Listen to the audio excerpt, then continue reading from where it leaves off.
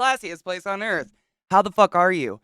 I don't know how it's happened. I had one drink and I'm hungover. Alcohol is just poison. I was tricked. It tasted so good. What the fuck, though? I woke up this morning and was like, how? And I drank so much water. What the fuck? Good morning, everyone, and I hope you're doing well. I know, Queen Freak, it's ridiculous. I had a gin fizz. It was a blueberry gin fizz. I'm really into anything that's got egg white in it. Like, I know that's really weird, and for people that don't do the fancy drinks, like, that's a weird, but it's fucking tasty. I don't know why. I saw it and I was like, yeah. It's like I don't even know how to do it. I don't make drinks. I don't know how to do this, but I had a blueberry gin fizz and it was super fucking tasty, but fuck, my brain is like poisoned. I've been poisoned. Oh my god, my alerts are so goddamn low. God damn it. Thank you so much for summoning the class, keeping the class alive, and giving a fucking anus swings medal. I appreciate you. Go forth and be consensual in all the ways, and please use your emotes responsibly. Thank you, love. What up, Taco? How are you? I grew up on gin. That's why I kind of stick to it. Like, the smell of gin reminds me of my family. My whole family, like, they're all raging alcoholics. Gin. Gin and vodka, man. So I usually stick to gin because it doesn't fuck me up, but damn. I know, it literally is. Like, gin and tonics. That's my every woman in my family, gin and tonics. And it's gin, tonic with a twist of lime. That's just what I grew up on, so I'm just used to gin. So that's usually what I go for liquor that I know won't fuck me up. But I fear I can't remember the last time I drank. I don't remember the last time I had an alcoholic beverage. So that's got to be it, right? You better come. Crispy, you got the best one. Thank you for subbing. The fact that that's in a children's movie. Thank you for summoning the class, keeping the class alive, and giving a fucking 8 swings for so fucking long. I appreciate you. Thank you. God, that's beautiful. I know, you'd think, I actually don't know what kind of gin it was. I'm assuming a ridiculously expensive kind. Holy shit. So, only one time in my life have I ever gone to, like, fancy food. Like, fancy food. I don't know how else to put that. I'm a McDonald's girl. Like, fucking give me the cheap shit any day. I'd like to be full. Sure. But I've been to one, which is so funny. Zach and I, the restaurant we went to last night, I've never been there before. Like, we don't really go downtown. We're not towny people. So we went there and we had no idea what was going to be there. But on our way down, I told Zach this exact story of how one time, way back in the day when I was in college, my boyfriend took me to, like, this fancy restaurant for Valentine's Day that did, like, portions. Like, it's nothing. It was ridiculous. And I told him, I was like, literally, the moment we were done eating, we went to Jack in the Box and got ultimate cheeseburgers and gorged ourselves. So we go to this restaurant and it's that. But we didn't know. Like, the place was pretty empty, which I can understand. So we had no idea, but, like, the menu was really small and they had snacks, starters, and then they had 4 mains, I guess. And, you look at the price, and I guess maybe that's just because 'cause I'm a cheap bitch. I look at the price and assume that's relative to the amount of food I'm gonna get. But I shit you not, we got, like, because it was a table, it was, like, dinner style, so we got a bunch of food for the full table. $35 for a shrimp cake this big in a puddle. Like, they brought 2 of them to our table on 2 different plates, and we looked at it like it was a joke, and we literally sat there and cut it into 4s and shared them. It was How do these people take themselves seriously? How do restaurants like this take themselves seriously in any way, shape, or form? I would have taken pictures if it wasn't totally rude, but there was an item on the menu literally just titled carrot, and we were all laughing about it. So we're like, let's order it. It's a starter. It was literally 5 baby carrots, smaller than my pinky, stacked on a puddle of carrot puree. Like, is there someone in the world who's sitting at home hungry? Like, you know what I could really go for right now? That carrot.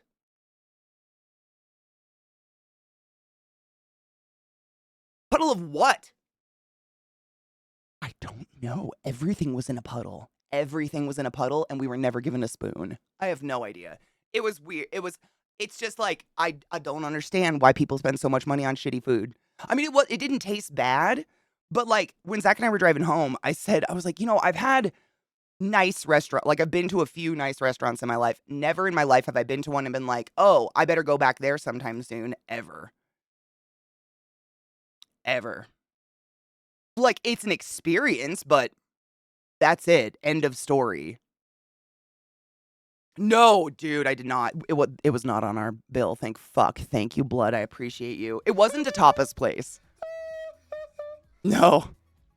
It was just pretentious. It was just one of those pretentious, like I don't understand it. It wasn't that. Jambo, the fuck is up? I made new friends, by the way. Jambo's one of them. Welcome her. Be nice. Thanks. I was just talking about the overpriced tiny food, Jambo. What did you think of the shrimp cake for $40? That's all I can think about is how hungry I was when the carrot, thank you. I just told the story of the fucking carrot. Hearts same. The carrot's easily the best part. I'm not exaggerating when I say it was a puddle of carrot puree this big with 5 baby carrots on it as smaller than my pinky. Like I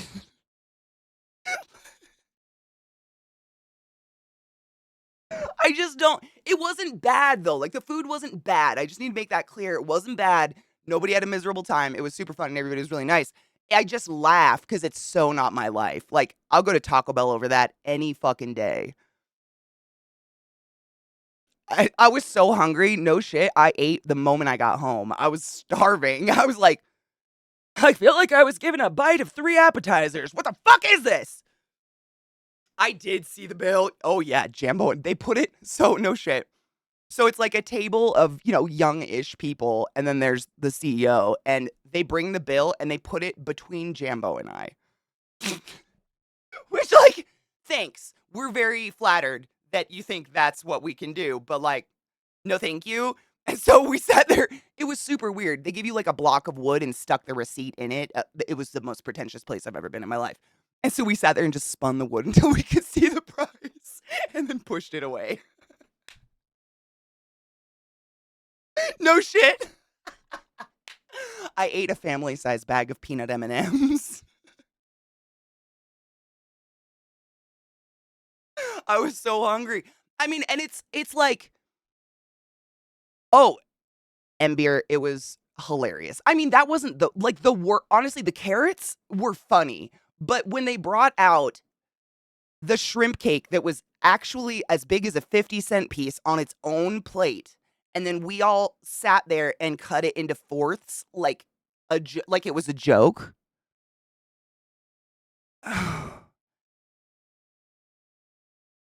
Dude, exactly. Like Twitch takes 50% of all the hard work I put into my life. Like, you got this, boo. I'm considering that fucking alimony or something.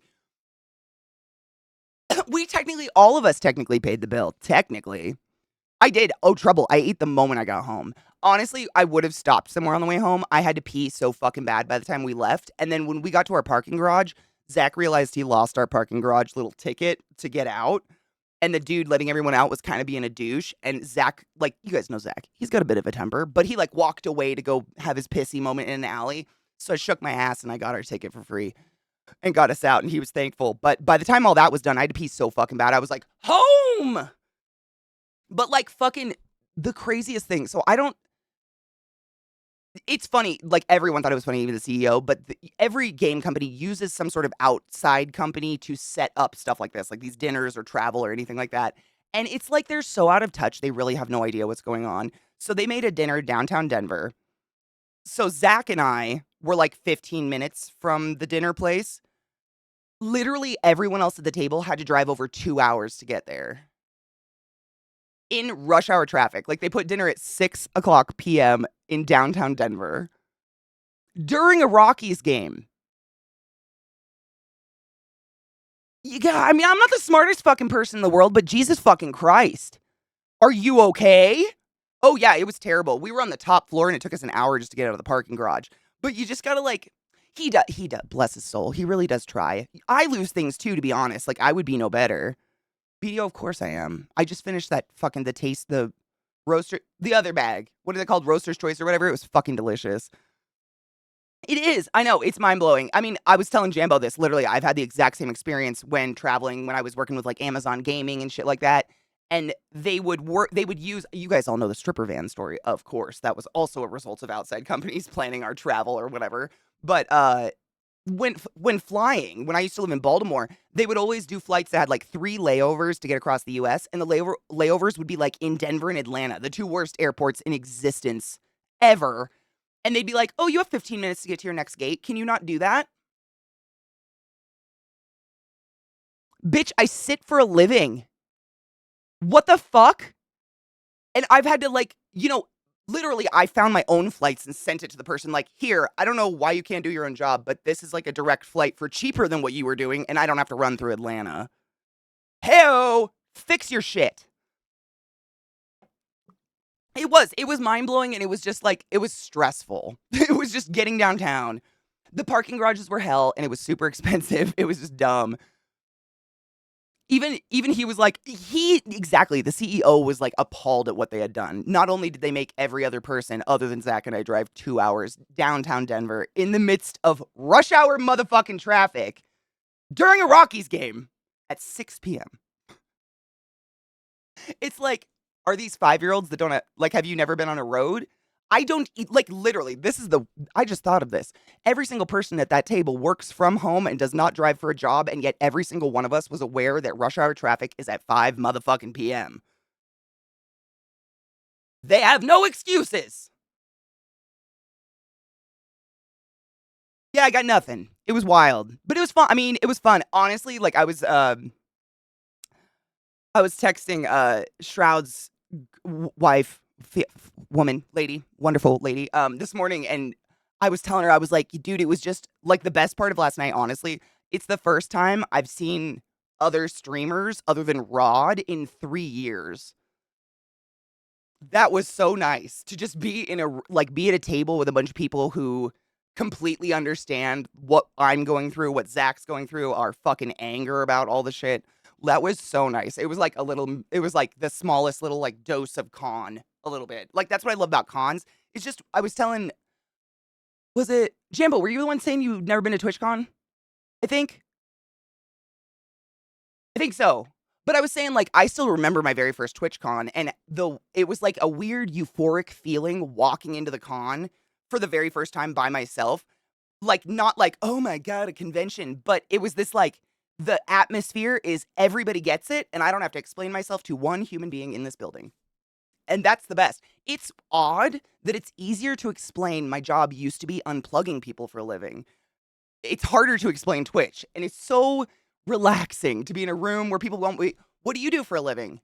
Oh, really? What's that? How do you do that? How do you make money on that? I can't believe you make any money doing that. Fuck yourself. I ain't got fucking time for your negativity. Shoo shoo. But it was nice. Jambo, the stripper van, dude, it was the craziest part about the stripper van is that like the 2 other girls and myself who were on the van, we became best friends. Like Jade and Kinsey, we became so close because we almost got sold into the Tijuana sex trade together. I don't know. I don't know if we'd ever be friends because if that hadn't happened. Oh, the strip. Oh my God. That's probably the funniest, like, weird travel planned story ever. It was my first TwitchCon ever. I was literally a brand new streamer. I think I'd literally just gotten partnered that year. And I get an email out of nowhere. And the person in the email states, "Hi, we are Amazon Gaming. We think you've got potential and we'd love to bring you out to our studio to try some new games that we're working on." And I was like, a brand new streamer, just got partnered, and I was like, I could either die or this could be awesome. And what have I got to live for? Let's fucking go. So the day after the last day of TwitchCon, I like dragged my little rolly suitcase up to this hotel they said they were going to meet us at. And I fuck you not, there is a tinted, blacked out window, just a black van, like a party van, kinda like a bus, but it's sitting outside this hotel, and I, like, kinda peek up into it, and I can see a couple streamers in there that I vaguely recognize, and I'm like, this is it. This is what they're shipping us in. So, I give my luggage to the driver, and I just get in. I'm like, "Fuck it, here we go." And I sit in this van, and I didn't know anybody, so we're gamers, we're fucking like, we're closet cases, we're all just sitting there like and it's the day after TwitchCon, so we're hungover beyond reason. And there's stripper poles. Literally, there's 2 stripper poles with greasy fingerprints on them already. The leather the leather it was like the stripper van from 1985 that's just somehow still running. Like, all the leather was cracked. It smelled like vagina. Like, the driver couldn't speak English and could not turn down the music. The music was stuck on full volume. Like, stripper like, shit just blasting through the radio the whole time. We had no AC.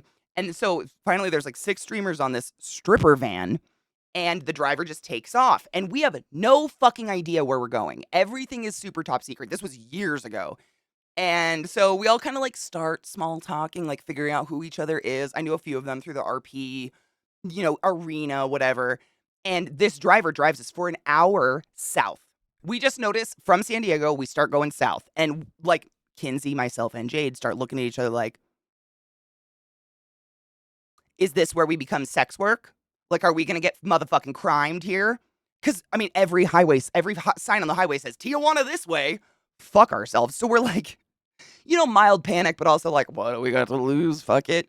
And so this van eventually, after an hour, pulls into a deserted parking lot surrounded in chain link fence and barbed wire. He gets out and walks away. The driver. That's it. This is what we were left at. And we're just sitting in there like, they're gonna kill us. Like, this is when we die. And the doors open and the devs walk onto the bus. And the devs were fucking appalled. They had no idea. Apparently the plan was to get us like a limo, have us socialize and get to know each other for that hour. And then we would pick up the devs and then continue our trip to wherever their studio was. They had no idea this was happening, that we were getting a stripper van and shit. And I'm pretty sure one of them got a rash from it. But long story short, I was not sold into the sex trade. And I got to try some cool Amazon games, and now I'm like buds with them, which is dope. But like the potential of death was so high. And or heroin and rape. Jesus Christ. I'm a dumb person. Reckless beyond reason.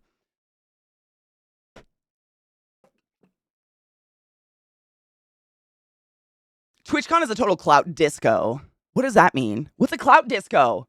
That's only if you go to the after parties. It's so cool that Twitch reaches out to streamers and folks like Jambo and listens to feedback. They've done it since the dawn of time. I've been invited to multiple dinners and stuff like that. And it's like, yes, I agree with you. It's very cool, and all of us appreciate a free dinner. But I can very much say I don't think I've ever been listened to. I sometimes think it's just for face. But I don't know. That's just my opinion, allegedly. I'm a negative Nancy. Fuck it all. Oh yeah, the stripper van. We almost died. It was terrifying. The only thing holding it together is dried semen. Resigned to your fate. Oh my god, why? Who supplies it all? The driver? Their Prime shipping you straight into Netflix true crime documentary? Seriously. Like, it was the exact setup. A driver that does not speak English. I speak very minimal Spanish, so I could barely communicate with him. It was a nightmare. I mean, it was really cool once we got there. It was super fun, but getting there was fucking sketchy. But that's every single time a game studio has ever offered to bring me out for anything. They don't have people who do travel. They have to hire a company who does travel. And that these companies that do travel, like, it's your job, and I can do it better. I don't know what the fuck. Or I was telling Jambo one time, another studio, I don't remember if it was Amazon or not, but the travel company was like, okay, we're inviting you out, but all of you have to pay for your flight tickets and your hotel, and then we'll reimburse you immediately afterwards. And it took them over 6 months to reimburse any of us. It's just crazy. Like, they think we're rolling, I guess. And that's kind of the impression I get, like, listening to some of the higher ups when they talk about sub numbers and followers, where they think success is not success. And it baffles me. Like, they're like, "Oh, yeah, this is where," and you're like, "What? That's not it. Where are you coming from? Fucking left field?" Some D&D players have told me I'm no longer allowed to announce surprise attacks against my going, quote, "clickety clacky, I roll attacky."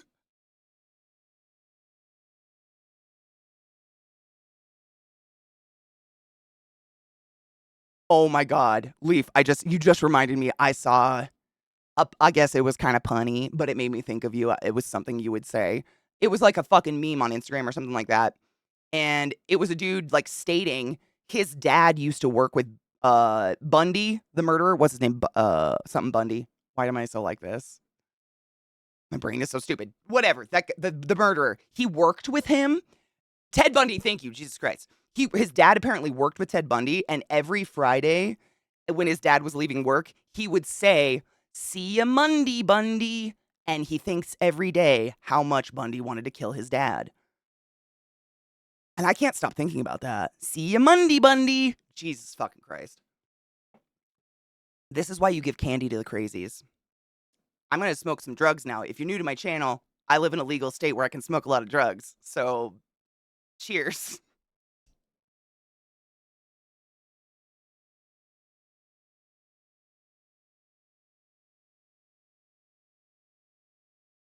Oh my god, Rod. Seriously, it would have been a perfect Hostel movie. Okay, the setup. It's Hostel, but instead of tourists, it's game devs get to torture streamers.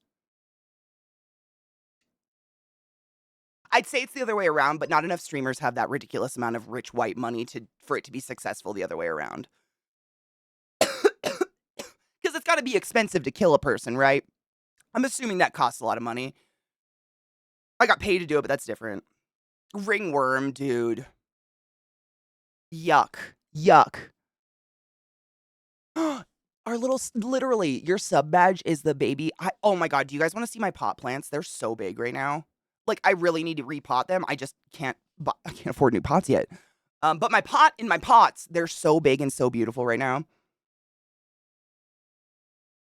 So that's why he did it. Some asshole saying, "See ya Monday, Bundy." Uh-huh. It's all his fault. He definitely want to kill him on spot. Oh, absolutely.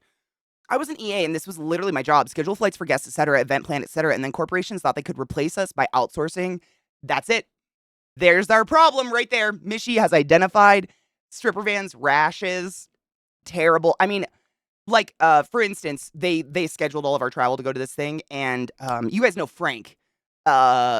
He recently changed his name. I'm so bad at this. I learned someone's real name and then I forget their username. It's so bad. Technique was part of that original Amazon group, but he wasn't on the stripper van because they fucked his flights so bad, he missed every single layover he had. Like, he physically couldn't run through the airport that fast, so, like, he didn't show up till, like, a whole day later. All of us were there on time except him. I felt so bad. I was like, how come you got fucked like this? Like, you just gotta wonder. But it's that outsourcing. I think you're right. I'd watch the fuck out of that. Oh, shit. Wait, are these the... Wait. Are these... Wait. Are these the same guys that did the Sailor Moon dance?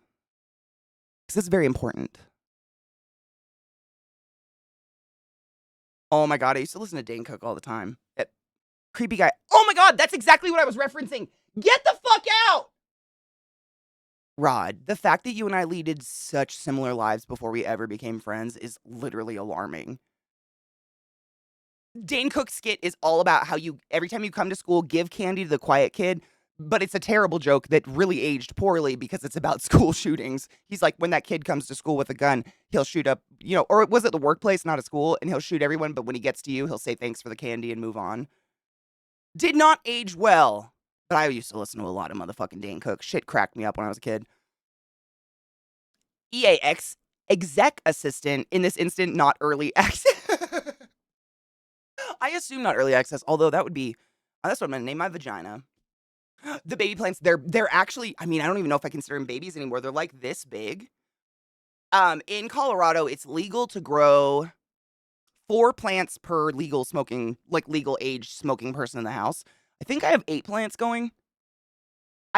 So what I did is I saved seeds. Every time I bought weed over the past X amount of years, and I got like a seed and it was seeded, which is so rare, especially with legal weed. Like it's never seeded. It's so good. I saved it and I had this tiny little vial, literally like this big, and it eventually was full. So I was like, fuck it, let's germinate them. So I have no clue what strain I'm growing. I have no idea. Like it's probably 8 different strains. Chances are. No clue. No idea. But they're cool. They're growing really well. Dinner, yes! That is an old alert. Holy fucking shit. Zoe, thank you so much for subbing to the class, keeping the class alive, and giving any swings that tier 3 for so fucking long. Holy tit farts. 35 months to really Fucking long time. Hail the Dank Lord Lover. I appreciate you. Sister, I miss you. Your move, holy man. Oh, these are the guys that did Black Parade to Black Parade. Okay, we have to watch this. Okay. It looks literally, I mean, the setup of them looks like the Sailor Moon dancers. Tell me I'm wrong. Like that V, but that's probably just, dancer setup. I don't fucking know. Sorry, I've got too much going. I've got too much. There's too much happening.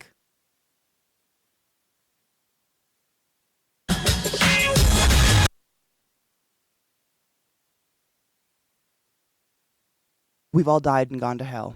That was horrible sound quality. I'm turning it so fucking far down, and we'll go as we go.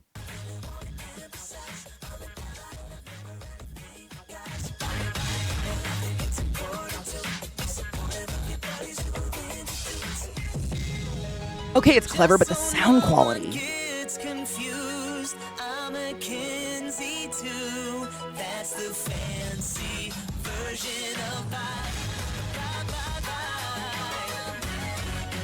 Make a choice.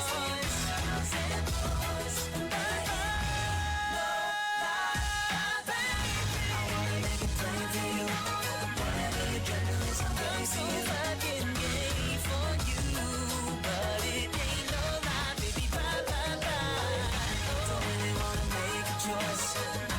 Really good. Girls and boys. Might sound crazy, but it ain't no lie. Bye, bye, bye. They're so fucking talented. What the shit? Like, what can't they do? The sound quality at the beginning, I think it was like the bass was just horror bad. It was like crackling and shit. That was fucking beautiful. Other than the we're all bleeding inside and want to die. But that audio quality, holy dicks, right? That wasn't just me. At first, I literally was like, is it my head? Because, whoa. But that was great. They're so talented. Yeah.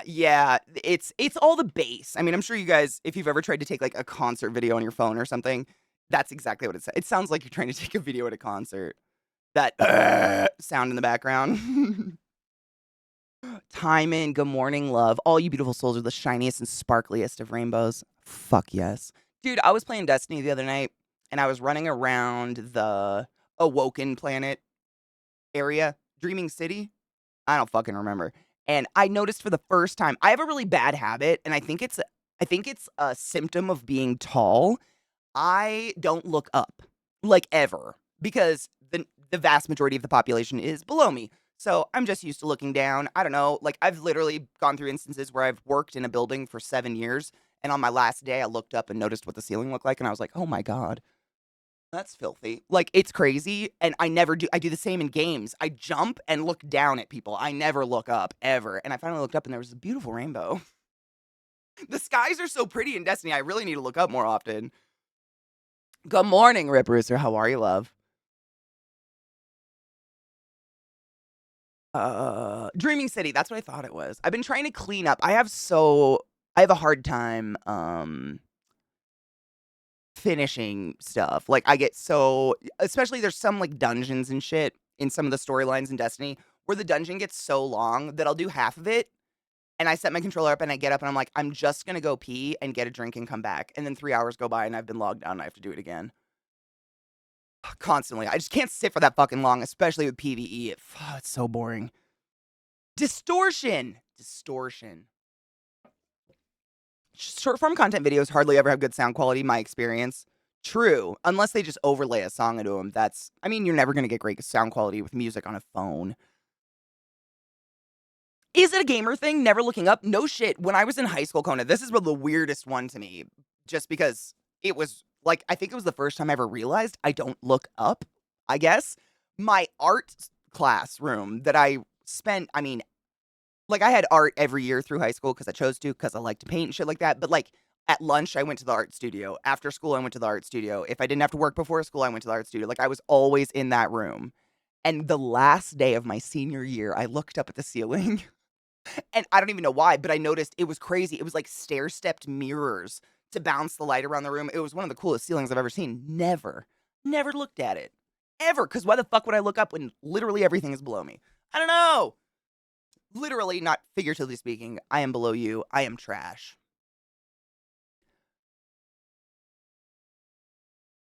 We're just ants to you, Katie. I mean, like, there's like this many people that I look literally physically up to in the world, so you just get used to it. I'm a sparkly rainbow, and just like everything else that is glitter, I'm always around. You can never get rid of me. I fucking love glitter. Everybody says it's the herpes of crafts. Yeah, but it's beautiful. There's a reason. It's sparkly. It makes me happy. Not looking up as a gamer thing. No shit. I learned that playing natural selection back in the day. I wonder why. Why? Why don't we look up? I played so much Skyrim, you'd think I'd be accustomed to looking up by now. Short form content video. I wish we just called them Vine still. I know. It's just, I just call it short form now because like Instagram has got reels, YouTube has got shorts, whatever. I feel like short form content would be a great tool to use to find someone's long form content. But other than that, I don't know how anybody I don't know. Short form, it's so like, what are you getting in a couple seconds?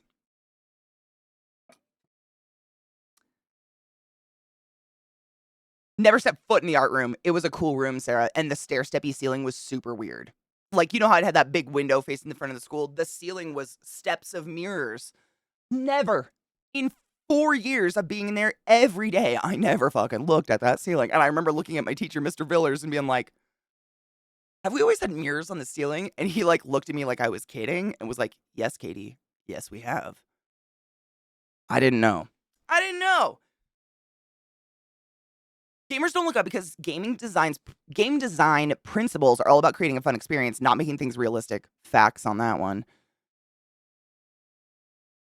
Who's this school for? Ants. Literally. 3 inches taller than me. How do you find pants? Oh, you probably have big and tall, huh? How do you find pants? The struggle of my life. Gamers don't look up because that's where the sun is, and no one likes to come face to face with fire. Amen on that one. Also, allegedly, I hear Mormons live there. Right, Taco? I mean, not necessarily just Twitch long form, but I'm all about YouTube. Like, usually if you guys send me good TikToks, I try to find them elsewhere. TikTok just, I don't know, I'm not really getting anything out of it. Feels like a commercial. TikTok feels like the ads before a movie. Like, I'd never pay for TikTok, but I'd watch it if it was there before the paid product. If that makes sense. You know? Like, I'm not paying to go to the movie theater to watch the ads. That's when. No, psycho. I didn't get to go to the post office yesterday. That dinner was over 3 hours. I didn't know. Like, no, it was more than that. It was like 4.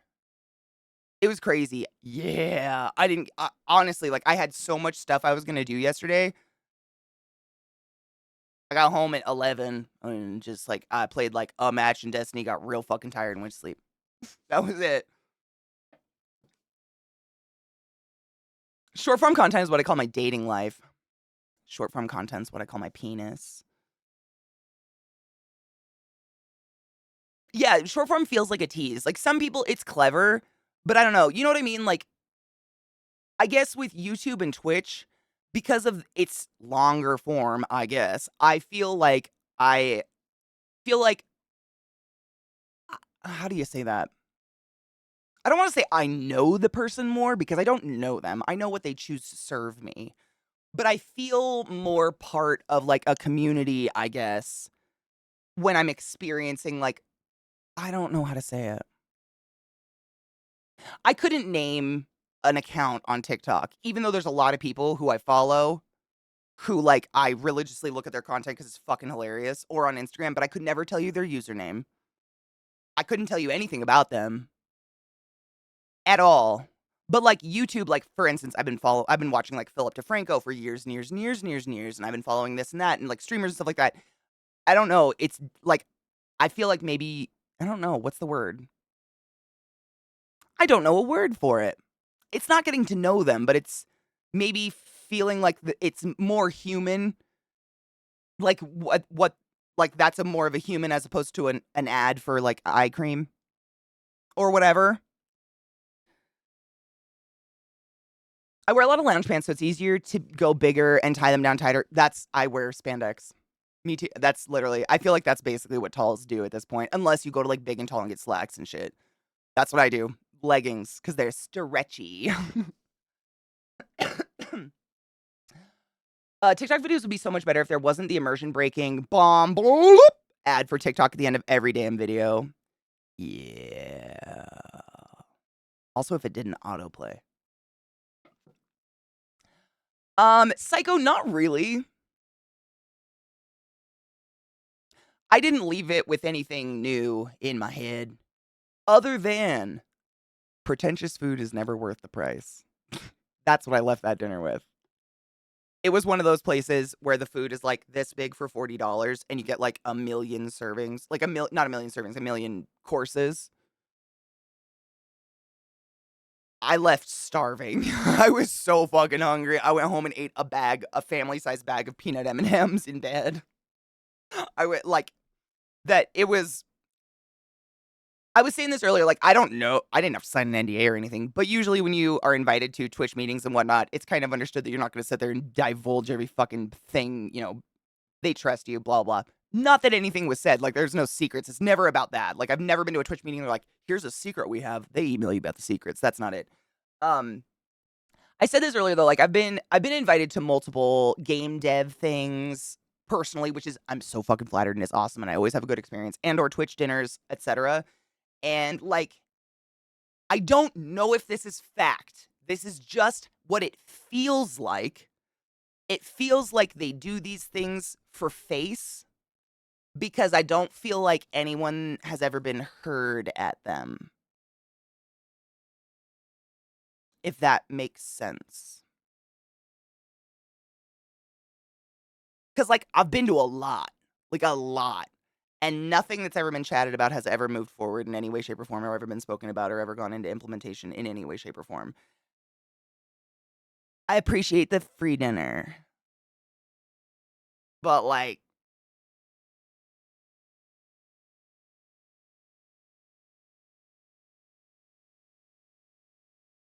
I don't know. You know what I mean? And they invite, like, people who I don't even know why I was there. Like, I was easily the poorest person at the table. But damn, they invite some big people and they just kind of blow off what they say. And I'm like, dude, those people make quadruple what you make in an hour on their channel. And you just blew off their opinion. Like, Oh, Baldur's Gate to August 3rd. Oh my God, wait. Doesn't Hades come out on August 11th? Oh no. Oh no. Oh no. I mean, hell yeah, but oh no. That's gonna be a fuck month. I'm a dumb child. You tried the wheelchair yesterday. Fuck yes. They took my measurements for my personalized one. The paperwork is going in. In about 5 to 6 weeks, I should have my new chair and walker. Fuck yes. Fuck yes. All paid for the government assistance programs. Gotta love Canada and socialized medicine. That's fucking awesome. I'm so happy for you. Did you like the one you tried out? Did it have enough, like, mobility and stuff?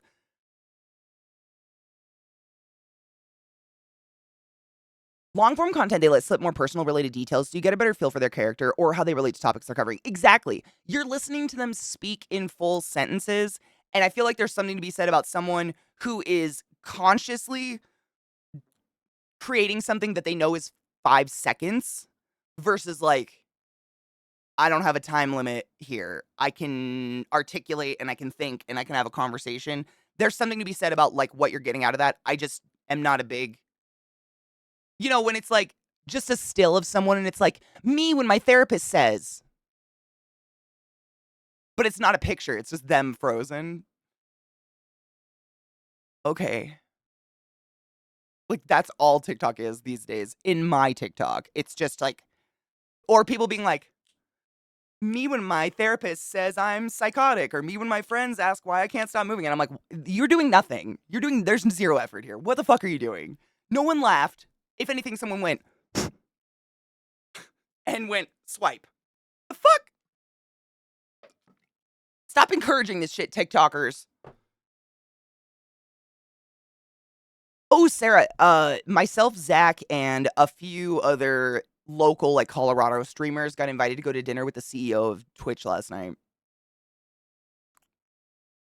And the food was this. The little food.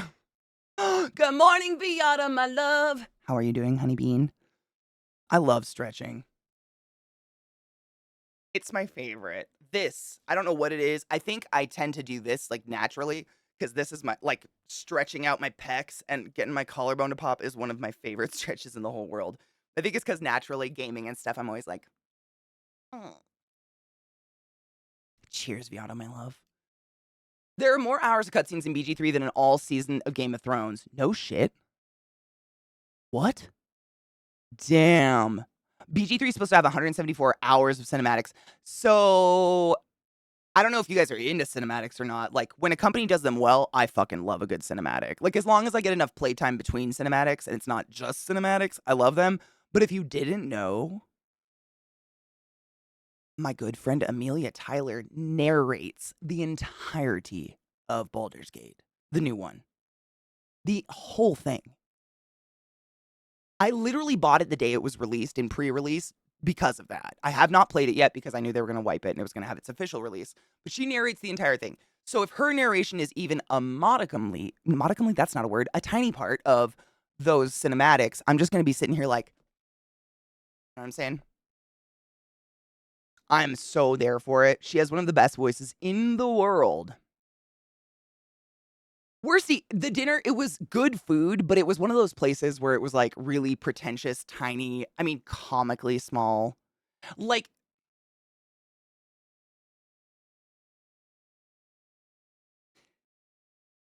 how do you describe your restaurant as family-style food, but a starter that's $40-ish is a shrimp cake this big on one plate? How is that family style? We actually cut it into 4 slivers. It was hilarious.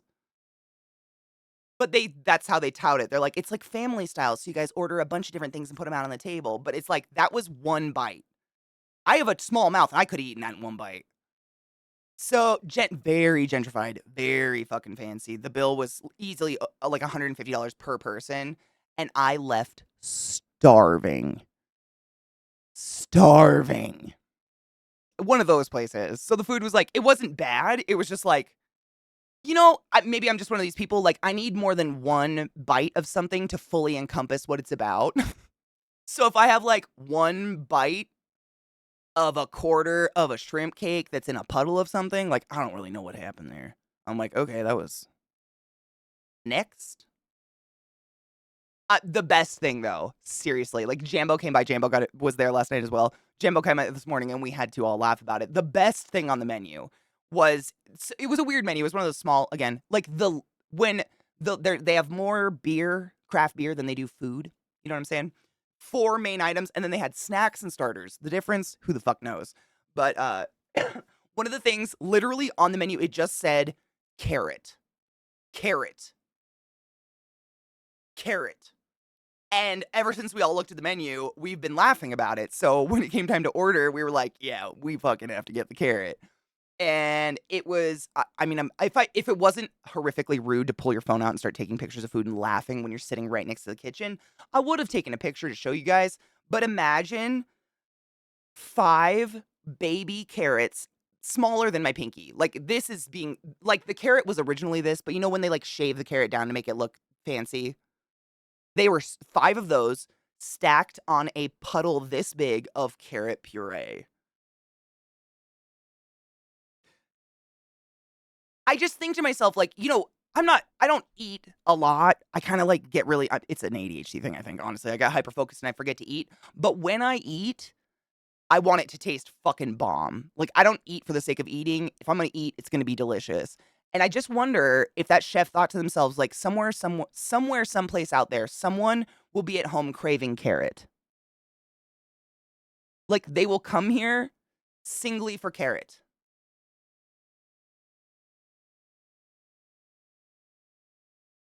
French fries, I get. Carrot. Carrot.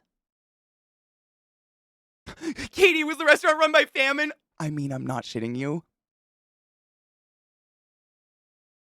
If it wasn't real food, yes. Yeah. It was hilarious. It was fucking funny. I mean, like so 2 people at the table got dessert and it was some pretentious fucking, I don't know, cake thing. But the dessert was easily 3 times the size of any fucking course we got out of any of the other food.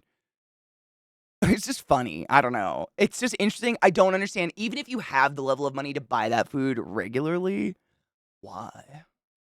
Show off. I mean, that's the funny thing, Worsty. Like, we actually asked the CEO, like, real talk, is this your jam? Or are you more of a, like, burgers and fries guy? And he's like, absolutely burgers and fries. Like, if I had a choice, we'd be going across the street to that burger place.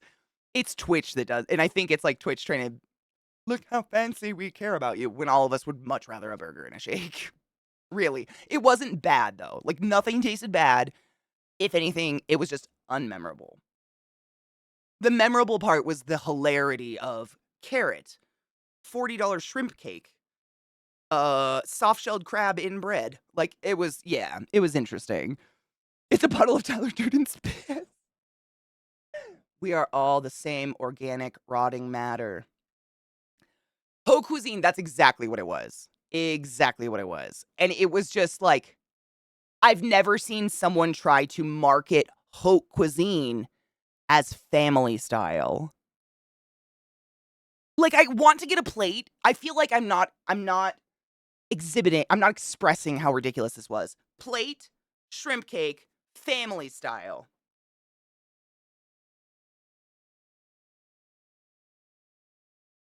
Oh, it's $35.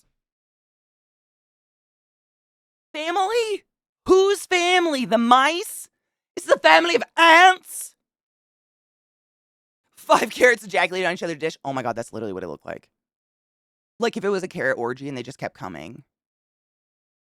Yeah. Sounds like a pretentious brewery that doubles as a restaurant. And you know what's weird? They weren't. Yeah.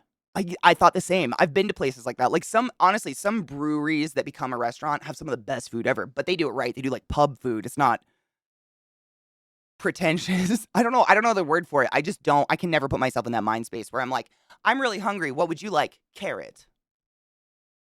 What?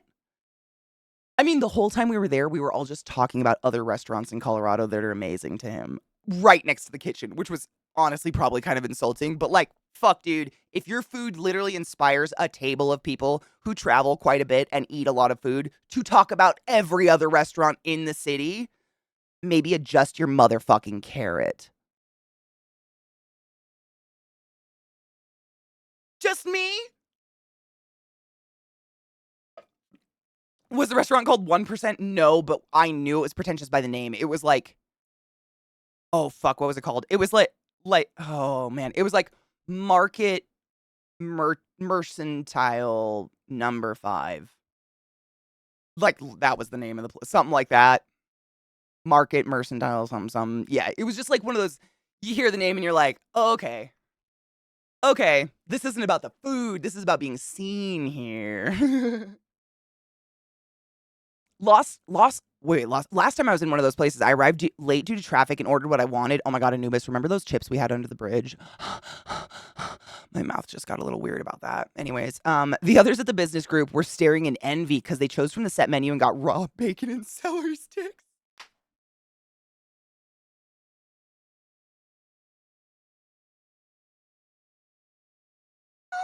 What? Why was that on the fucking menu?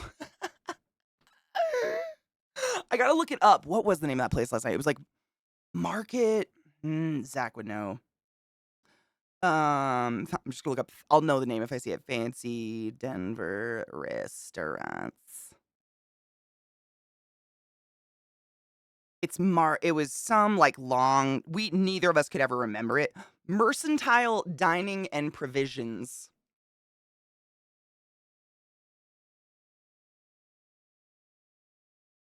Who can guess how many sticks they have up their ass?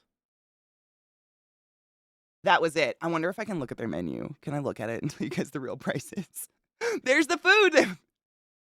It's not going to show it. It's literally giant plates. I mean,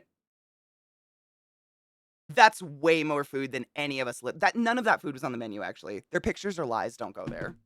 They didn't have fucking bread. Wait, was it this? Hold on. Yes. And is this? There's carrot. That's carrot. Carrot. Carrot. Stop it. Carrot. Yep. Yeah. Can you guess what I mean, it literally, we did the math, and it was about $150 per person sitting at the table to eat. For that. For carrot. Well, and that's the thing. When you look at those prices, and that's what I was saying, Crispy, like maybe this is just me being an ignorant American, but when I look at prices in a restaurant, I'm very used to thinking, like, unless it's like a steak or lobster or something like that, usually the price indicates volume sometimes, a lot of the time. And then, so we were like, okay, like shrimp cakes, like that's a good idea. Everybody likes like a crab cake or a shrimp cake. Let's get 2 orders of shrimp cakes. And they were like, okay. And they bring out 2 plates, each That plate bitch. with And when I mean one bitch, individual I mean shrimp most cake. wonderful person in the world, ClassyKatie. Bitch. 9 thank you so much for summoning the class, keeping the class alive, and giving a motherfucking anus motherfucking wings. Go forward and be consensual in all the ways. I appreciate you. That's a year, motherfucker! Cheers to that.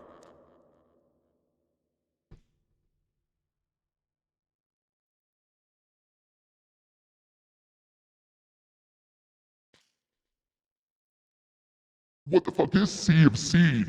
You fucking got me. No idea. Volume or technique? Yeah, maybe. Thank you, Crispy. Right. Okay, so I'm not just a low class trash, because I know I'm low class trash. Like, I will literally go to a Rofo or a Wawa or a fucking sub shop any day over that. When I eat to be full. Just me. I literally wear stretchy clothes to eat. So, yeah, I don't know, man. It can't just be me, right? Like, I wore a stretchy dress on purpose and left starving. Oh, no shit. My sister's 1%er. She took us to a similar. Yeah, and were you just sad? Some of the shit Noma here in Denmark are doing is some science shit, but it's still smallish portions. I'm okay. Like, honestly, I kind of appreciate. I think America. It's a very. It's like I'm looking for a word. It's like the classic dichotomy of the poor and the rich. Either you're going to go to a restaurant that's going to be inexpensive and you're going to get a portion this big, or you're going to go to a restaurant that's expensive and you're going to get this. Like, where's the middle ground? Because I've never finished a meal. Like, I literally cannot physically get through more than a quarter of most American restaurants meal size. They're so. I mean, they fill your plate. It's fucking wild. But then you go to a place like this and you leave hungry. Like, where's the middle? That's why I love fast food and dollar menus. I know it's not the best for me, but I can get the amount of food I can actually eat. And nowhere else can I do that. Like, they're like, oh, do you want a fucking bucket? I'm like, no, my ass is a bucket. Get away from me. You know what I mean? Wawa, I know. I dream about it sometimes. Lobster used to be poor people food. Most fancy food was, I think. That show your status. That's exactly what I said, Psycho. I said this restaurant we went to last night felt like more of a place you go to be seen at, not necessarily go to because you're hungry.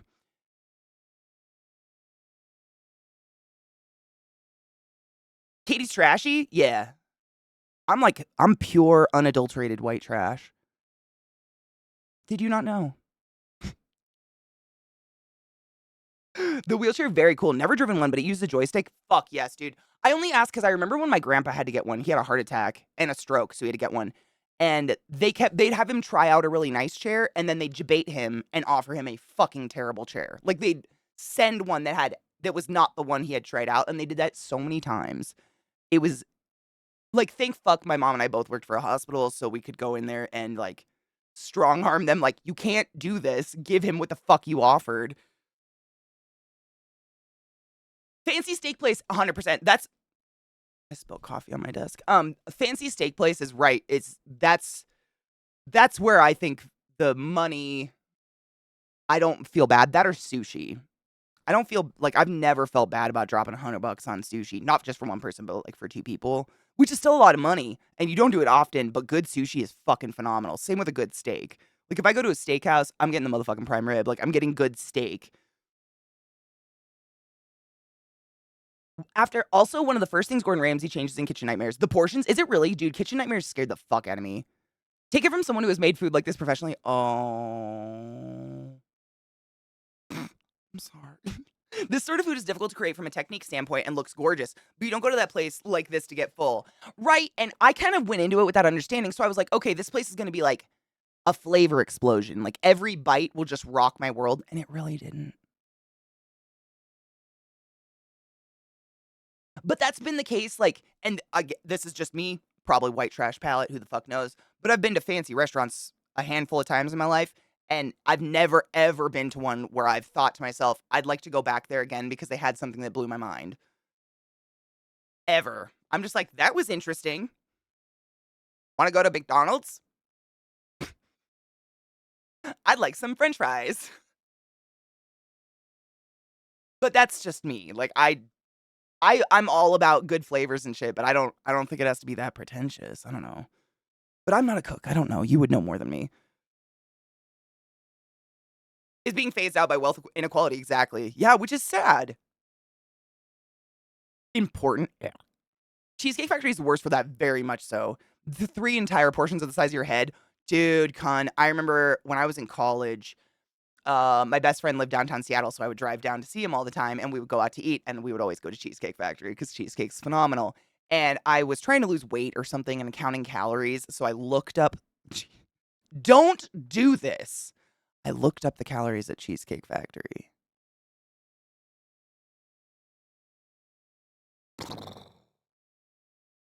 You're not wrong. That's literally, it's like 3 people. It's 3 calories worth of food on a plate. It's pretty wild. And some people can pull it off. Some people work out enough, but like, I just get ass. Sheepy, good morning. The good pasta is something I'll always smash money down on. Me too. Good food.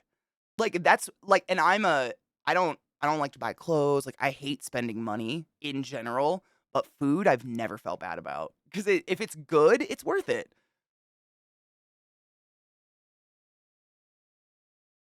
There's some expensive places with good food, but you gotta look. Very much so, yes. And it's usually, I mean, in my opinion, it's gonna be like a steakhouse, something like that.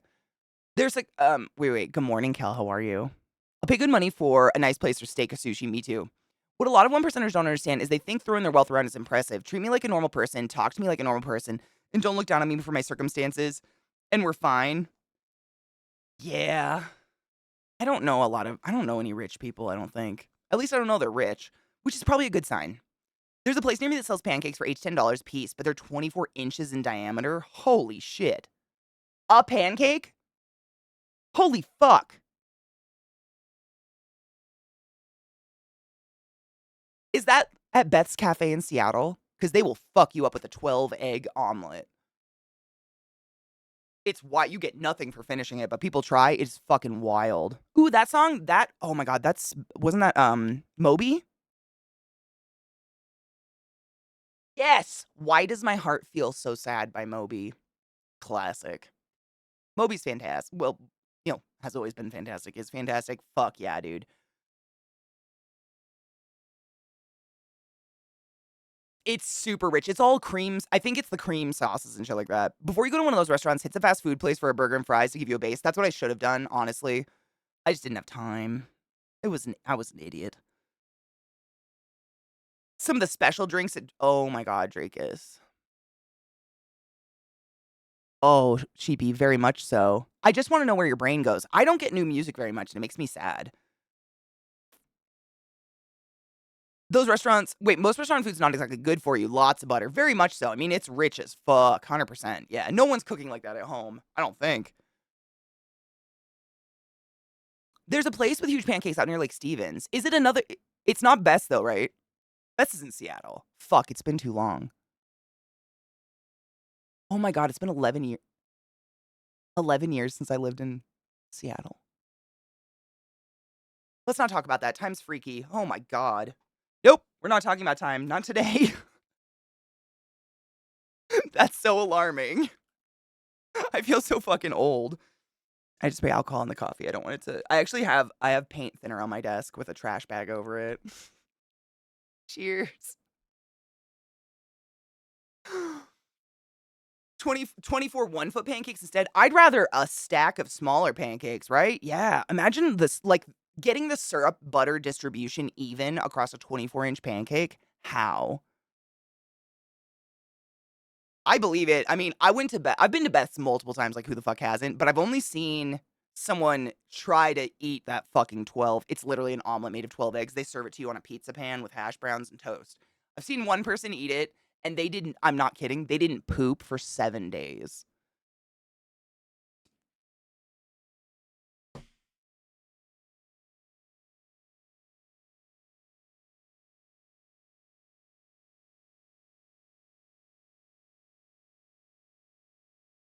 Seriously, GB, you know what? I think I get fucked because I listen to auto-played music all day on stream, and I'm not, like, clicking on new stuff actively. So YouTube's algorithm's like, she just likes to listen to the same 30 songs over and over and over again. Let's feed her that for eternity. Because I used to get fed new shit. Like, in the suggested list down on the right, I'd get fed new music and stuff like that, and I was like, oh yeah, let's go explore. But I have to scroll, like, to the point where I'm now bored with scrolling to get something new at this point. It sucks. No one's well, Crispy, that's why I kinda made a face, because I definitely use a lot of butter in home cooking, but I grew up without butter. So I feel like I'm making up for lost time. I don't know if I can still claim that anymore because I'm 35, but, like, I'm trying. But my mom, I mean, we grew up with, like, fat-free, diet-free, sugar-free, free air, eat air, essentially, and when I went to college, I had, like, butter for the first time, like, real butter on toast, and I was like, "Excuse me while I fuck this toast." Yeah. That was a great day. Butter's just wonderful. Psycho. Bitch, when? When? When?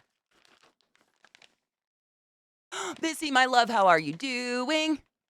Oh my god, I told Vissy a horror story. Do you guys want to hear it?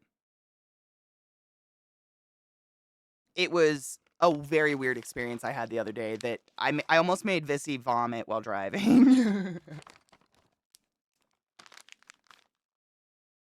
Yeah, but looking for new music that you're going to like is like sifting through shit looking for a truffle. Amen on that. It could be worse. Sometimes, yeah.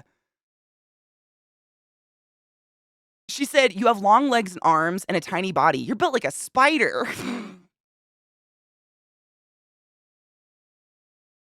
That's amazing. No shit. I dated a guy for a while that used to describe my cuddling style as spider monkey because I would just encase them in my arms and legs. I mean, she be true. And you probably like, you are actively always looking for new music and stuff, I assume, because of the shows and shit like that. Whereas because I leave mine on autoplay all the time, when I go to actually do that, it's like a chore to get there. 182-hour spot. Oh my god, I wonder how many hours my Spotify list is. Put it in the Discord. I will always steal it. I need to get a paper towel. My desk mat got matte for my coffee. Got wet, and it's gross. Quick break while I grab a paper towel. We have to take a break anyways. And then I load bull and we cheers. We cheers, we load bull, we get stoned, yes? Yes, exactly. 30-inch? Mine's 35. BRB, motherfuckers. I'm gonna go get a paper towel. Welcome. That's loud. Out of here with your nonsense. Welcome back. I dried that spot. I kept putting my wrist in it. It was fucking gross. Wait, that last song was in Dead Like Me? I loved Dead Like Me. That was a good show. I was really sad when they got canceled it and then they made that shit fuck movie about it. Fuck, that was sad. That was a good show. Too many screens. Horror story, yes. I got a load of bowl, cheers. And then it's a horror story to me, like just like Vissy and I literally are both kind of like I've had a sinus infection for a week and a half. She's kind of been getting sick lately, and we were bitching about how it's probably because people have just like given up on masks completely. Like masks didn't just protect from COVID. They straight up kept us they straight up wiped out some flu strains. No shit. Masks were a good deal. And now that no one's wearing masks, we're all getting fucking sick again. And it's pissy. And we were bitching about it. And I remembered this just happened the other day, but I literally like my jaw almost dropped. I went to the gas station. I don't even know why anymore because I was so appalled by what I witnessed. But I was standing in line, and so there was 2 cashiers and 2 people in line checking out, and then just me behind them, just watching, listening. And one of the cashiers comes over from the soda machine with a full thing of ice and soda, sips it, and goes, "This does taste weird. Our ice is weird." And the cashier and the 2 customers are like, "Oh, really?" And she goes, "Yeah, taste it." And I watched these 4 women pass a drink cup around and all sip from it to taste the gross ice. For one, that's a blue collar comedy tour fucking joke about the nasty smell, which is hilarious. I couldn't help it. But also, like,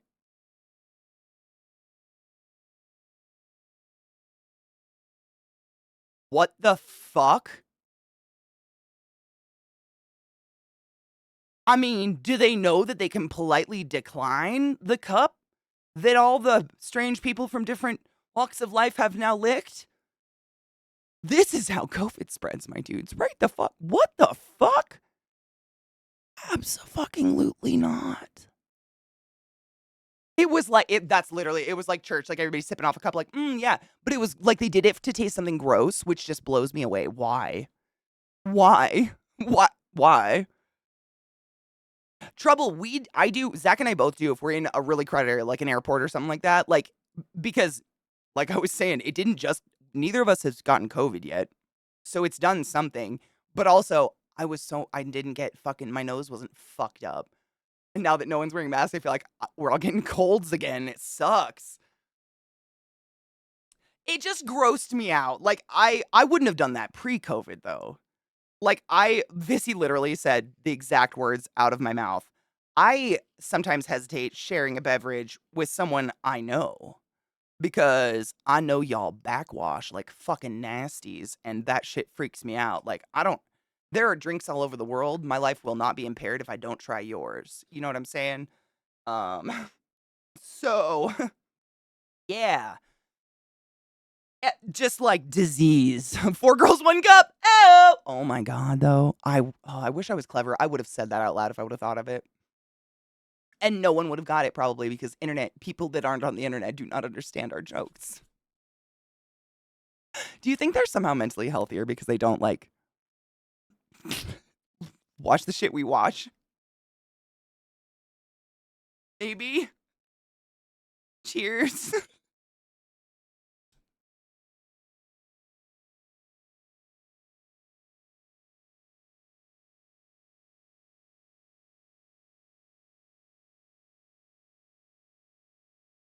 Shut up, Viata. That would have been me just like,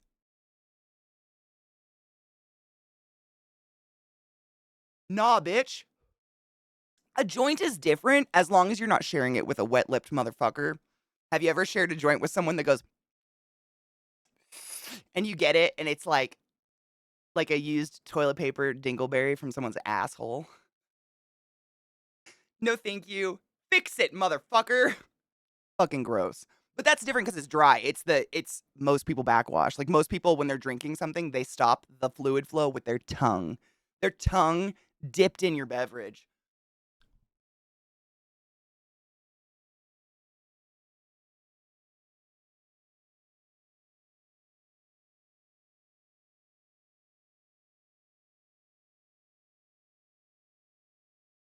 Zoe, is that even a question? Porn. Duh. I do you don't even touch your lips to a joint. Like, I don't even do it if I'm smoking by myself. You don't have to. I know, Mail. I'm so sorry. I'm so sorry. I haven't experienced that in a long time, but man, you pass that shit fast. They couldn't see my face because I wear a mask, but fuck me, seriously, these are allegedly college-educated people. Yeah. I mean, if you're an adult, but then again, like we know, there's still a huge population of adult humans who do not wash their hands after they touch their genitals in the bathroom. So, my expectations are like where Lilith is. She gets it. They're down there. Alchemy, my love, how are you? Roll your lips in like you're blowing. Exactly. Yeah, you like roll your lips in and kind of just pull air really hard. Yeah. Good prawns. Oh my god. So last night at the dinner, we were talking about something. I don't know what we were talking. We were talking about short form content. And like instead of saying chat roulette, I quite loudly said chatterbait. So remember yesterday how I was like, man, I don't put my weird on the table. Other people put it out there for me. But I was also worried because my mouth wasn't working very well yesterday.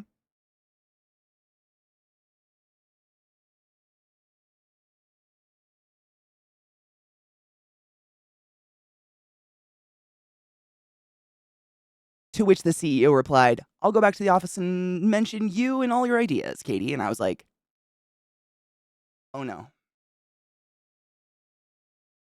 Oops. But to be honest, like if there's any staff at Twitch that has worked there since I started streaming at all, they know me as the butthole girl. So we're really not going far stretching there. Get it? Stretching. I know. I know. Well, that was like literally when I said it, no shit. Shroud's wife at the same time was like, "Yeah, like chatterbait." And then the rest was like, "That's literally masturbate. Do you mean chat roulette?" So I wasn't the only one. But whoops. Big whoops. Yeah. Zoe, I have not had 2 seconds. Literally, like I ended stream yesterday, walked the dogs, went to that dinner. That didn't like I had no idea it was gonna be that long because I wanted to go to the post office. Like my controller is allegedly there. I had a lot of things we wanted to do. We left the house at 5:30 and we didn't get home till 11 o'clock at night. And it was just the dinner. But we were saying this morning. Whoever, and it wasn't CEO because he was bitching about it as well. Whoever does the travel plans for Twitch is like semi special. So not only did they schedule a dinner at this pretentious ass place downtown Denver at 6 p.m. 6. Like rush hour hell. It was also during a Rockies game right next to the stadium, literally a block from the stadium. And everyone at the table except Zach and I had to drive 2 hours or more to get there. Not just because of traffic, because they were so fucking far away. It was like they didn't really look where anyone was. They were just like, ooh, Colorado, Denver. That's got everybody can get there, right? I felt so bad. Like literally Jambo and all the other people drove hours to get there. And we like hop, skipped, and jumped. But it still took forever. And then literally, we ended dinner when the fucking game got out. So we come out of the restaurant and that Rockies game was letting out. So we ended up stuck in the fucking garage for an hour just trying to get out. It was crazy.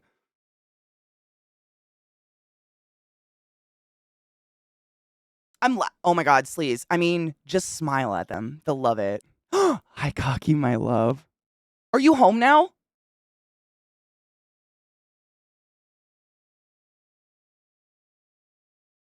How was your trip? If you're still on it, how is your trip? And I hope it's fucking wonderful. Our air's gross today too. Dude, yesterday when we were driving like down into the city, because we're a little bit higher than Denver, it looked like Baltimore, straight up. Like psycho. Anybody that's from the east south, you know what I mean when I say the jungle weather. When you drive into the city and there's that layer of mist through the buildings that like you're like, ooh, it's like inviting like fall cool shit, but it's humidity. You can visually see humidity in Denver, the desert. Global warming's not real, though. It was wild. I was smiling. Zach hates it, but I was like, where are we? Look at all the green and all the humidity. Never. We've never had that. It's usually like 100 degrees and dry as fucking sin fuck by now. And then we got a thunder and lightning storm all night and it rained. You're home. Oh my God. Is it wonderful to be home? But was your pictures are so fucking pretty. I mean, like I was showing them to Zach and he's been to Alaska. He went when he was I think he was in high school. His aunt took him up there on like I don't know if it was considered a cruise, but it's like you go and you stay in Alaska and then they take you up to the glaciers on a boat. And he said like pretty close to a quote, I'm not really into nature, but man, I've never felt more spiritual than in Alaska. That's exactly what he said. Like it looks like that. It looks like everything's a fucking postcard. I know a streamer who called Chatterino Chatterbait twice.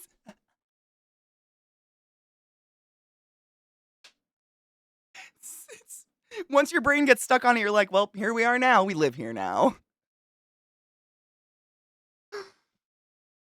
I remember once being in the Boston airport right after the Bruins won the Stanley Cup. That was insane. And that, honestly, we were lucky that like, I'm going to be honest.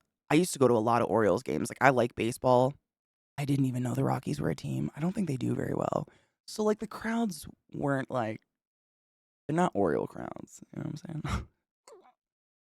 Not to be insulting, like, you're probably great. I still wanna go to a game, like, baseball games are fun whether or not they're good. They're fun just to go to and drink beer and fucking sit in nice, cool evening weather if it's cool and evening. But, yeah, it wasn't like I'm sure you guys know what I mean. Like, if you live near Seattle, a Seahawks game getting out, that's what I think of when I'm like, "Oh, fuck, the Rockies game's getting out," and then you get out there and it's like, it's a little bit of heavy sidewalk traffic at 9, but no, I didn't touch anybody.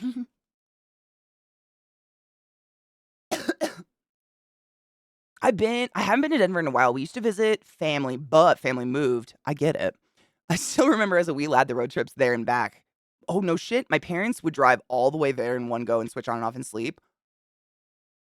That's, I mean, I do that, but I don't know. I don't know what my limit is. I think I've driven like 15 hours straight.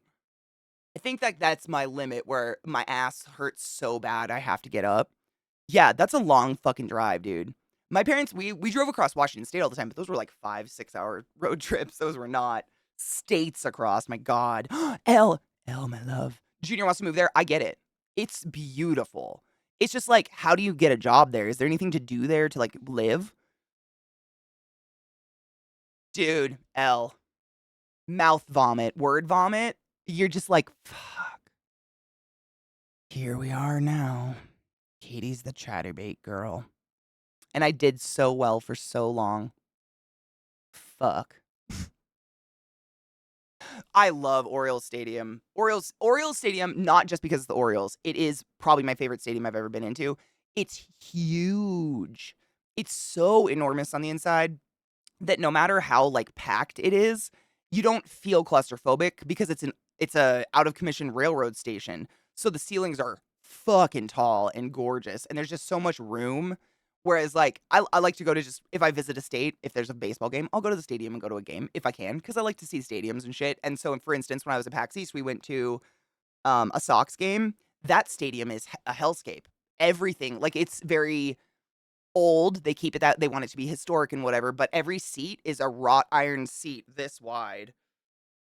And there's no standing room anywhere. Like there's not like a bar to go stand and socialize. There's none of that area at all. It's very old, but it was cool to see, but not cool to sit in. I don't know how y'all enjoy that shit. And then it's on the internet forever. Yep. And now you're the butthole girl. That's my life. Oh no. Oh. Are we about to get shame? Are we about to shame? Hold on. It's fucking Twitch is auto playing. Stop. Stop it, Twitch. Stop. Don't touch me there. My heart. That makes me so happy. But yeah, those exist forever. Sometimes I see old clips of myself and I'm actually a little disgusted, but you know what? That's life. That's what all the people say. Glut! What the fuck? Gluttony just gifted a 12-month sub. Wait, did you just gift 12 months? Is that what that means? Holy shit! I'm glad I'm not the only one that didn't read that through. Holy fuck! I didn't even know you could.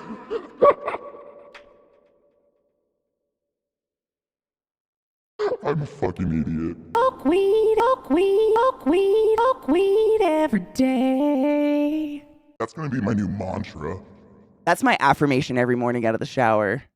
I'm just gonna be chanting it for the rest of my life now. Glut, thank you for tripping us all up and gifting 12 months of a sub to L. Smoke weed every day. I love you so much.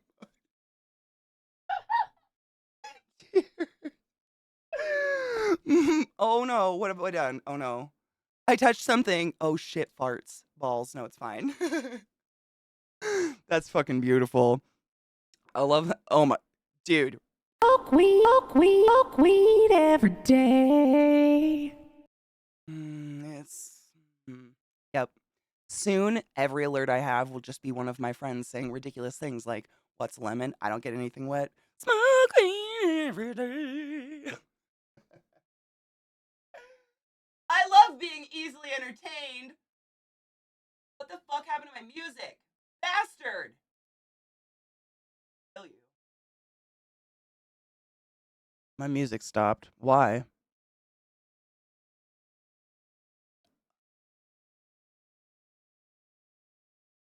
That wasn't loud for you, but my ears are bleeding. Holy shit.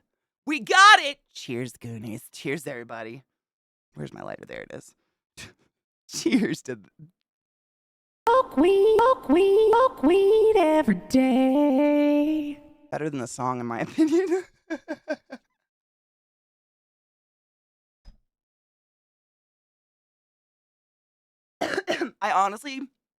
I don't think I would laugh if it wasn't for you guys.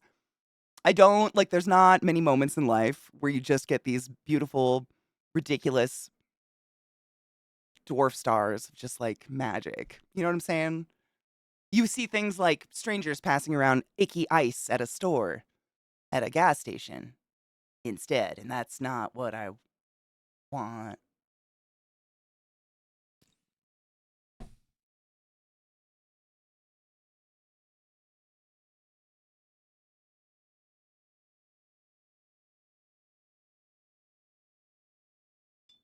Honestly, Elle, I've thought about, like, not in a scary way, but like, how many calories does one burn when you're laughing so hard for on average 6 to 7 hours a day, 6 days a week? Like, that's gotta be some incredible core strength, right? Like, I should have abs by this. If I didn't eat shitty, like, I might have an ab. Because seriously, there are some days after stream where my stomach fucking hurts because I have laughed myself dumb. Like when we watched that fucking shit Sheepy gave us the other day. What was that? It was like the creepy, what was it? Oh, it was videos that were, it was, how do you word this? It was like a compilation of videos that were meant to be like, teaching English as a first language videos, but they were just, it was like a true crime story watching it. It was, and I was in physical pain. My sides hurt after stream after watching that because it was so fucking weird and hilarious, but not supposed to be funny at all. Like, it would be things like someone would be laying in bed and then open their eyes. I am laying in bed. Oh, really? How long have you been laying in bed? I have been laying in bed for 12 minutes. People that are learning English as a second language are straight up going to think it's okay just to watch people sleep and announce yourself to them. And to look through your windows. What are you doing? I am looking through their window. How long have you been looking through their window? Every day I look through their window. I'm sorry, what? Did you take your joy today? Never forget to take your I joy. did. I know and that's I guarantee shocking. you'll be able to do it smooth as velvet. You'd never think it, would you, Pets? Sheepy did. I mean, he literally sent it to me very innocently. He's like, "What? Yes, we watched all 2 hours."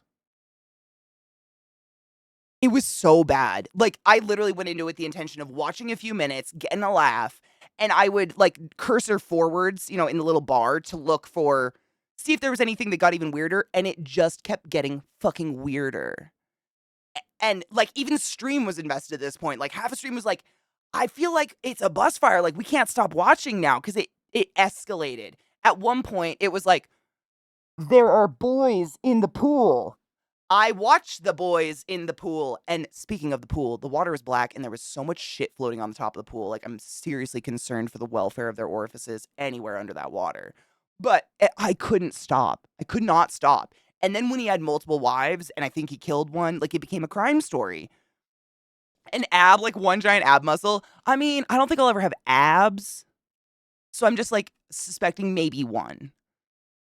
According to, like, general biology science, you have to be below 14% body fat to have visible abdominal muscles, and in order to be an ovulating sexual human with appropriate sexual hormones, if you were assigned female at birth, you have to have 18% body fat. So if I was to get abs, I would literally be putting myself at a detriment health-wise.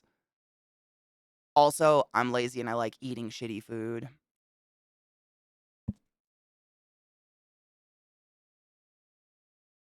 Yeah.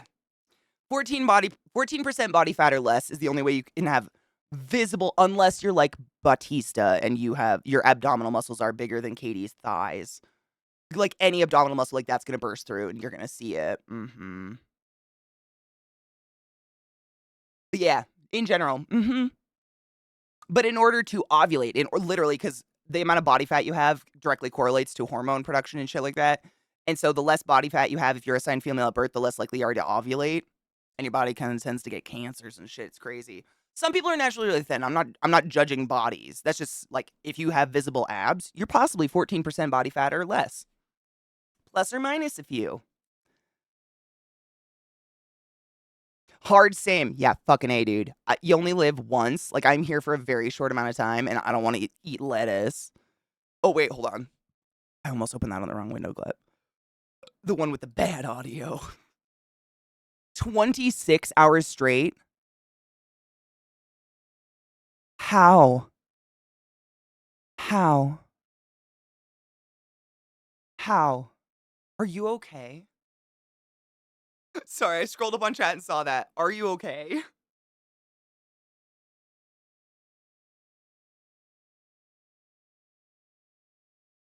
Delirium singing. Heart fart bubbles. Oh. Heart fart bubbles. I've seen a heart bubble. Is that weird? Crispy, you might be skinny as fuck. You literally might have 14% body fat or less. Also, there is a body composition. So I guess there is one little caveat to it. But normally, unless you like are a extreme like weightlifter, you know, not a bodybuilder, but like the guys that like, you know, pull trucks and shit like that. So depending on your genetics, people deposit fat differently. So people, if you've ever seen someone who is in general like real skinny arms, real skinny legs, but they got a big old what we call a beer belly, those are people who tend to store fat viscerally, meaning underneath the abdominal muscles in the actual viscera, so around the organs. And it is the least healthy fat you can possibly have because it's literally pickling your organs slowly with all that. Like, we all have a little bit of fat in there, but not this much. And they don't put fat anywhere else. This tends to be something that happens with people assigned male at birth, but some people that are women also. The other way is intramuscular fat. So I am someone like that. Like, I don't get a pot belly, but I got big old jiggly legs and I got little bingo wings. And like, when I gain weight, it goes to like my ass and my thighs. My extremities are my fat parts, not my middle. So you like, if you have some visceral fat, it could be pushing abdominal muscles. Like if you literally don't have any intramuscular fat and you've got visceral fat and you don't, you know, it could be. But I mean, I'm not saying that. Like these are just body things. Not everybody's body is so fucking different. Like these aren't, you know that though. These aren't like tried or true rules. It's just like in general. Staunch Billy, how are you, love? Power lifter, thank you, Worsty. That was the word I was looking for. Yeah. I was sickly skinny growing up, but I blame the ADHD meds. You know, my sister's therapist told her recently that eating disorders were a big thing back in the day when they were like giving out ADHD meds like candy and not really thinking about it because, you know, people like literally wouldn't have an appetite, I guess. He's all torso, I'm half legs. Me and you, B. Me and you. Spider people. It's fine. Vissy's with us. We'll all be little Tim Burton characters in the end. Kirby. How are you, Arkale? How are you doing? Happy Thursday. I got a bit of belly and bitties, some fat around my necks. Fat is healthy. Honestly, like fat is how your body like cushions your organs and your joints and your bones. And like, I think we talked about this a really long time ago, but have you guys ever heard of that super severe acne medication that some people take? And in order to get it prescribed to you by a dermatologist, you have to like read a book as big as a phone book of the warnings of what this does to your body. You have to sign a contract saying you'll go on birth control and you won't get pregnant because you'll have a baby with two heads. I can't remember what it's called, but it's like for people who have that cystic, like horrifically painful, like boil acne. But what it actually does, Accutane? I think it's Accutane. Yeah, Accutane. What Accutane literally does biologically is it stops your body from producing oil or fats anymore. So some people on Accutane will actually start to lose weight, but their bones will just start to shatter. I knew a girl who doctor shopped so she could get on Accutane more than twice. I think you can only go on it like twice in your lifetime because it's so bad for your body. She doctor shopped because she was a little spoiled bitch, and she shattered her tailbone sitting on a couch. You become so fucking brittle without oils and fats in your body. It's pretty wild. Like that was watching her body just like she was 22 and acted like an 85-year-old woman. See, like with this sad look on her face, like my joints just hurt when it's gonna rain. And I'm like, bitch, you barely have pubic hair. What the fuck did you do to yourself? And she's still fucked up from it to this day. Like she did major damage. But Accutane is wild. I understand people with cystic acne. Like my brother had it on his back, fucking horrific. And Accutane wasn't available back then. He would have done it in a heartbeat, and I would have supported that because I don't think the repercussions of the Accutane would have been as painful as what he was going through. I have heard nothing on the release of Duacrema. Not yet. What was it? A week ago we watched I think it was a week ago yesterday we watched the premiere, and that's when Safi said she had 4 episodes done and had 4 to go. So I would probably assume she's already got a whole other one done. If not 1.5. She's pretty fucking efficient. We're getting there.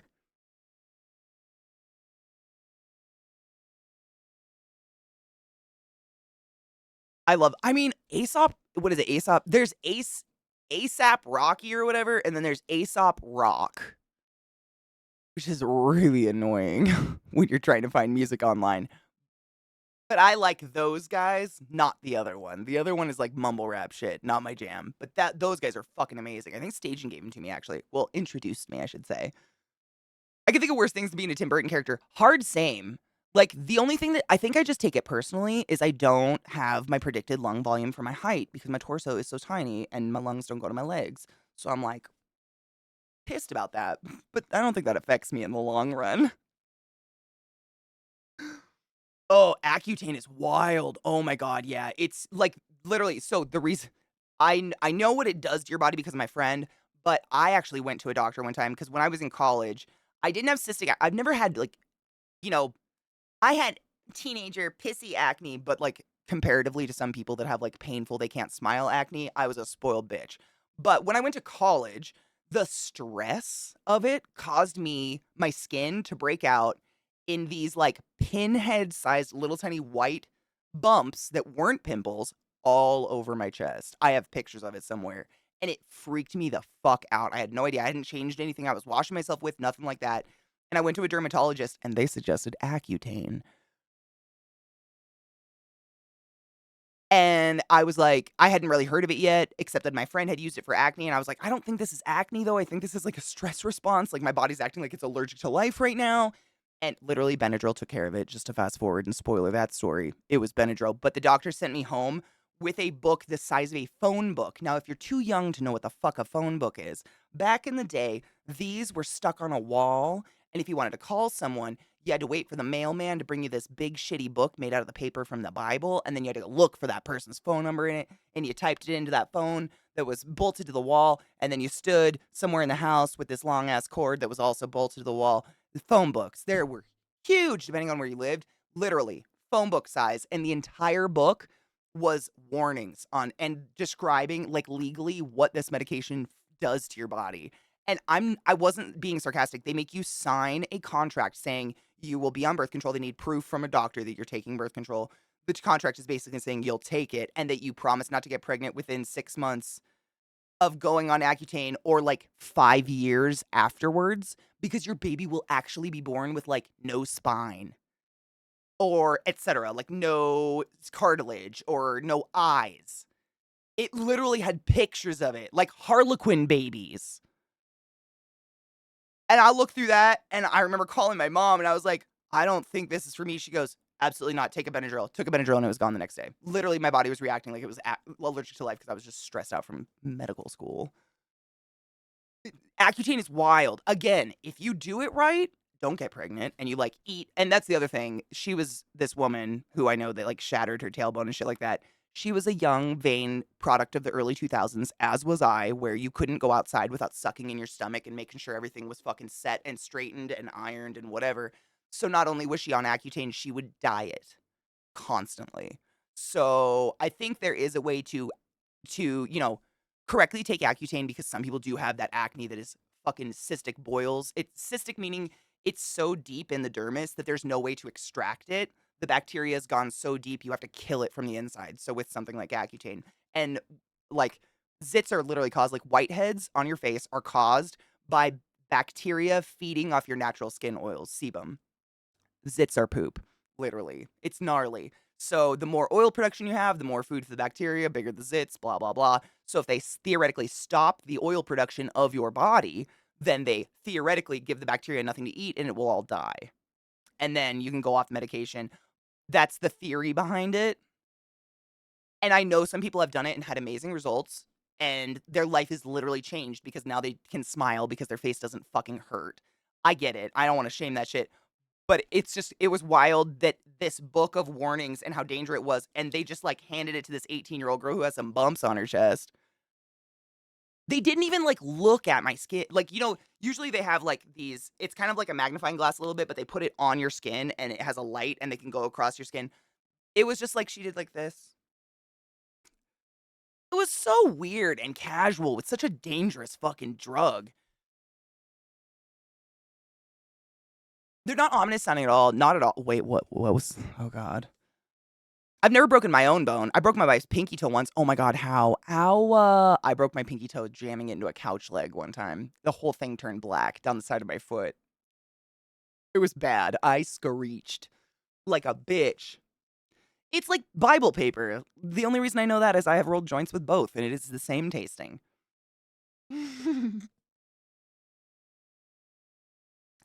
Some reports came out, apparently Benadryl can have some bad long-term side effects since it passes the blood-brain barrier. I would 100% believe that. I think I've taken Benadryl 3 times in my life because I hate it. I think I've told you that before, Gleb, but like anything that has antihistamine in it or a sleepy agent hits me like a fucking Mack truck. Like most people, my mom can take a Benadryl and work.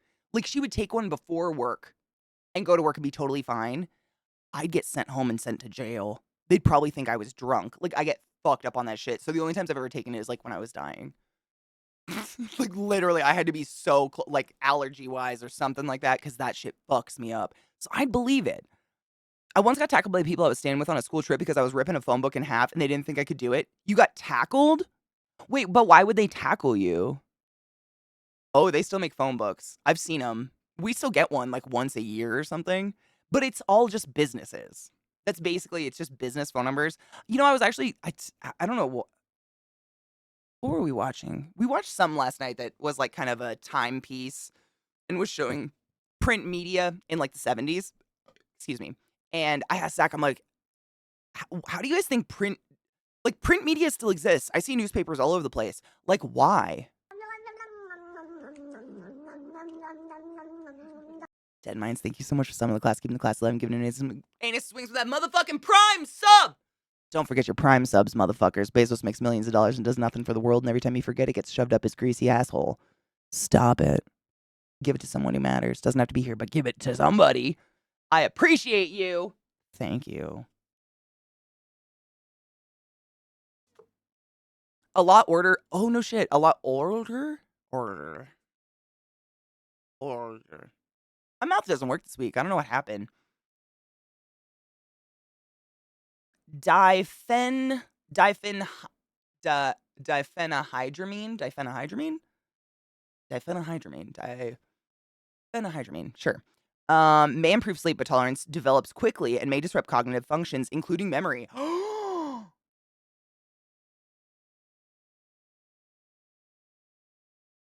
That's terrifying. Long-term use of anticholinergic drugs is associated with increased dementia risk.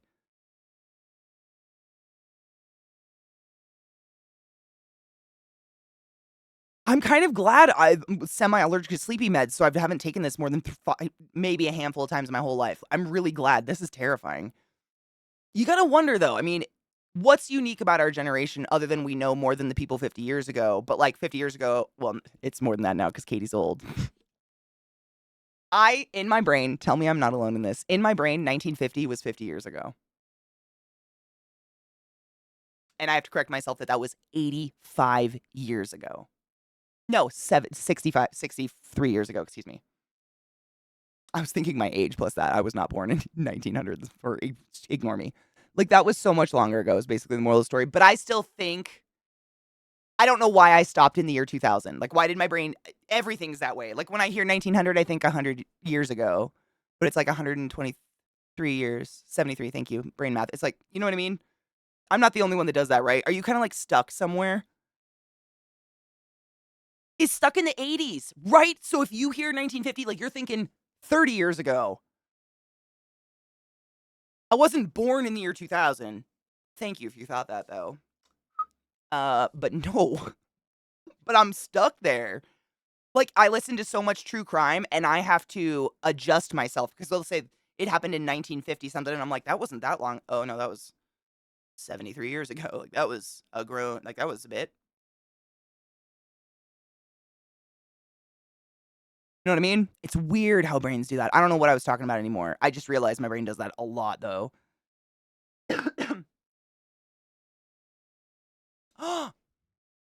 V Revolticon, thank you so much for sending the glass. I mean, cheers.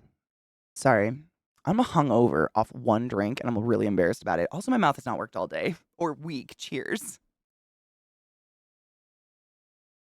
Scientists found out. Glad they found back in, too. True. Can you imagine if they were just stuck out there? Like, sciencing and shit? No shit. I literally went out to dinner last night, had one alcoholic beverage, and I woke up this morning, like, not puking hungover, but definitely, like, you know, when you have a couple glasses of wine and you're like, oh, that was sugar. One?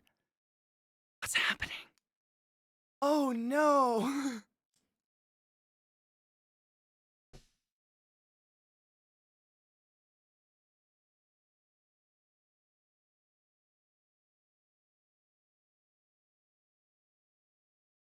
Workster, how can they just do that?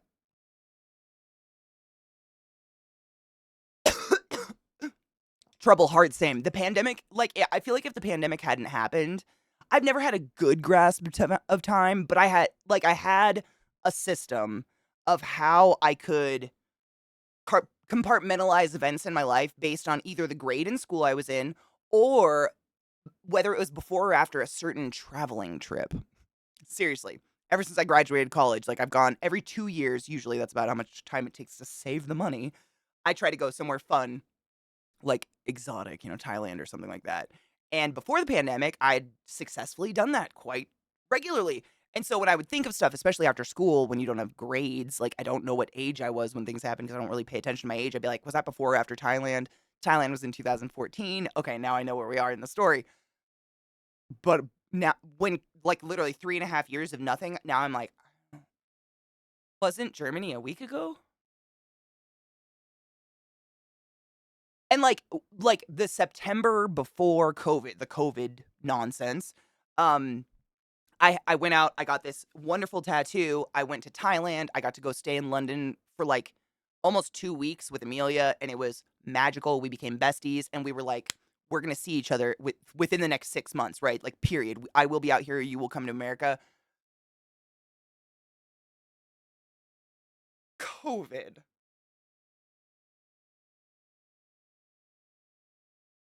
So now I don't even know what's happening. Like, and I feel like a lot of my life, I've really looked forward to my 30s because my mom talks about my mom, my whole life was like my 30s, her 30s were the best time of her life. And I feel like I've really been fucking had the 30s pulled out from under me. You know what I'm saying? At least half. Just kind of got fucked. Last night, what did I have?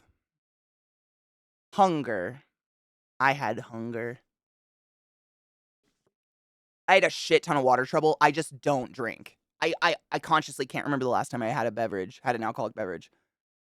I don't know. Over a year, probably. Like, that was another thing COVID did. The only time I have a drink is if I go out to dinner and their drinks look tasty, because, like, alcohol tastes like astringent. I don't know. If it looks like something tasty, I'll get one. But COVID, like, I just stopped going out, stopped drinking. I don't have alcohol in my house. It's just not here. So, one gin fizz put me in the fucker. One sip. I'm not kidding. I took one sip and I was fucked. I felt it in my head. I was like, oh, Katie, shut up. And I just sat quiet for a bit.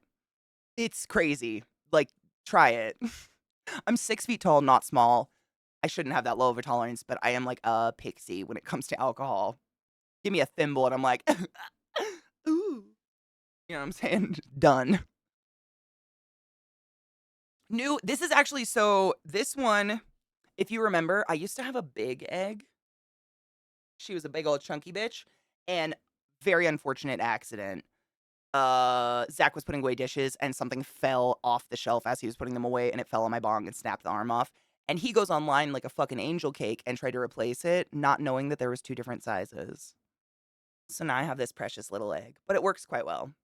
It's easily the best bubbler in my opinion because look at all that airspace. You can take such monstrous, bigger hits on this than I could my other bong. There's just so much space in it. You never traveled outside of Australia? I mean, Australia's a really big fucking place, to be fair. Like, you've got a lot of land to cover. I think about that sometimes in terms of the US as well. Like, I've been to Thailand, but I haven't seen every state in the US. Like, we kind of forget, but not all of America. Like, how do I say this? You probably know this. I'm not teaching you anything because Australia's a huge country. It's probably similar there. But as you go down the coasts of America, you'll hit 50 different ways of speaking, dialects, accents across the US, and different people and the way they live. Like when you go from Maine to Florida, like Jesus Christ, those people live in the same country under the same jurisdiction. And that's fucking wild. But we kind of forget that because we're like, oh, it's just the US. But you can travel not like just nationally and have quite a fucking wild experience. Especially if you grew up like on the West Coast. Like I mainly grew up on the West Coast where it's really young. Like we put plaques on houses that are like from 1921. Like, ooh, look at that. You know what I'm saying? And then you go to the UK and people are like, yeah, my dad's house is older than your country. And you're just like,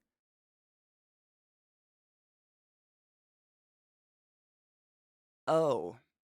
You know what I'm saying? Then you just go to the East Coast and like, no, it's not the history of the UK, but comparatively to the West Coast, the history of the East Coast is so fucking fascinating and it's rich and it's nasty and it's bloody, but it's there and it's real and it's important to learn about. And when you grow up on the West Coast, it's like, do you want to learn about the Oregon Trail again? That's me pounding it into your head. That's the history we get. Oregon Trail. Like, that's it.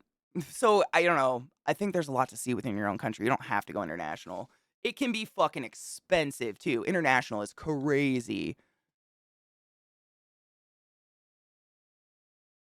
Is this the thing, hold up. Breaking. U.S. Supreme Court rules colleges and universities must stop considering race in admissions, putting an end to affirmative action in higher education. Uh, uh,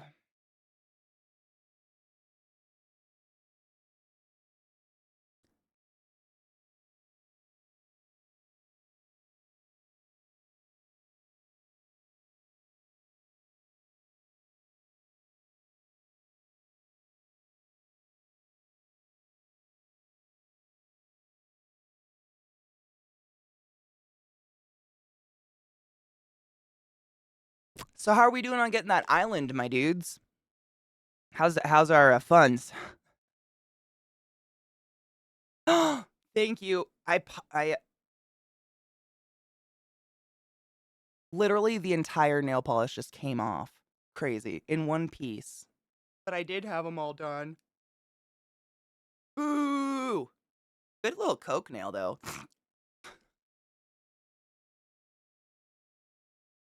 Oh, so Workster says today is a very good day to look at. Today is. Wait. I don't think today. Today is not a very good day to look at the news. I can read. It's fine. My brain is fine. Don't worry. There was an attack at a college class covering trans issues.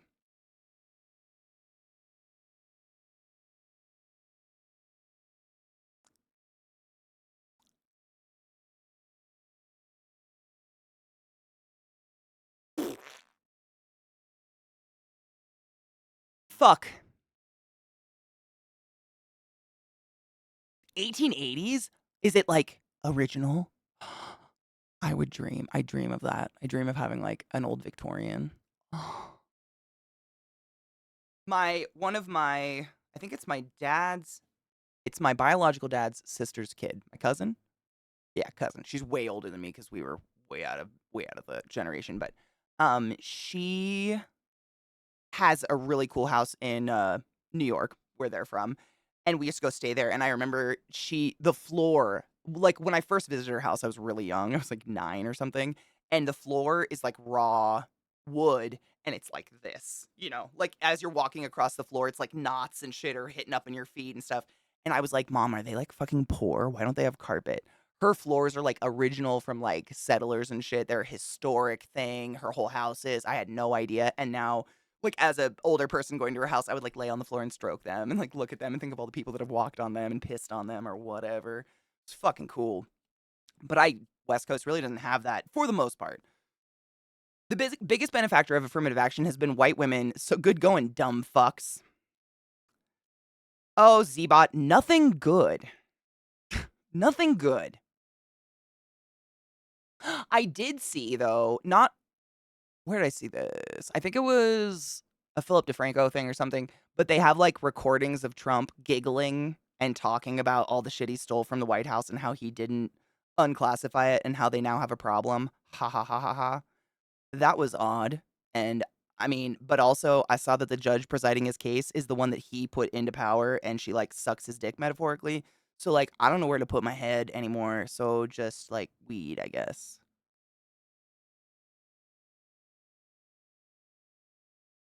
Chaos. Everything's fucked.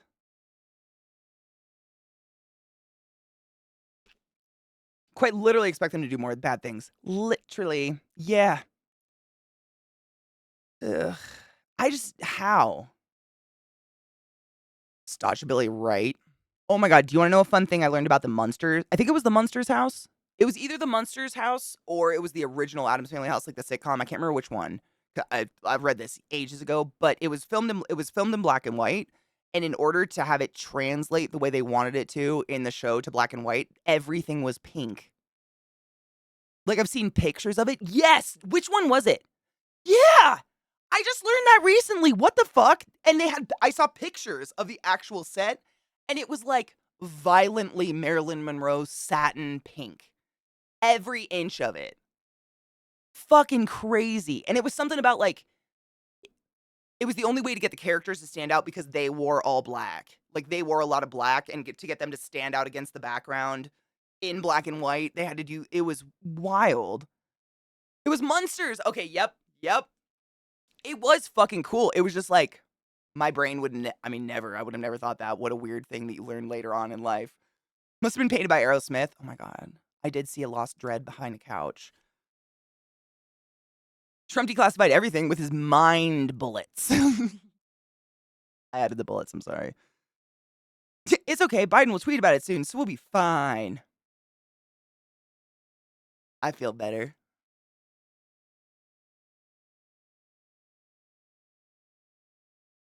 Doing great. Must have been painted by Aerosmith. Like, take mushrooms and chill in the Munsters house. Dude. Like, Is it Uncle Eddie or was Eddie the kid? Or Uncle Eddie? Uncle. What was the vampire's name? That was Gramps, right? Just Grandpa? That was just Grandpa. I was just thinking like him just walking through the house while you're like fucking tripping out of your mind. Oh my god, Revolticon. I don't know why you just reminded me of this. I don't follow this person, but you know, TikTok's great. And I was trying to go through my DMs, my like, you know, TikToks people sent to me on TikTok. And of course, you know, if you forget to back out of the 5-second thing someone sent you, it will just go immediately into something else that's maybe related. I don't remember who sent me whatever sent to this one, so we don't get to blame anybody, but it sent me to a TikTok of Roseanne. And like, I didn't immediately click out because she looked so terrible. I couldn't look away. It was like Crypt Keeper got a sandwich or something. And I was just like, whoa, evil seeps through. And she straight up says, Trump is the first woman president. And that's the that's the TikTok. What's she doing here? Like, what's the goal here? Is she... Yes, Scott. If one of my mods are present, if they could permise. I don't have my permise button. What else can he do? People don't vote right and give him the majority he needs. He has no power of the Supreme Court. Elect people who will write bills for Biden to fucking yeah. Herman, Eddie was the boy. Okay, Eddie was the boy. And then it was just Grandpa, I think, right? It is. I mean, you know what it is? I 100%. Madugami said, I dislike mainstream news because, to be honest, it's just mostly negative shit that's happening I don't need. It's so true, and we talk about that a lot in terms of, like, being a responsible consumer of the shit going on in the world. Because, like, in my opinion, in my view, in my life, whatever, I see myself as, like, I try to consume as much as I can without putting myself at a fucking disadvantage because I don't consume it just to, like, dread myself on it. I think it's important to know what's going on in the world so I can stand for what I think is right, you know, like, against this fucking Russian-Ukraine war, like, fuck Putin, he's a piece of shit like that. That's important for me, but I am no good to any of that if I put myself, like, in a depressive state, just, like, drowning in the hellscape that is the world right now. And it's hard. I don't know what the balance is. I still struggle with it. I feel like I kind of go by my gut. Like, once I start feeling gross listening to, like, the few, I guess, news-ish, like, YouTube channels. Like, I don't watch any mainstream news, I guess. I watch YouTubers who cover kind of, like, internet people news and real people news. And they do it with a spin that makes me giggle and not want to die so much inside. But sometimes you really can't help the wanting to die inside listening to what's going on. And once I get that icky feeling, I'm like, time to watch the Golden Girls, my dudes. I switch fast.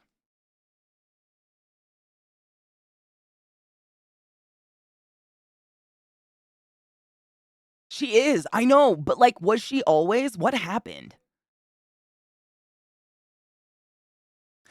Uh, GJD, I've said the same shit.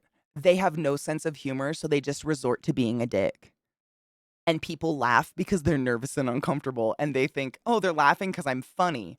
I'll continue being a dick. And it's like, nah, we're all just really nervous about what you just did. No one in the room's comfortable. I don't feel joy in my soul. That was like an ape showing its teeth. You know what I'm saying? It's not a good sign.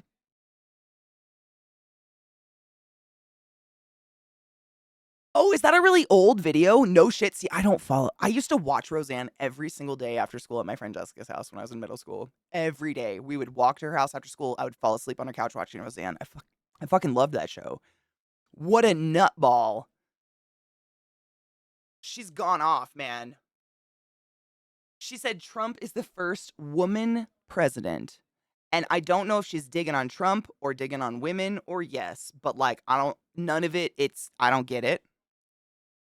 They're working in control to flow the information and ideas while controlling the business that benefits the most, whilst also creating a wider base of disenfranchised people so that they are harder to vote out. Combined with Effectively weaponized gerrymandering means they have taken a system meant to change over time and are working to demolish the entire system. Yeah. Which is, it's crazy. Like, I'm not that smart, but I see that. I feel like it doesn't take like an enormous amount of like academic intelligence, etc., to like feel that in your gut that it's icky, you know?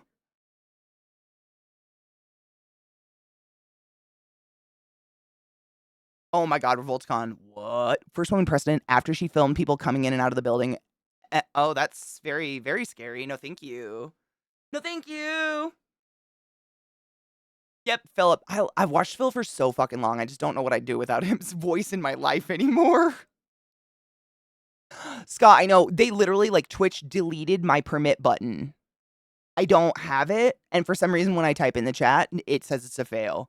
Like I don't know what happened. Like it just happened. A week or two ago, it was gone. It's stupid.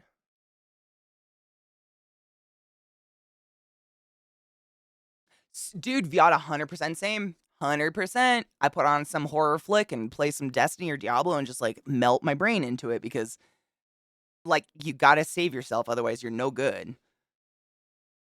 Been watching anime? Anything really good? Or anything new?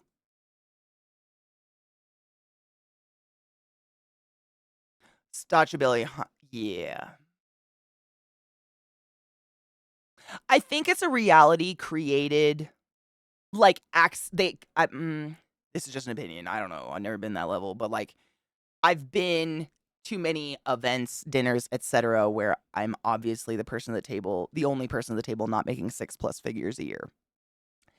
And what I've kind of theorized, I guess, because who the fuck knows, is that the more, and it's kind of what we do here, but like on in my eyes, an unhealthy way.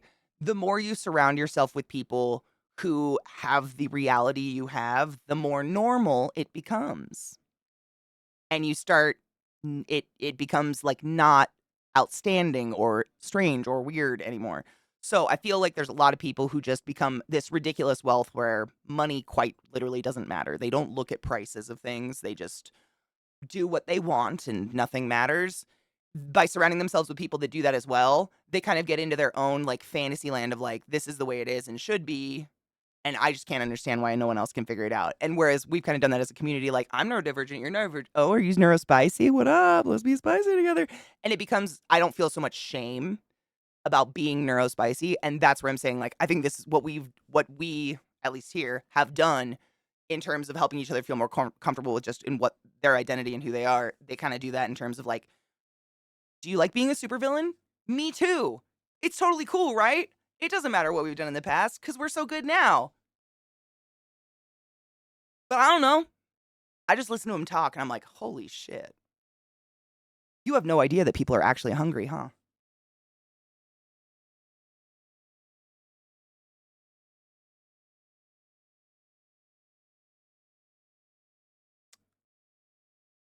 Like how I smile when my dad goes crazy. He asks me why I'm smiling. It's a subconscious reaction to the stress and anxiety I'm feeling. 100%, yeah. Yeah, what else do you do? They updated our dashboard and allegedly added something new, but I haven't seen it. I've just seen that my permit button's gone. Like I used to literally be able to just click your name and permit.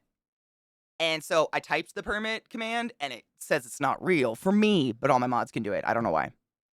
Ever since they did this, like, it's all gonna be better for you.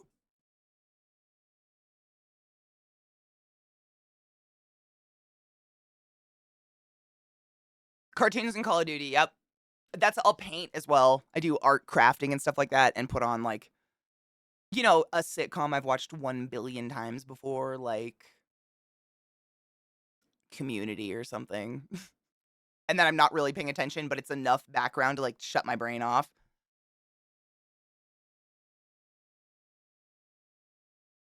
Yes. I mean, people can do better. Yes, I agree with you. I agree with you.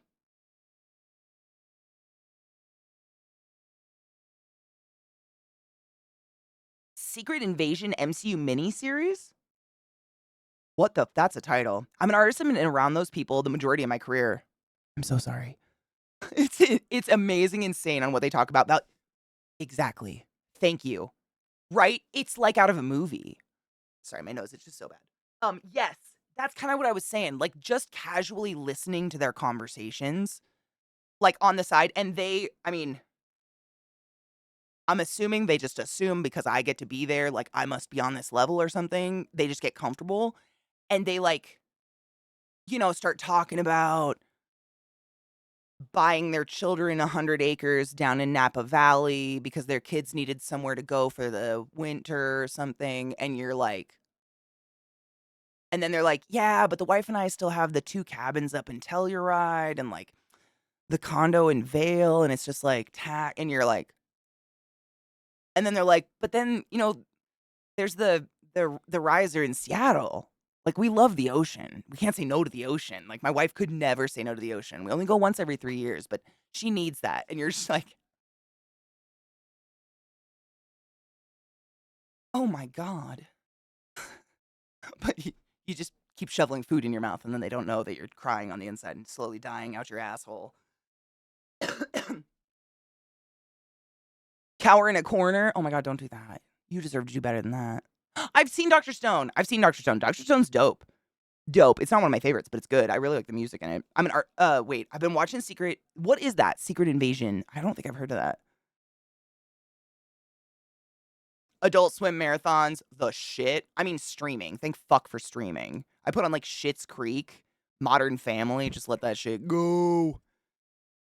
30 Rock Community, yes. Parks and Rec. Oh, how do I forget Parks and Rec? Parks and Rec, because I have to calm it down on Parks and Rec because I start kind of turning into this weird amalgamation between Ron Swanson and the sassy. What's her? Why am I like this? My brain just dies sometimes.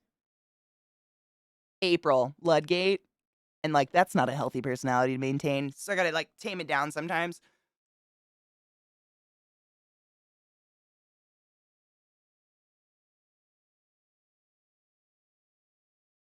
What is that teddy bear? That almost looks like Five Nights at Freddy's. Oh, it's Ellie. Okay. It reminds me of like a sweet Five Nights at Freddy's teddy bear.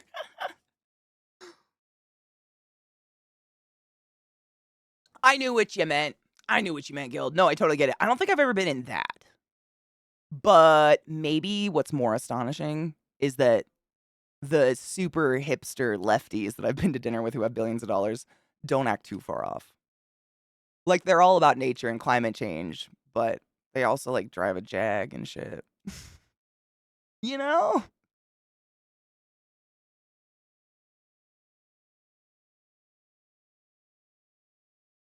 It had some bad reviews, and the second episode was like, wow, no shit.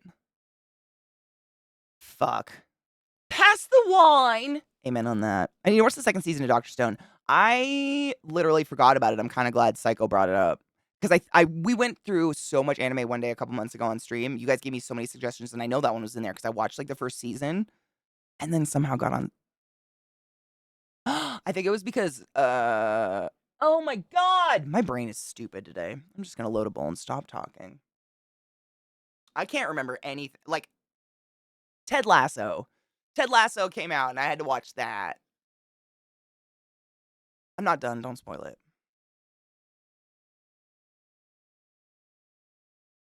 What was Mad About You, Goonies? Why the fuck do I remember that? Mad About You. Why does that sound so familiar?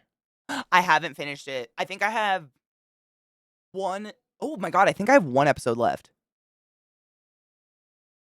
I don't want to say what's happened.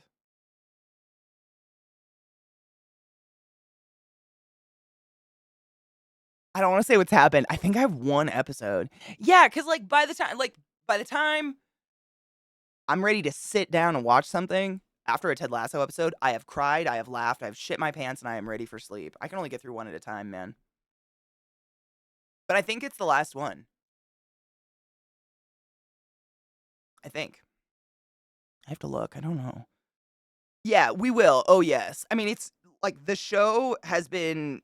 I've really enjoyed the show as a whole. This season has just been different. I haven't cried nearly as much. Not that that's like, I need that. I'm not looking for that. I actually fucking hate crying. But it hasn't had the emotional, like, fucking jab that, like, every episode preceding has ever had. But the last episode I watched, I cried like a bitch. Roy. That's all I'm gonna say. I still can't read your writing. Dear Kaylee. Oh my god! Cheers to love.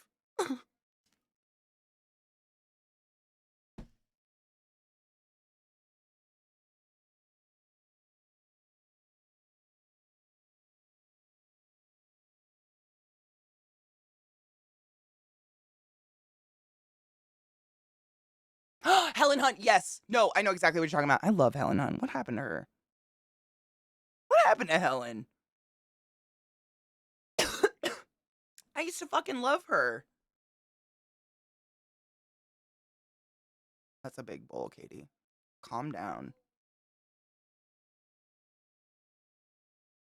Is a crayon worth it? Paul Reiser, yep. I'm really bad with names. Like, I can name things sometimes that they're in. Sometimes. I don't know. Names. It's weird. My brain just does not log them away.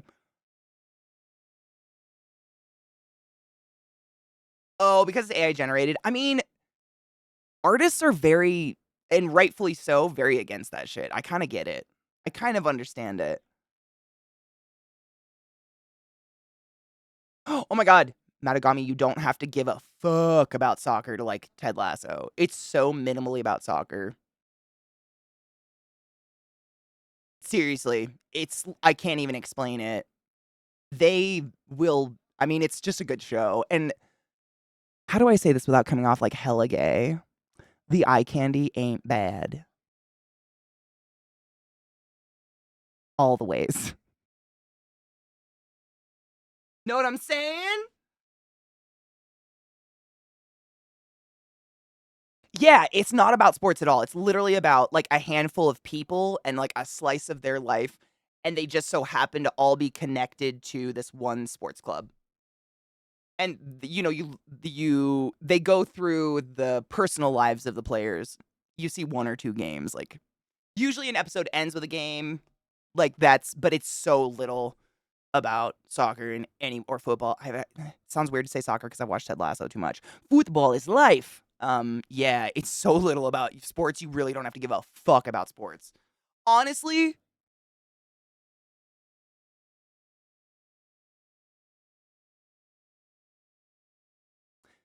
Tits, Smaller Tits, and Leslie they're three of the main characters in the show, and I don't think any of them like football, soccer at all. Like, and they openly profess it. Big Tits owns the club. Little Tits, PR. Leslie is like, what is he? What is Leslie's position? I don't fucking know. I don't know. Team relations? I don't know. Yes, I think Rebecca also plays the nun in The Nun.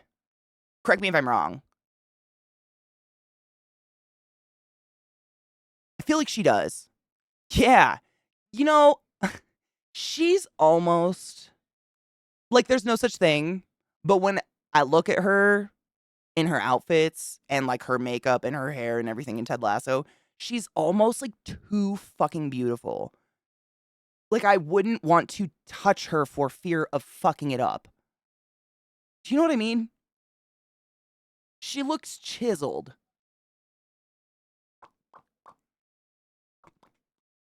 You know what I'm saying? Ugh. She's like perfect. I don't know, man. I can't stop. Like, when she's on screen, I never know what she's saying because I'm just like, how did you get all that? How? Like, what happened? And an amazing personality and being funny and so on and so forth. Like, she's got it all. As far as we're delivered, obviously, in the media, she's so fucking cool. Is her name Juju Kaysen? Is it Kaysen? Juno Temple's fucking fine. So Zach and I have watched all of Ted Lasso thus far together. He had no idea she has like those curls. And if you know, you know.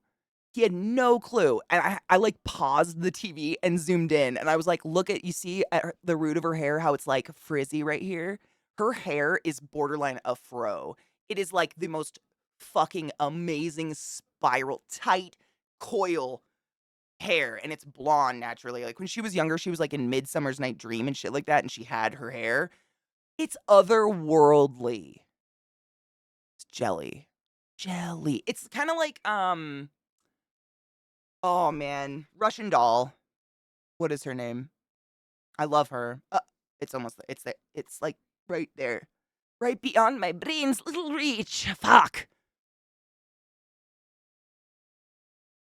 Oh my god. The ginger. Natasha Leone. Jesus Christ. I just watched an interview of her like within the last couple days. I hate my brain sometimes. Thank you. You remember how her hair when she was younger, it was like coils and it was huge and just had that fucking magnanimous volume. She's got the same shit and it's beautiful. I forgot about this song. Ooh, is there a new Insidious coming out? Who's the bad guy? Wait, Katie, my friend is visiting Ireland. Oh, shit. And randomly turned on TV to a very interesting show. Naked Attraction! Shut the fuck up. Please tell me that they watched every moment of it. Because I shit you not, when my sister and I went to, which has almost been a year. Oh my god, we went to London last July to go see Pearl Jam at Hyde Park and to see friends and things, and it was amazing. And every night we would go back to our hotel room, and because we were massively jet lagged, we would just turn the TV on and pass out to whatever was on. The first couple nights, it was definitely like SVU, fucking who doesn't fall asleep to that horror show? But then we found Naked Attraction marathons, and wow. What a way to pick a future partner, let me fucking tell you. Toes up. That's an experience. Fuck yes, what did you think? I mean, the episode I saw, like, no one's relationship, who they picked or anything worked at all. Or the episodes, I should say. Nobody. But they all fucked. Every single one of them. Slums of Beverly Hills. Oh my god, you wanna know what stuck with me? Krippendorf's Tribe.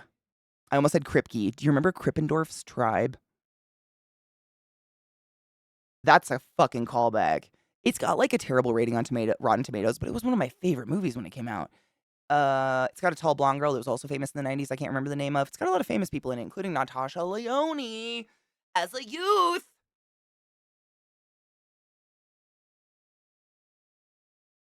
I'm taking my sister and her little son to see Barbie. Ooh, shit. I hope it's good. I love both the actors. Margot Robbie. It was right there. I almost had it. Ryan Gosling. Oh my god, look at her go. Good brain. Good brain. You get a treat now. He's a good girl. Can you sit? Stay.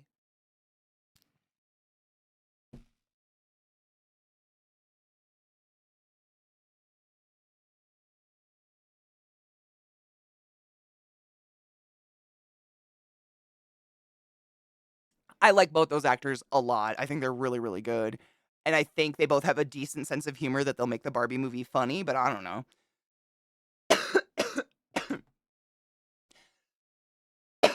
I'm fine. Last time I went to Ireland, I've never been to Ireland, but what was it? The Naked, whatever. Oh, fuck. Naked. See, the name never sticks. I just said it. Naked Attraction. So basically, the premise of Naked Attraction is that there is one person who is, correct me if I'm wrong, buck ass naked on a stage, and they are ass to the camera facing a wall that has, I don't know, what was it, like a certain amount of doors that have people behind them. I can't remember how many doors there are. It's been almost a year, forgive me, but like maybe 6, 7 doors. But it wasn't doors, it was literally like a sliding garage door that would come up. So this person that was the person fully fucking naked standing there next to the host, who is fully clothed, by the way, tells them like kind of a little bit about their relationship past and their history and what they're looking for in a partner, but in a delightfully strange accent from somewhere in the UK. Like all of them had very unique accents, not a like, movies one. It was like, "Whoa, what'd you say?" Like those it was cool. It was fun for me as an American with a very boring mouth. It was fun to listen to. But anyways, what happens is now each of those doors rolls up like a garage door from the ground up to I think to their belly button first. So you get like or is it do they not show any genitals at first? It's been a while. I don't know. I don't remember the stages, but basically the people behind the doors are also buck naked, but you don't get to see their face until the very end, and you dismiss one after each garage roll based solely on their physical looks. Naked, standing in terrible lighting behind a garage door. Like hips I I can't think of a more unattractive way to be introduced to someone nude, but it was hilariously and the people that go on these shows That bitch, and when I mean bitch, I mean the most wonderful person in the world, ClassyKatie. motherfucker, Mandel, I appreciate you. Thank you so much for subbing the class, keeping the classy alive, and giving it 8 swings for so fucking long. Toot toot, motherfucker, toot toot. I appreciate you. So anyways, the door rolls up, and each time it rolls up and stops, this person, the person that's naked getting to pick a human, basically says like, I don't like that penis, they have to go. Or something. But I swear to God, every single contestant, at least for the episodes that my sister and I got through, the ones behind the doors, all of them had like more hardware up and around their downstairs orifices than like a sterile room ready for surgery, you know what I'm saying? Like they wanted like you could tell these people super wanted to show off their no-nos. Like why else do you decorate it so severely so? I don't know. It was like clanky if they walked, you know what I'm saying? Like some of them I don't even know if you could get fully erect because of the weight. But it was fun. I mean, they all had a very fun attitude about it. It just seemed so it felt very medical. Like no one was like you weren't even allowed to like, pose. They were just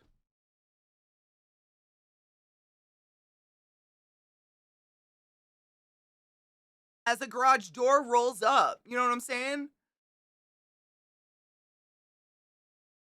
I don't consider myself like the most vain person in the world, but give me some lighting or something for fuck's sake. Like they had the posture of like standing in line at the post office, but naked.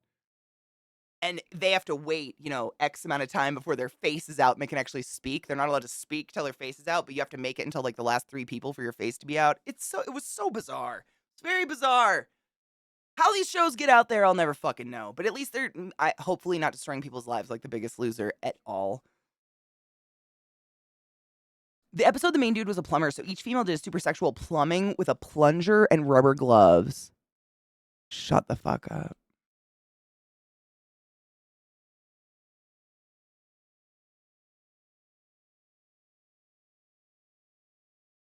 Dude, I would have sat on it. How far did they let the show go? Let's test that.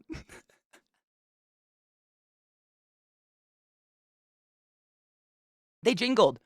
Yeah. Oh, yeah. You could hear it. Oh, definitely. It was like there were mics up their asshole or something. Can you fluff a little? I don't think so.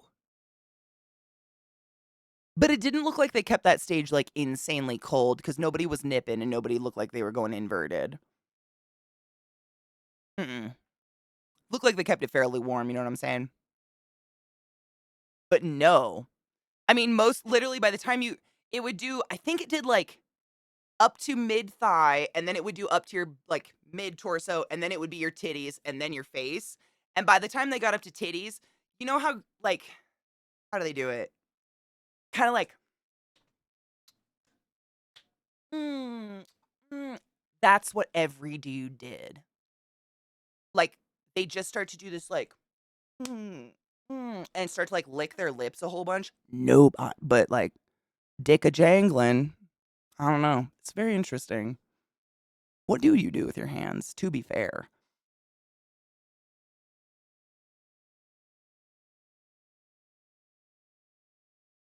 Yeah, exactly. Like after this super weird show, thank you for reminding me. So after you get to the last 3 people, they all step out of their little garage door cells and they all stand together naked.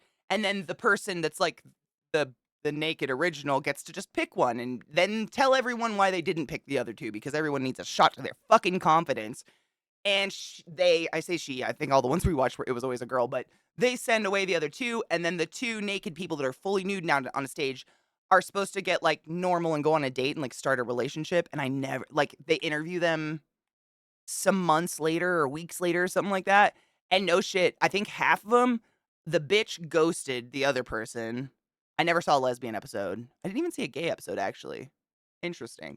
But yeah, they would ghost them completely or like fuck them and rob them. So literally the interview would be just the guy like, yeah, it didn't work out. Fucking twat robbed me. That was it. So like maybe that's not the best way to start out. I've seen trans people, yeah, but I think it was the one episode I saw that it was a trans woman and all the people in the cells were men assigned at birth. The cells, the weird garage door things. But I don't think I saw like a same-sex episode. Interesting. We didn't see tons, obviously. We were only there like 5 days, but we went to sleep to it and it was wild. Make bat wings? I mean, I'd be at least like spreading my cheeks and farting or something. Like, what are you getting with me just standing there like fucking prison line? I don't know how those shows. Wait, I've seen that on YouTube or some short video. I don't know how those kind of shows actually work for dating. It's like Married at First Sight. I don't think they're meant. I like. Seriously, they don't make money if your relationship succeeds. So I don't think they give a fuck, honestly. And I've watched people break down certain shows from like early 2000s, like America's Next Top Model and shit like that. And they'll look at backstory interviews of a lot of the people. And a lot of the people go on these shows because they have something else going and they're just trying to get publicity for it. And they end up, getting it on these like chaotic, like Married at First Sight shows. And you're like, I just wanted to tell everyone about this rug cleaner I invented that also sucks you off at the same time. Get your husband to clean. But I guess I'll get married. What's up? You know what I'm saying? That's what it feels like all the time. People they desperately want notoriety or whatever. What happened to my music? I just heard you just pause out of nowhere. Pete and Baz, don't do that. We love you. Motherfucker. They had a trans woman. They had a trans woman as like the person who got to choose, and she actually got to tell her whole trans story, and it was actually really cool. Like she grew up as unfortunately, most trans people grow up being told you're wrong, you're broken, go to a conversion camp, blah blah blah blah blah. I hate those stories, but I love seeing someone who like said, fuck all of you and your stupid opinions. I'm getting my shit chopped and I'm fixing my body to feel good. And she did, and she was fucking banging. She was gorgeous. Would sit on.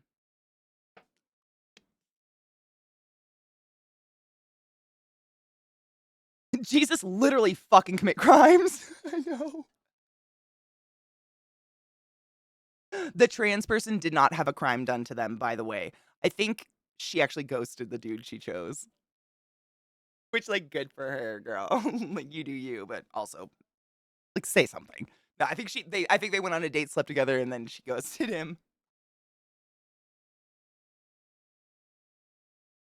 Cheaters. Yeah, that was a fucking weird one. There was another one similar to that. I don't remember if it was it like an office place? Like people would go in with secret cameras on their fucking boss or something? Or was that Cheaters? I think it might have been just done by the same people because it was literally like the exact same views and theatrics and secret cameras and the waitress is in on it and shit like that. This one, it's just a flag made by some person. That's literally what's named after. I can't remember what it is, but it's like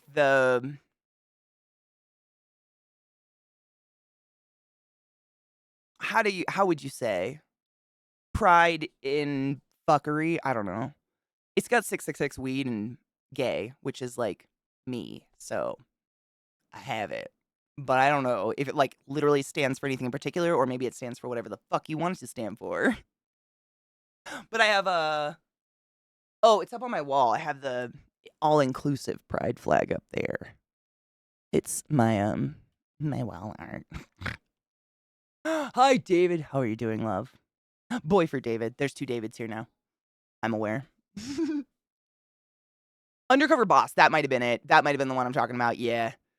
I open up Twitch and it goes, here's streamers we think you'd like. And I see Katie, there's no shit. I like her. What do you mean, Twitch?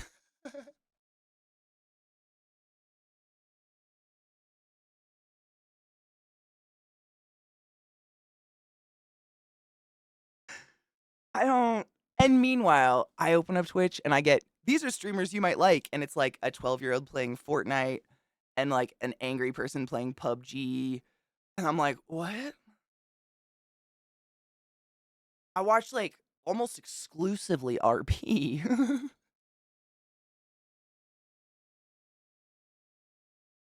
Diabloing, it's fine. You know, David, I actually the other day someone came in a chat and was saying that the Diablo developers or something, they were getting worried because the player count had gone down so drastically. And I actually mentioned what you said the other day, how you were like, once you hit 80, it's pretty much just like,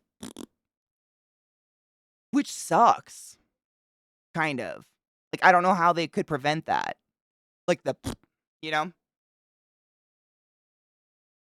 Ooh, ooh, let me see. Is it cool? Corporate American flag, shut the fuck up.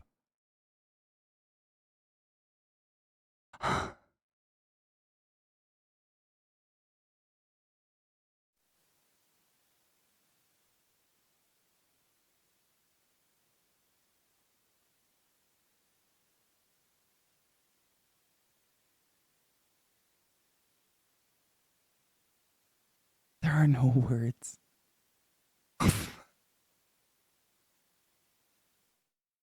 Holy shamak away.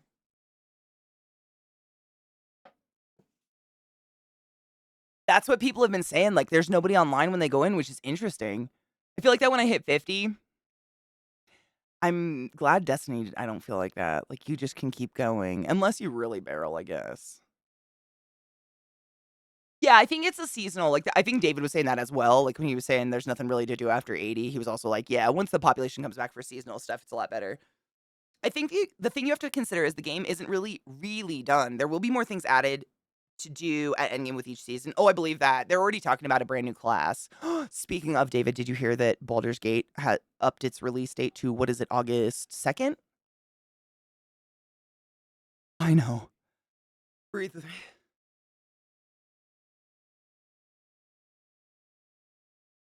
Allow it to penetrate you. Penetrate that asshole. I can't help it if I've got a heavy flow and a wide-set vagina. Same bitch. August 3rd.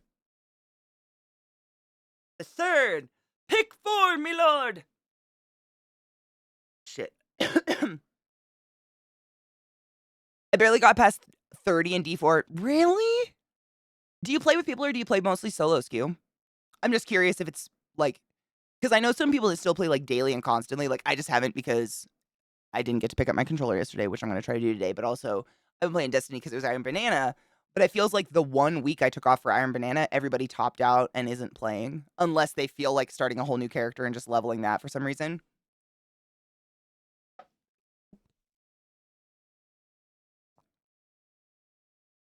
It's better now for XP, but they need more things to do in Endgame. Hopefully Season 1 has more stuff, D4. Oh, I'm sure. I mean, I'm sure, like David was saying, I think it being, you know, in my experience, the light experience and like work I've done with dev companies, usually by the time they release something, the thing that's getting released next is already done and is going through like the polishing stage.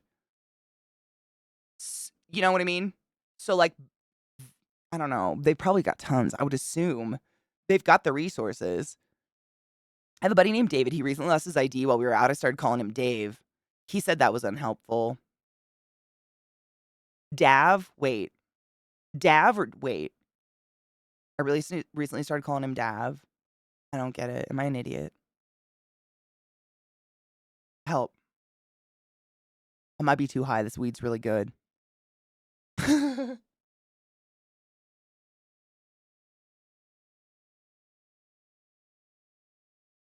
Oh my god, David minus. I don't want to talk about it. It's been a bit since you got me, motherfucker.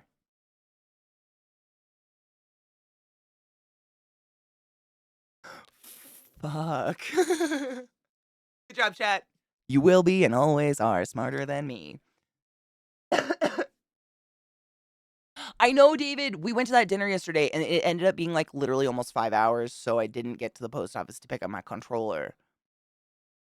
But I'm gonna get it today. It's Thursday, right? Yeah, the post office is open later. I should be able to get it today. D3 dragged me through the story all the way to the end each time I stepped up through the tears, but this one is just aimless. I keep finding myself asking, like, why is Lilith the bad guy? And chat, keeps telling me, oh, you'll see, or just wait, or something. But, like, I feel like I identify too much with the villain for this to be effective.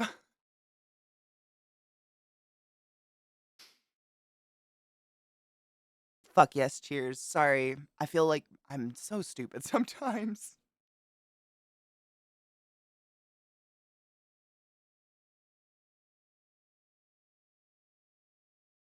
The Steam profile. Oh my god, Phil, wait. On you commented it's so bizarre. For the longest time, I didn't know. Like, I had never really used Steam for literally anything other than opening a game. I'd never looked at my profile. I'd never looked at anything. For a good, 5 years of having a Steam account and using it pretty avidly. And one day I realized, oh, people can comment on your Steam profile. And I went and looked at my Steam profile, and that was a fucking adventure. Let me tell you. Oh. But if you go to my Steam profile, there's a giant dick. It's my fave.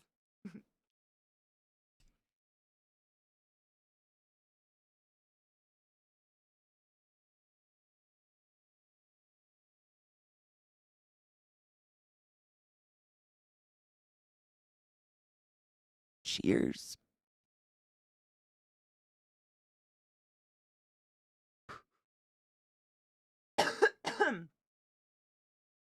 No spoilers. No one, I think, honestly, our community is so fucking respectful of spoilers and shit like that. And I mean,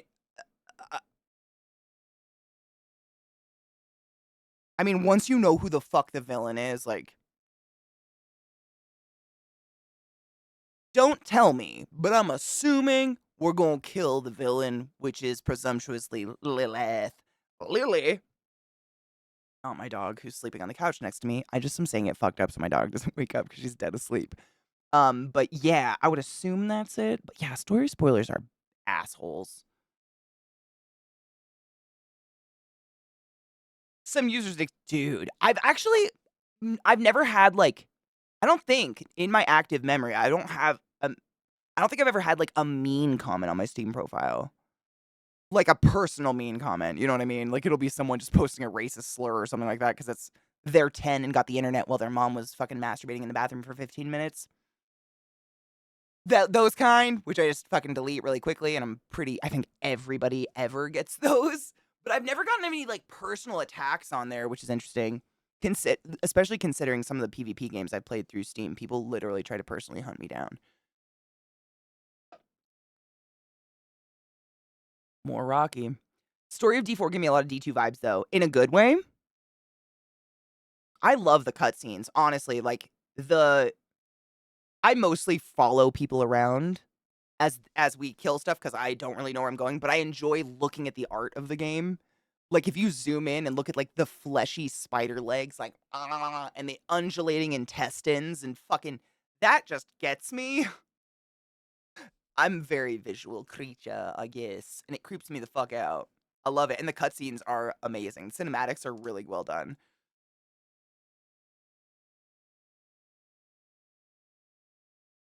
Good and bad. Felt a tiny bit recycled to me. I'm glad I'm not the only one that feels that with games. I feel like people give me... I feel like I'm a negative Nancy sometimes because I see game review trailers or something, and I'm like, oh, that's literally just this game I've already played before. I just want something unique. Like, a little.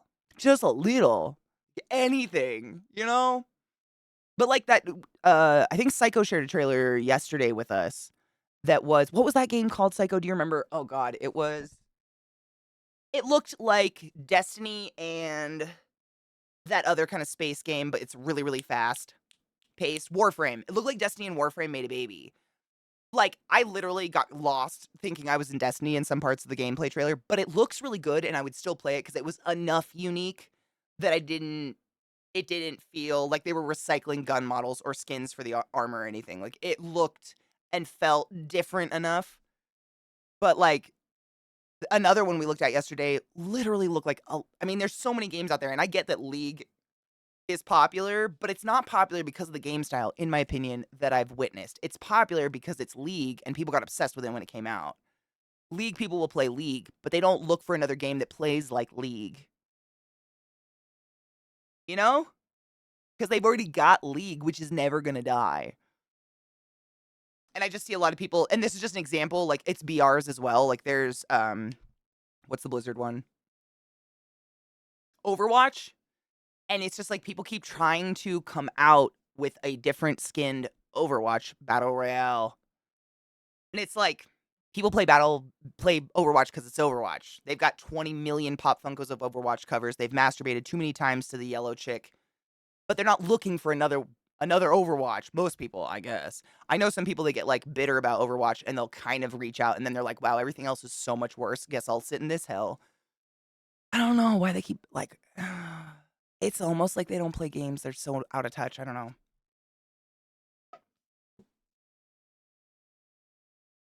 No idea what you mean. The main villain because of how she corrupts humans. Look at the First Town. For her to affect on people, if everyone turned into First Town world over. True. But maybe she could just roll it back a little so they just get a little spicy. Hey, CK, random question. How does acid reflux give me shortness of breath? Oh, snap. Acid reflux can be caused by multiple things. Do you know if you have any, like, diagnosed, like, GERD or something like that? Or is it just because you ate some spicy pepperoni and now you're burping spice? Because there can be multiple reasons and, like, it's kind of a full encompassing. But if you just regularly have acid reflux, like some people just regularly have it, basically what's happening is the stomach acid has become too something, either alkaline or acidic, to where it's irritating the stomach lining and it's creating gas. Does that music get really loud all of a sudden? Stop it. You're not special by being just obscenely louder than everyone else. Sorry. So it irritates the stomach lining and causes gas to be produced, which is why you kind of burp like that really hot fucking vile, like, not vile, you know what I mean? Hot gas, like stomach acid burps. They're fucking gnarly. And what happens is your stomach can become inflamed and the walls of your stomach lining can swell and flame with water, which is oftentimes why we'll get diarrhea after the whole experience because that water's got to flush somewhere. And that's going to create additional abdominal pressure on everything already in your abdomen. So your organs, your diaphragm, abdominal fat, visceral fat, endomuscular fat, etc., which is going to restrict the amount of air you can actually breathe in. You might not realize it because it's not something that's acute, you know, like, especially if you have GERD or something like that. It's something that happens over a long period of time. So your body just slowly starts to adjust to it. So you don't feel like, you know, like an asthmatic, like suddenly you're taking smaller breaths, but it's all the breaths that used to be adequate aren't adequate anymore. And when you exert yourself, it becomes even more so. Does that make sense? Diarrhea. Cha cha cha. Oops. What the fuck is this Overwatch 2? I stopped playing so long ago. I have no idea. They make a point to show the eternal conflict as a cycle. Feels like a way to cop out and repeat without being held to be creative, which is sad. Seahorse, have a beautiful day. Be safe. Don't forget to fucking brush your teeth. Be kind. To yourself. GERD grew. How did you get GERD? My mom got it by drinking too much coffee, and the acid gurgling up from her stomach literally disintegrated her sphincters in, like, at the base of her esophagus. So if she lays down flat at night, stomach acid just slowly gurgles up into her mouth all night long. Holy shit. What the fuck? Ooh, theory. It was, do I still have it up actually? I do. I'll give it to you. I'll give you the link. This is a link that Glut was sharing with us early. earlier, a study came out recently that is studying the long-term effects of consuming diphenhydramine, basically Benadryl, the long-term effects of chronically using Benadryl. And apparently it leads to like dementia and long-term memory loss and sleep disruption and chronic fatigue and blah blah blah blah. It's really interesting though, because I'd believe it. That shit fucks me up. Luna, I know my brain pukes. Oh, you got hernias on your left side, basically always burping or some shit. Dude, those suck. Hiatal. Is it hiatal? Hiatal. Hiatal? Hiatal. I fucked that word up. The pronunciation of it is strange. Pills and dry food get stuck, and I feel like I'm gonna drown. Yeah.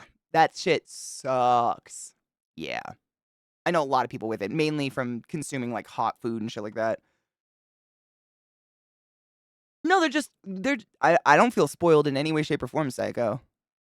This is such a vague conversation. Like, I get what they mean by the cloning of a story just from other games I've played. These are adults, man. This is like code language. I love it.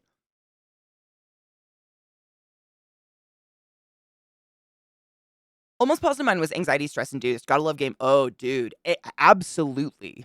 Stress is fucking horrific, digital. The problem with stress is it's caused by a hormone that is only like metabolized if you literally go run a mile. So if you don't go run a mile, you just have free flowing fucking stress hormone in your blood and shit. And it has to go somewhere. So it raises your heart rate, makes you breathe fast, makes you feel like shit, acne, constipation. Like, fuck, dude. Some people literally stop ovulating because of stress. Stress hormone cortisol is the devil. Like, it had a purpose when we had to fucking run from Tyrannosaurus Rex. It has a purpose if you have to, like, lift a car off your child. But beyond that, it just makes us all feel a little fucking shitty. But on the other side, not on the other side, but on the same token, I haven't known a game dev that isn't fucking stressed in my life. That's a life y'all fucking chose, let me tell you. Not one. Like, on any level of game dev. Creative director or otherwise. Stress. Good morning, Jade. How are you, love?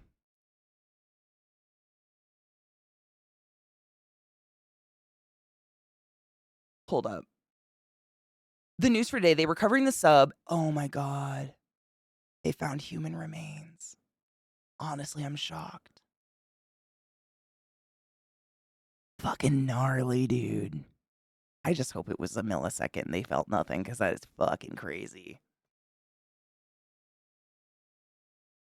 Fuck. Excuse me, brain? What, CK? Wait, what did I do? What happened?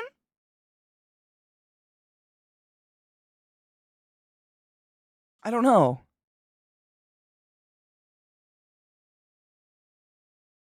What is Katie or Kate? Dude. I went into Lululemon one time with my little sister, and I went to try something on before I saw those price tags. Holy shit, no. And they're one of those places that's super uppity, and they're like, "Hey, what's your name? We'll write it on your door, and then we can help you any fucking time." And I was like, "Katie," and they were like, "With a C or a K?" K. I go in. When I come out, the way my name was spelled was so funny. I actually took a picture of it. It was like CAIGHTIE. Like, they really went like, they tried to make some Gaelic new fuckery word or something, and I looked at it and took a picture, and he caught me taking a picture, and he's like, "Oh my god, your name was spelled with a K, wasn't it?" And I was like, "Yeah, that's what's wrong with it." To each their own, but that ain't it. I know, Queen, it's in my tweetosphere. I mean, it was so long ago, I don't even know if it's possible to find anymore, but I think Lululemon might have, like, replied or something to my tweet. Something funny about it. It was so long ago, I don't remember, but it was the weirdest. I've never seen Katie spell like that in my life. Now, getting Katy, sure, call me Katie, whatever, you can't spell, I get it. But fucking what? Katie. Nope. That's not it. That's gonna end up in one of my crime groups. Keep it. I heard a very interesting report about how they knew the sub was toast on Sunday, but used it as subterfuge for a week to conceal a whole lot of sketchy shit. I hope that's not real. I'm not saying it's not, but I can hope. 'Cause that's sad. I really don't wanna get out of bed. I woke up at 4 AM with a splitting headache and my whole body is sore. Jade, I mean, if you have some water by your bed, at least to get some water in you, like, who's saying you have to get out? If your migraines are the worst. Like, you can't function with a migraine. Dude, Luna, I listen to so much, like, true crime, I guess, as a broad category of listening to, like, mysterious disappearances of people, mysterious crimes, etcetera, etcetera, etcetera. I love listening to that shit. I totally get it. Like, the psychology of the human being that goes forth and does these horrific acts is what really gets me. Those are the kind of things I listen to. Not so much I've ran across a few, like, YouTube channels or podcasts where they really focus on just, like, the crime scene and the crime and how horrific it was. Not as much my jam. I'm more into, like, let's look back on the history of this human being who eventually grew up to redacted. You know what I'm saying? Like, that to me is like, what the fuck? The fuck? And I have yet, and I've listened to, I mean, shameful amounts of hours of true crime at this point. I have yet to hear a true crime story where the perpetrator did not have a fucked up childhood or relationship with their parents. Every single one is like fucked and abused. All of them.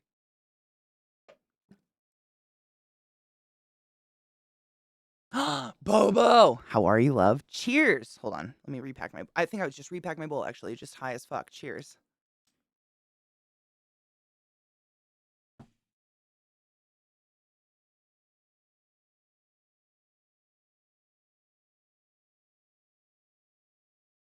Chronicle, they're gonna be asked to take that out real fucking fast. Back in my fucking apartments, you couldn't even have tile flooring because if you lived below someone with tile flooring and you could hear them walking, it was considered noise pollution to the people around you. Fuck that. An indoor trampoline in a fucking apartment building? Watch them put a hole in the floor.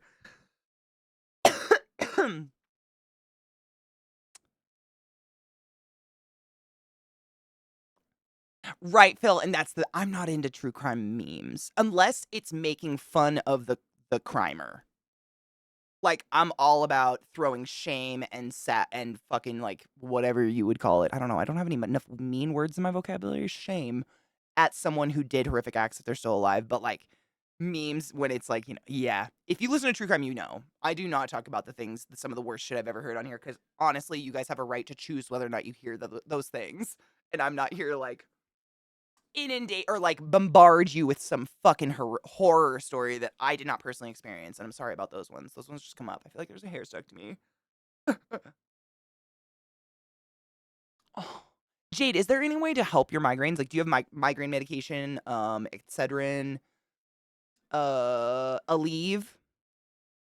Depending if you're like me, sometimes sinus headache medicine works. I kind of live by this stuff. Not sponsored, not an ad. Talk to your doctor. Blah, blah, blah. It's the Advil allergy and congestion relief. Out of anything, and it doesn't have Sudafed. There's nothing, like, Sudafed doesn't work for me, but I've found, especially this time of year, most of my migraines are triggered by allergies and dust and pollen and the air getting dry, and then my sinuses swell up, and then suddenly migraine. Because, we're easily triggered. But this shit is kind of, and it's got to be the green stripe, is kind of hot shit magic. It's like one little tiny pill you take, like, once a day if you're experiencing it, and it's helped me so much stave off that stuff. I can, like, feel it. I'll wake up with, like, that tightness.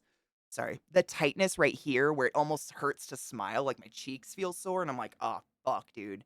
And I get the Flonase and get the fucking Sinex and pop one of those instantly because I know if I don't, the moment I start moving, just like the equilibrium of the fluids rolling around in my swollen sinuses in my head are going to trigger a migraine instantly, and then I'm fucked for the day. Or the week, who knows? It sucks. Excedrin is magic. I have so much Excedrin in my house. Like, I panic if I can't find a bottle of it because when you get a migraine and you need to do something, it can be a fucking savior.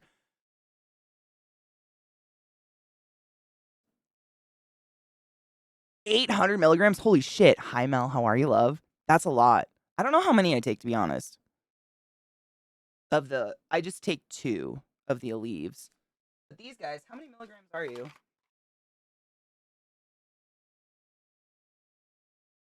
200 milligrams of ibuprofen and 10 milligrams of phenylphrine, phenylphrine, phenylphrine, phenylephrine, phenylephrine. Words don't make sense. Yeah, it's an NSAID, which unfortunately, non-steroidal anti-inflammatory drugs are not available over the counter in countries other than the U.S. because they can destroy your kidneys if you're irresponsible with them. Ugh. Ugh.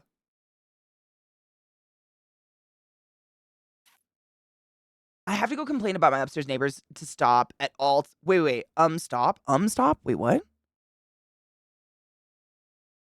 Oh, Chronicle. I mean, yes. Anyone who didn't make the choice to get in that sub, yeah, their families. I feel bad for their families. I feel bad for their they went the quickest way possible. That's the way I would want to go if things failed, because the alternative was suffocating slowly. Like that, what a fucking horror show. That would have been so scary. Like, that's a blessing in disguise. But honestly, I feel bad for the people alive. I feel the same way about the sub that I do people that go up Everest. No one made you climb Everest. If you fall into the death zone, it sucks. I would never wish that on someone, but I don't know how to word it, but you took the risk into your own hands. You know? Dude, same. I'm hungover, hot and sweaty. It's so gross here already. Stop! No, I totally get it. No. I wish I had the excuse of using text to type. I'm just a terrible texter. First vacation or 19th wedding anniversary got ruined by the hotel. Aw, fuck. Did they set all your things on fire? Did they steal all your things? Oh my god, was it hostile? Did rich people pay to burn your eye out with a welding gun? A torch? What? Just a torch, right? Not a welder. A torch? That would be terrible. Room was awful. No! I'm sorry. Boo! Which, I mean, it's kind of an excuse to do a redo though, right? Makeup! They did explode. But before we knew that sub exploded, what they thought was basically that they got lost and they somehow got disconnected from, the people that were talking to them above and the radar or whatever. And that the problem with the sub was that they were drilled into it from the outside. So the consequences of them losing contact was that even if they came back to the top, they would still slowly just run out of air and suffocate. It was still airtight until these people could find them. And so I'm just saying, not to be super fucking grotesque, but I would much rather turn into human confetti in 1 fucking millisecond than take 92 hours to slowly suffocate in a tiny little sub. Holy crap. You know? If I had to pick, I don't wish death on them, but if you had to pick. The kid is that's just fucking horrific. Is his mother still here? On land? Is his mom in the picture? Oh my god, can you fucking imagine that poor woman? Fuck that. Oh, that's heartbreaking. I went from the back base of my skull up the back of my head. It's better, but I'm exhausted. I just want to curl up in a ball. I totally get that, honey bean. Sometimes life just fucking sucks. You know? Not that makes anything better, but I commiserate. I commiserate. Oh yeah, I mean it was really a case of rich people doing rich people things because they can. I mean, if anybody was like, "Hey, we'd love to come do safety checks on that, but we're rich." Okay, just kidding. Yeah. I crossed the Rubicon of wishing death on people ages ago. I kind of did the same cuz it's too quick and easy for some of the worst people out there, you know?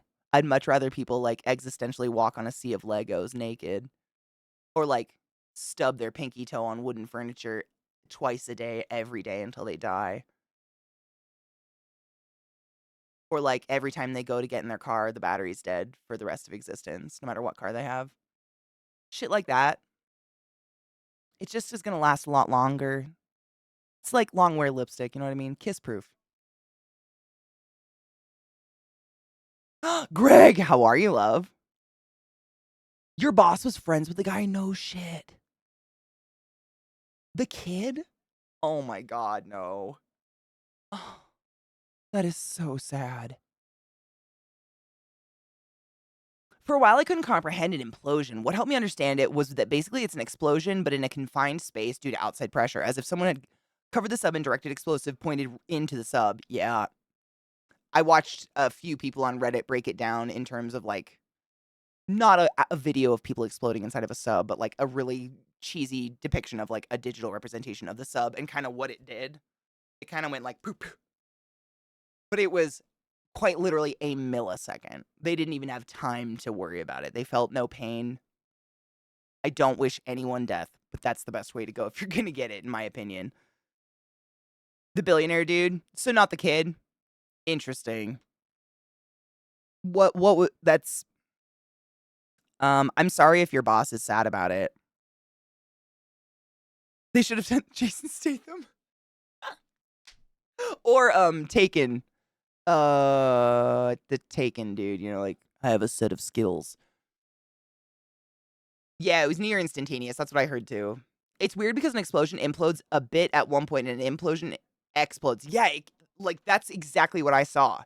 It was like if this was a sub, it did this and then this. It was like a pop pop and then just confetti. It's very strange. It was slow motion, obviously, because I don't think the human eye can watch that. But it was I did terrible in physics. Really hard for me to conceptualize. So it's fun to learn as an older person.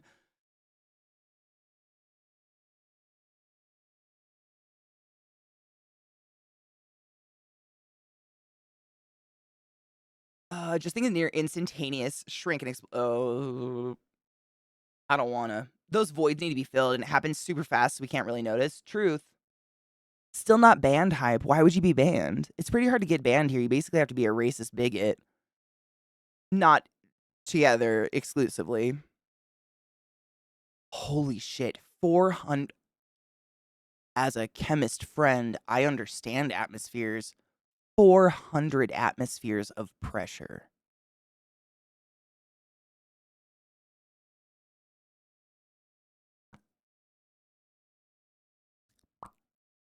That's it. Wow. Holy shit.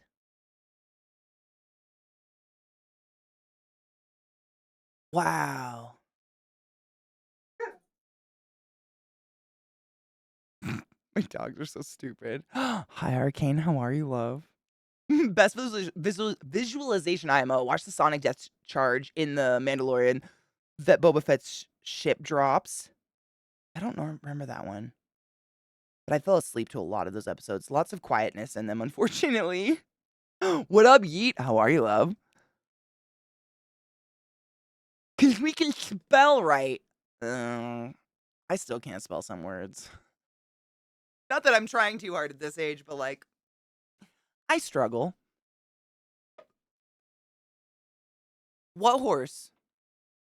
Loznay Beulah. How you doing, honeybean? Housemate got bit by a squirrel. Oh, fuck. They went and got checked out. Okay, good. I was going to say, squirrels can absolutely carry rabies. As far as I've been told. Yuck. They're tree rats. Arcane, if you want a clean, friendly one that's willing to eat pizza with you afterwards and maybe have a little diddle dooble, it can be pretty far up there. I have standards.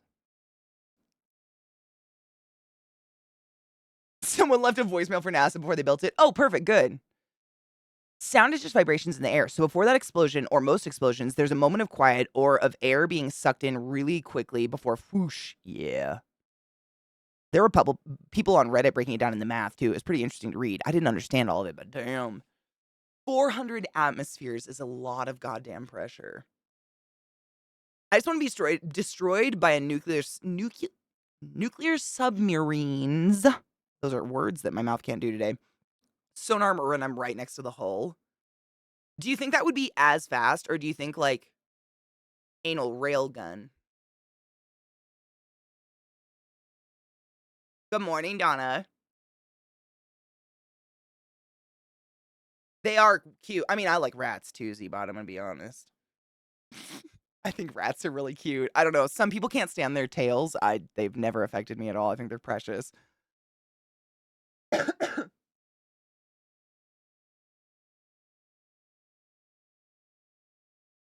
It liquefies whale organs. Seriously. Can I have a pizza friend? Does it require a face? We can put face on your pizza if you would like to speak to it as you consume it. Oh my God, Lizzie. I did the weirdest thing. Like, honestly, I don't know what else I could have done in this situation. But I had something out in my yard that I had spray painted, and I had like duct taped it to a branch that was dead to like hold it up so that it would dry in the wind and not land anything. It's a weird, I craft all the time. Let's not talk about that. But I went out there to take it down, and there was a little bit of exposed sticky side of the duct tape, and this bright lime green baby grasshopper, like an inch big, had jumped on it, and all of his feetsies were stuck to it, and he was just doing this. Like, pulling himself, but his feetsies were stuck. And I just like sat there and stared at it. And I was like, fuck, dude. And I literally like cut that chunk of tape out, brought it inside, like misted it with water, and sat there with a razor blade, very, very gently pulled his feetsies off of it and released him outside. He went with all feetsies. But afterwards, I was like, why? What's so broken in me that I can't just ignore a fucking baby grasshopper in my yard? There's millions. I don't know, but I saved him. I think it was the struggle that really broke my soul. The fact that he was doing that, like, I'm trying. I've been trying for weeks. Help. Is this what hell is? I just couldn't do it. It was sad. I had to save the little fuck. It took me like a minute, but afterwards I was standing there with the duct tape and the razor blade, like, I didn't cut his feet off. I just, like, that was, like, the thinnest thing I could think of to, like, pull them off the duct tape. What else do you do? I don't know. What? Am I broke? I don't know. I don't know. I saved a little life, and then right afterwards, I was like, but I buy, like, buckets of crickets to feed to my animals. But, like, that made me sad. I couldn't leave him. Oil probably would have worked easier, honestly.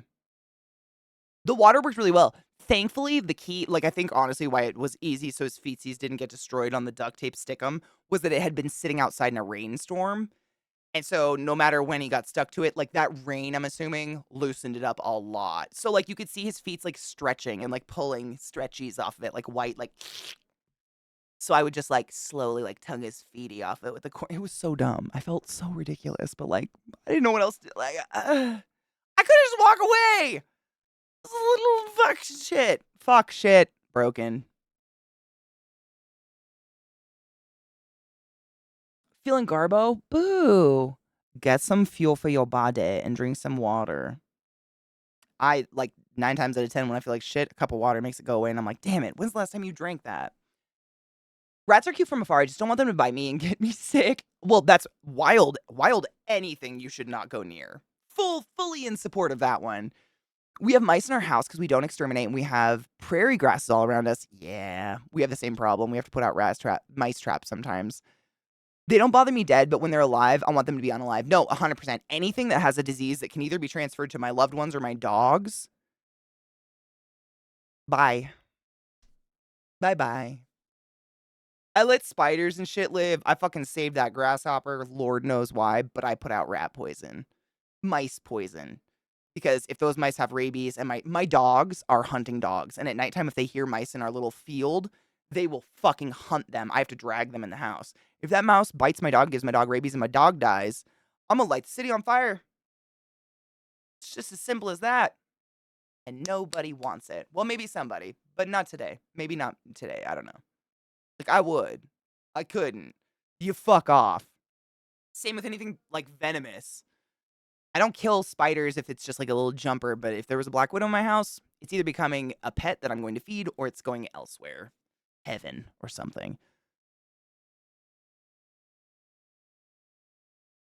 Prepares to feed their brothers and sisters, spiders, frogs, etc. Right? That's what I'm saying. I've saved dragonflies as well. We have, which is weird because normally it's super dry here by this time, but we've been so humid and so rainy. I've been seeing like the big. I know there's different names for them, but there's like the huge dragonflies that are like, I think theoretically the best aerial predator of the like Animalia world that we're aware of. Like they have all this power and they're crazy and huge eyes and they have monstrous chomper mouths. But then there's the really tiny skinny ones. I think they're called damselflies. We have an abundance of both in our yard this year. I see them landing on my fence all the time. I love to look at them. But if I see one stuck somewhere, I fucking save it. And afterwards I'm like, what am I doing? But I could not physically walk away. I couldn't walk away from it. If it was like struggling like that, I'd be like, fuck. The sentience of it, I think, is what kills me. Oh my god, this song. I love that this saved in our list forever. I love you, Lizzie. Be safe, drive safe. A pet praying mantis. I had a praying mantis as well, but it was like one I got from a breeder. He was inside my enclosed porch, but on the ceiling of light fixtures. They're so cool. Praying mantis, I think, are another one of those crazy predators of the Animalia animal world, whatever you want to say. Like, they are wild. Phil, I've had 1 or 2 stalkers, actually.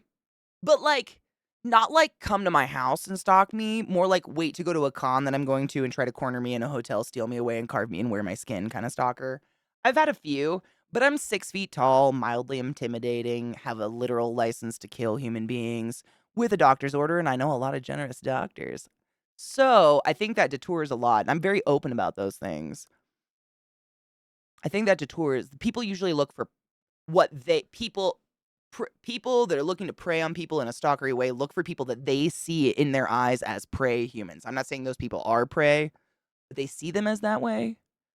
And I in no way come across as like, oh no. I'm like, bitch, try me.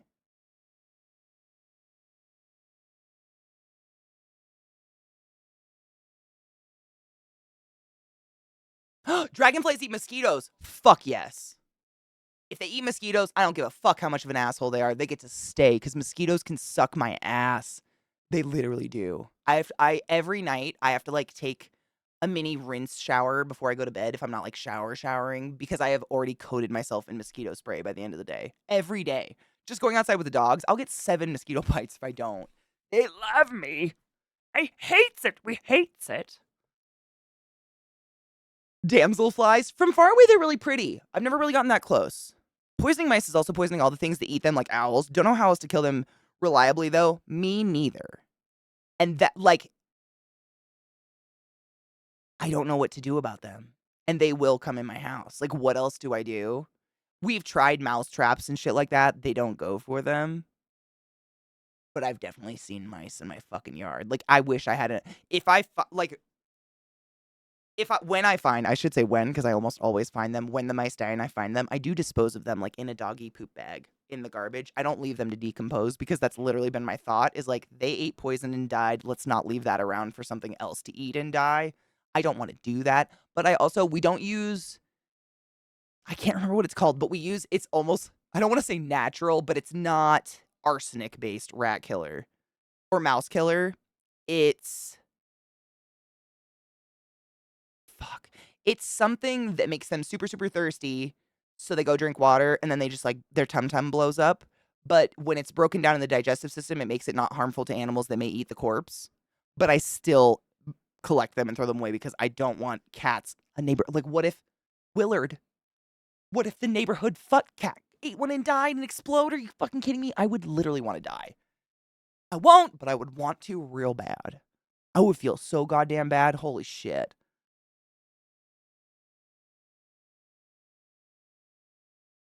Why was 6 afraid of 7? 7, 8, 9?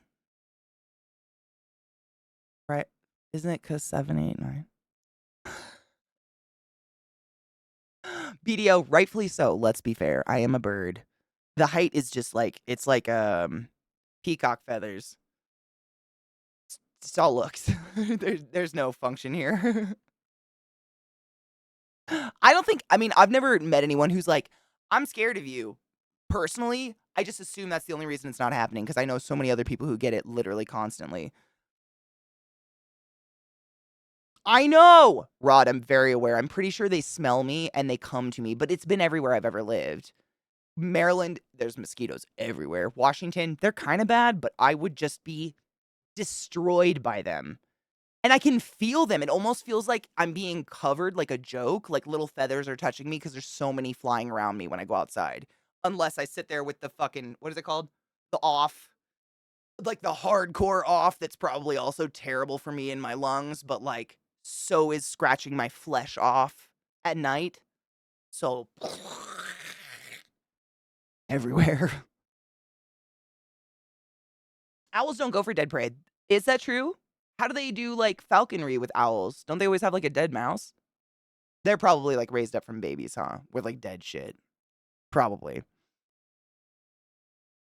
Dragonflies attack you. I mean, literally, Donna, I think I watched or listened to like a documentary about, predatory, like the kind of like some of the most fascinating animals in the world and why they're fascinating. And one of them was the dragonfly. And I think it was like the greatest predator because they're fast, they're aggressive, they've got those giant fucking mandibles. They're wild. They're so aerodynamic.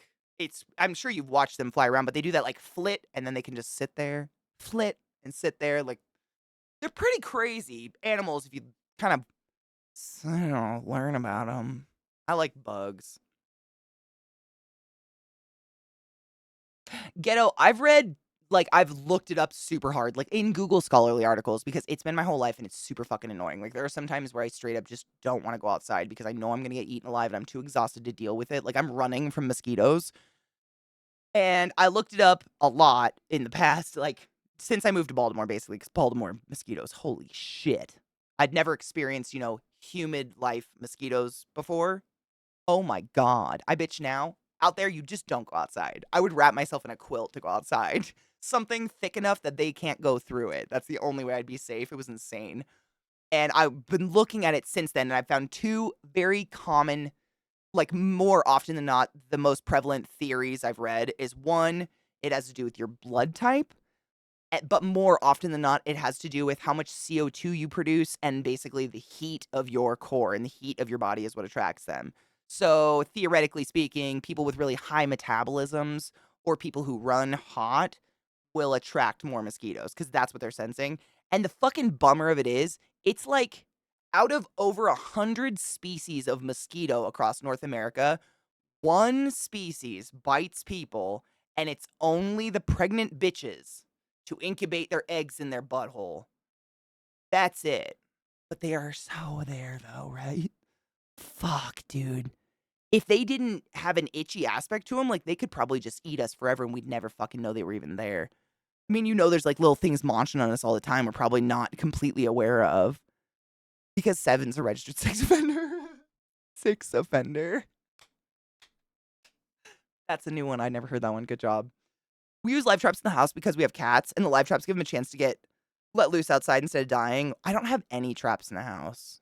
Under the sink. I guess that's a lie. We have them like in the attic, but they're like live traps, and we have them under the sink and stuff like that because my dogs, our house is really small, and I'm really afraid. Like, I can't, even if I wanted to use death traps, like my dogs would get into them and fucking, yipe, come out with a fucking something stuck on their hand. Whereas at least the live traps, at least the ones that we found, I think they're meant for like moles because they're like small, but it's just a little steel door that shuts. It's like they trigger some plate and a little steel door. So if the dog's paw is in it, it's not like something is coming down and fucking clamping on my dog's hand. It is getting like, it's like getting the Chinese finger trap off your finger, getting it off their paw, but it's better than the damage for fuck's sake. And take your joy. Did you take your joy today? Never forget to take your joy, and I guarantee your day will go. Oh, as the blood type thing was smooth as debunked. There you velvet. go. I grew around I grew an immunity to the bites. Didn't get the bumps. I still rarely get bumps. I've never gotten bumps, but they itch like fuck. Holy crap. Especially if I get a mosquito bite like on my kneecap or on my ankle, or like I've gotten them on my knuckle. There's something about it. Like there's no bump. I never get it like a welt, but it itches so bad that I'll subconsciously like fucking scratch my flesh off. Like I I can't stop. It's so annoying, but there's no bump. I know some people that get a mosquito bite and get fucking like welts. Nothing. Just itchy as fuck. And cheers. Oh, and you're loadable. Actually, I think we need to take a break. I think it's been I don't have a clock. I don't know. I think so. Somewhere out there. The DOGs haven't bothered me yet, so like Did you take your joy today? they might be tired though because Never we forget to left take your them. joy, and I guarantee your day will go as smooth as velvet. It's amazing to be able to be at home all the time with my dogs, but it's also created monsters out of them in that like the rare times that we both leave the house at the same time for an extended period of time, they, I think, literally exhaust themselves with worry of where the fuck we've gone. They're crate trained. They're fine. They have their spaces, but like this is the next day. They're both comatose. Like they look like I took them on a hike. They're done. They haven't barked. Like not even this morning. This morning was so weird. I felt like my dogs weren't here. Because of just leaving for the house for 5 hours. Dude, taking Vissy to the airport. Wait, was it when we took her? No. Was it when we took her or picked her up? Because both times I had the dogs, and I think it was when I went to go pick her up at the airport. I had the dogs in the car, and Trick remembered her. He literally flew out my trunk into the fuck story of Denver airport traffic. Holy crap. Scared the living shit out of me. But he just beeline for Vissy and borderline knocked her the fuck over. Thank fuck, because she grabbed him and was like, oh my god. I was like he flew over all the seats of my Jeep and flew out the back faster than I could notice. And he's big. I don't know how it happened. It was crazy.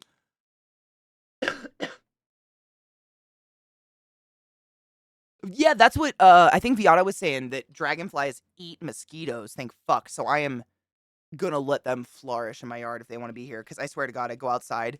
Even though we have like a screen door, if I open the inner door and stand on the other side of the screen, like if the dogs and Zach are outside and I'm just having a conversation, I can watch the mosquitoes bouncing off my screen trying to get to me like in fucking Jumanji, my dudes. And then they'll land and just like sit. And I'll be on the other side of it like, where's my off? I don't know if it kills them, but I've definitely sprayed them with it a few times just to get outside. Mosquito Queen. But like, is it common for someone's subjects to literally bite them and suck their lifeblood? It's so scary. I pointed it out to Zach, and Zach can be on the other side with the mosquitoes and they don't give a fuck about him. He runs hot. I guess I just produce CO2. Who the fuck? I'm full of hot air. Who would have guessed it? Oh, really? Did that?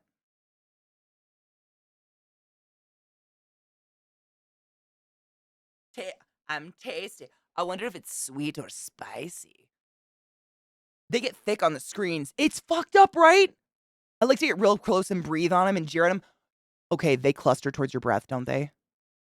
I swear to God, I experimented after I read this CO2 heat study, and I did the like, and they all... Yucky, my dudes. Yucky. Oh, I'm so glad I'm not the only one. I almost felt like it was a dream until I asked Zach, and he's like, no, that happened. I was like, okay. Like them sitting on the other side of the screen looking at me. Oh, these pregnant bitches. Yucky. I know I'm like Bella for Twilight, except for like every disgusting mosquito in the fucking world. Yeah, dragonflies go ham on them. No shit. I think they spawn in like early May. And bats. We have bats as well.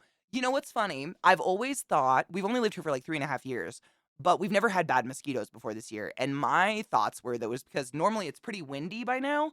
Like we get very heavy, like knock trees over kinds of winds in the spring, but we didn't have them this year. So I was like, oh, fuck, we got all these mosquitoes. And it's kind of humid. But I wonder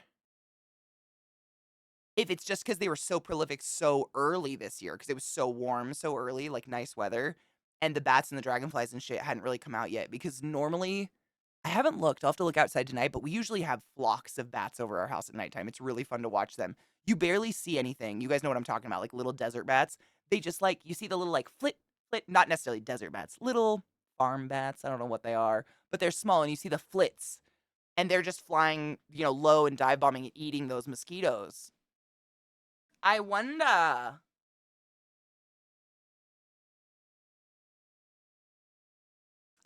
I've gotten one right in the middle of my forehead, dude. Same, hard same. Yes. Aren't they cool, Donna? I love watching them fly around. My parents have them. They live kind of out in the middle of nowhere in Washington State. But there was like the first 2 years they lived there, every couple of months, I would get like, this was way back in the day. So I'd get like a Snapchat video from my sister of my mom screeching, running around the house with a broom because a bat, like, I think they were nesting in my parents' chimney. They have a house that has a really nice chimney, but they don't light the chimney fires at all because the house also has central heating and it's in Washington where it's never really gets that cold. So they haven't had to use it yet. So bats nested in there and they would come flying out of my parents' open fireplace, like little bats. And my mom would freak out and have to bat them out. Bat them out, giggity. So my dad actually built a bat house. And I guess they're like ridiculously easy to build. It's just a box and the bottom is open, but it will basically encourage bats to like nest and stay by your house and eat all those insects, but also not nest in your goddamn chimney. Thank fuck. Possums are like, I think, one of the biggest pest control creatures of like the trash world, isn't it? Aren't they? Isn't it? Aren't they? Because they have some sort of thing where they don't really carry like pests and bugs. Like they can still get rabies, but unlike, rats who can carry ticks and fleas and stuff, there's something, maybe because possums fucking eat them off their own body.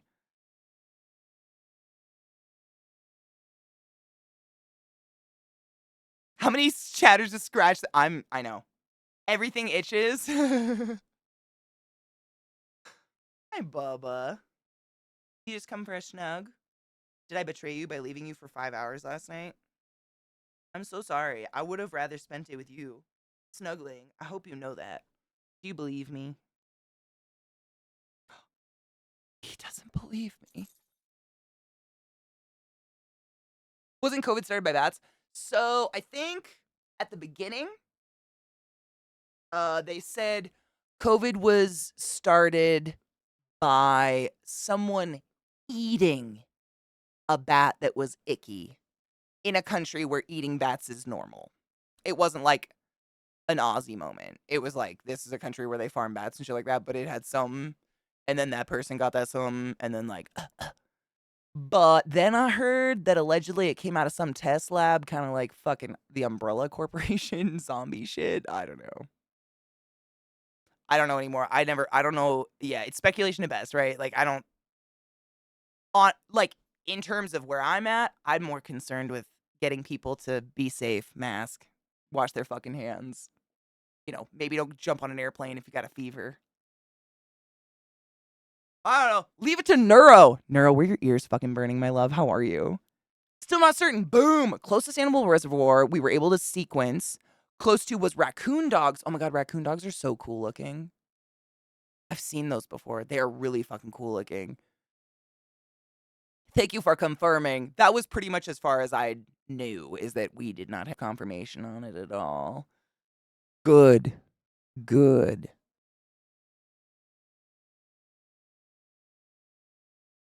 Oh, they're nearly impervious. Shit, thank you. I thought they were like really impervious to almost everything, but I thought maybe they could still get rabies because rabies is hardcore, but thank you for the correction. So this is possums, right? Correct me if I'm wrong, critical.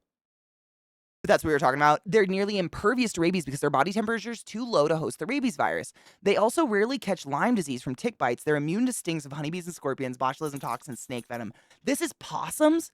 Like the blind bitches we see hit on the road all the time? That's fucking metal. Okay, correct me if I'm wrong, critical, if you know this much about possums. I have read that most possums never live out their full lifespan because at a certain point they just eat themselves into immobility and die. Is that real? Dude, Viata, I love anyone jumping in with science and true facts. Hardcore. But yeah, the fact that Neuro's dingle tingles when we get on these topics makes me really happy because he's always going to be way fucking smarter than me.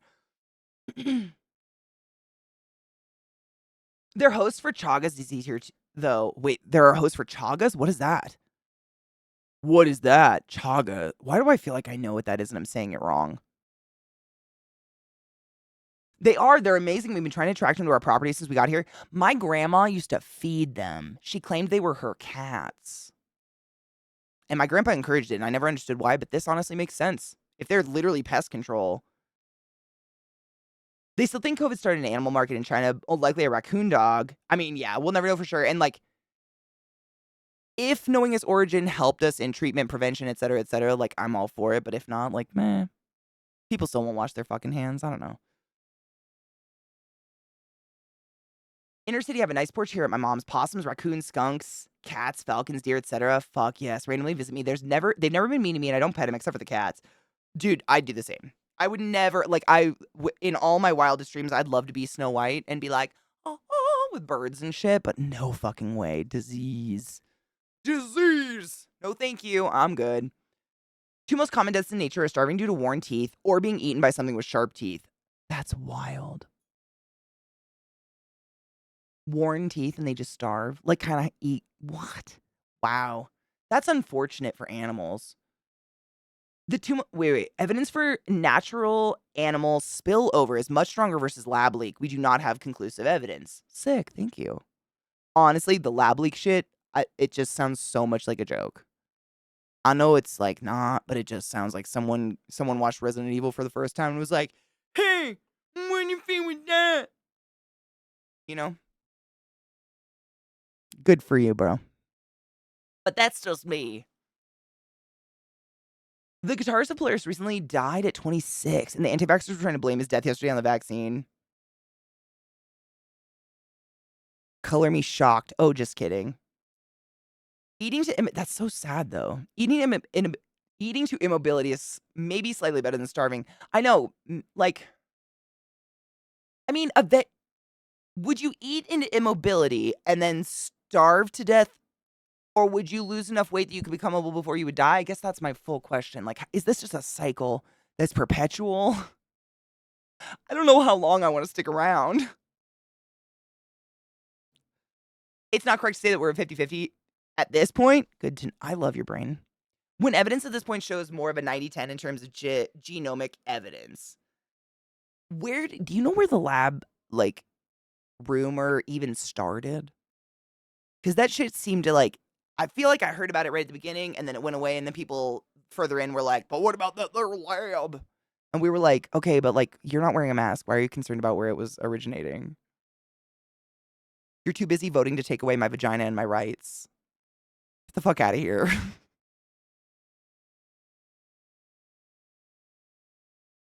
Chagas. Okay, hold on. I knew I saw it in the chat. I had to roll up. Hold up.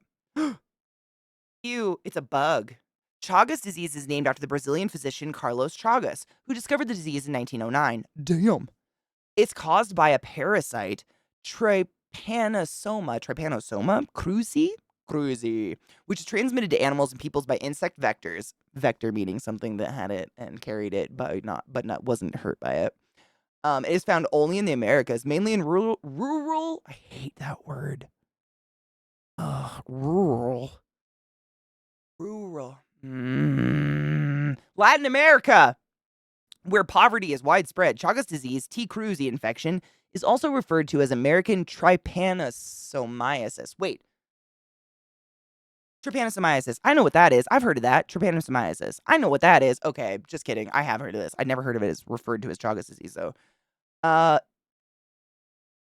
Is that like the kissing beetle that lives in Colorado and bites you near your mouth? Because that bug looks like that. I don't like it. I haven't had the death kiss yet, obviously. My lips are still here. Yeah, we need to take a break because people are going to start fucking getting ads. Break time, my dudes! Don't get chagas. Chagas? Chagas. Chagas. Yeah, it's like those. Oh my God. Remind me when I get back. Ads are already running because I forgot to take a fucking break. Let's take a quick break. Remind me about kissing bug and I'll bring it up.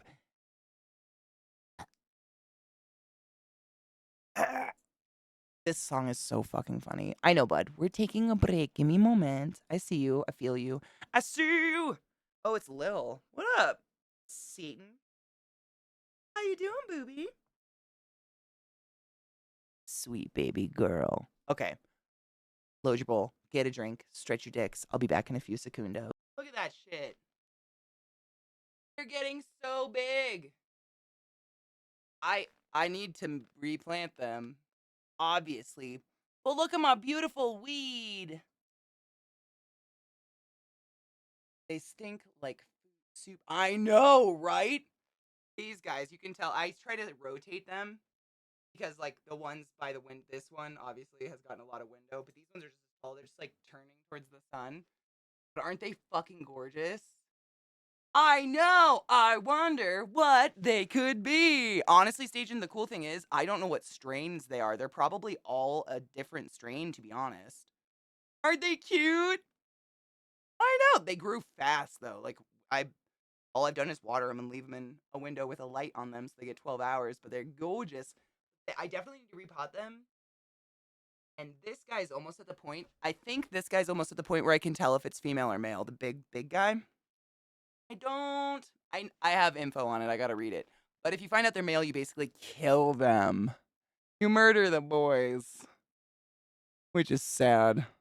Because look at them. They're beautiful. But yeah, they could possibly all be. I mean, they look different. So, like, let me see. So, like, if you look, let me put on autofocus. I'm putting on autofocus. Sorry, the mic isn't pointed at me. The leaves are different on them. This one's actually got some sad burns, and I don't know what's going on here, but these ones are good.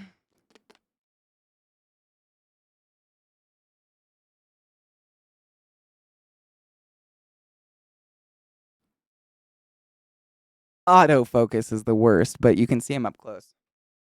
Goonies, right? Thank you. I mean, I haven't done much, but I was just gonna put them up close because you can really see they're definitely different strains. I have no idea what they are, but they're already starting to look different. So, like, for instance, if you look at this guy, his leaves, they're very, very, like, smooth, and he's super bright green. They don't have they have striations, but they're not super heavy striations.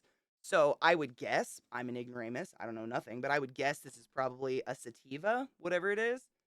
Whereas if you look at this shorter guy, and they've all been the exact same grow time, exact same environment, a darker green color, but the wrinkles, the striations in the leaves are way more pronounced and visible.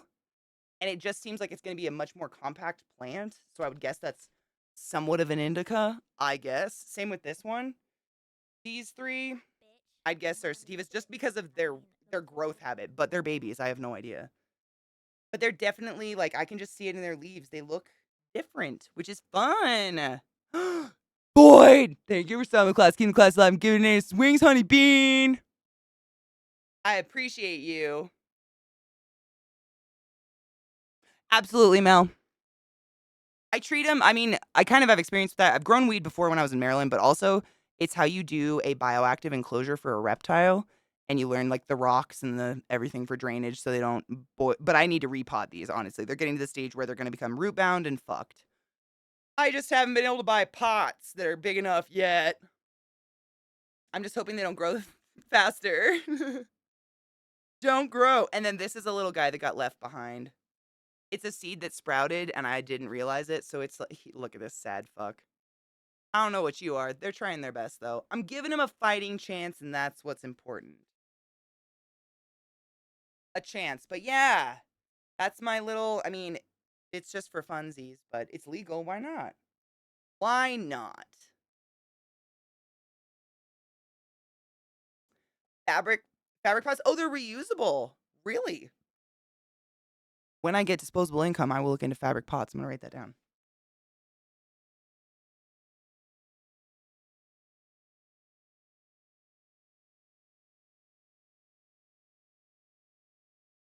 Paper. They're what, cloth? Fabric. 10-gallon fabric pots. Thank you, love.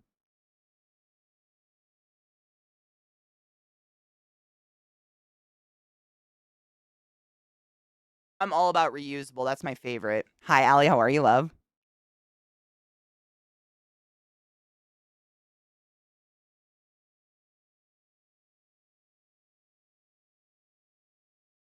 I was just making sure I got it right. Yeah, 10 gallons. 10 gallons. But yeah, they're my babies. Welcome to my weird world.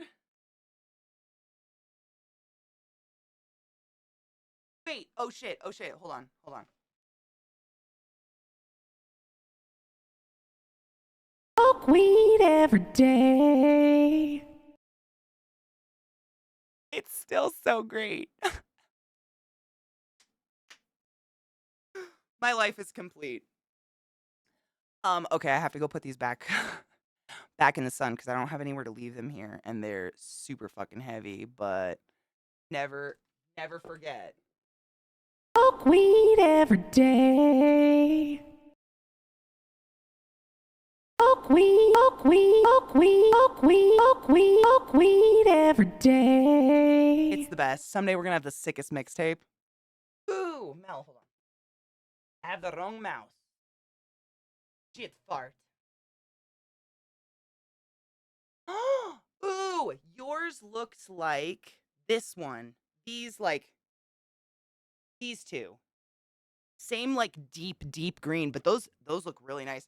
When you said fabric, I was thinking like, you know, the ones that you like plant into the garden and they kind of disintegrate. That's why I was like, why the fuck would you do that? No, that makes way more sense. Way more sense. Beautiful plant though. See, mine's not near that size yet. I don't have like a whole second branching, although they're trying. Shit fart, I can't see you. That's my marriage iguanas. Aren't those beautiful? Aren't they beautiful? 4 years. Dude, those look brand new. That's fucking nice. And you literally just empty them out, hose them out, and they're good to go. That's awesome. Aren't they beautiful? This guy's obviously the one closest to the sunlight most of the time, but they all honestly look really good. I need to water them today. I try not to overwater them because for some reason, Colorado has like an air mildew thing where moist places get a weird mildew that can destroy plants. But it's, you got to keep them wet at the same time. But yeah, they're gorgeous. I'm going to spin them this way so they sit in the window the other way. They're right. And it's interesting. Like I was saying to people, Lizzie, like, I have no idea what strains these are, because I literally just like grew some seeds I found over the years. And I'm already starting to be able to tell, like, I don't know for sure. I'm not perfect. I don't know shit. But just what I know about sativas and stuff, like ones that are straight upright like this beech and really, really vibrant green, and they tend to grow a lot faster, probably sativa, whereas the short, bushier ones tend to be indicas, but I don't know. Nobody knows. Exactly, and that's right. Most of what I buy is either like, I get it all across the board. So I don't know, but I know they're not all the same. I never got this many seeds out of one weed. One weed order. That'd be crazy. They're beautimous. Okay, I'm gonna put them back in the sun. I'll be right back. Enjoy smoke. Heavier than I thought. I'm an idiot. Have you all heard this? Wait, what is it? I've heard many things.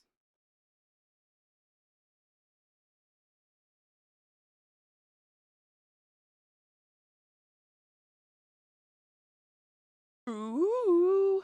Oh, really? I hope you enjoy your money, dear rapper.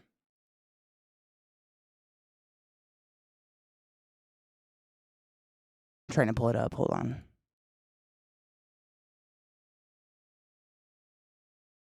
Yeah, it's not my favorite. It's I heard it it's from a soundtrack, a movie soundtrack. And because I listened to some songs from said movie track, now it's like, hey, do you want to hear every song ever from that movie track? And sometimes you just super want to say no, Not all of them. Wait, Fall Out Boy is alive? And like relevant? Still? Interesting.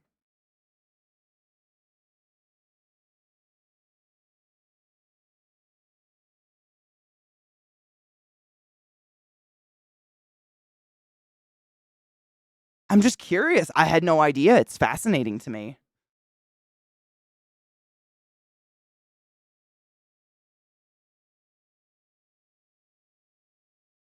My monitor got moved by my mic arm. Don't be a cunt, mic arm. Get over yourself, bitch. Is it good?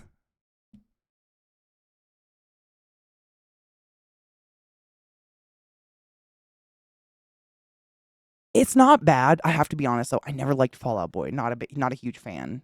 respect for the music. Like, obviously, it was very popular.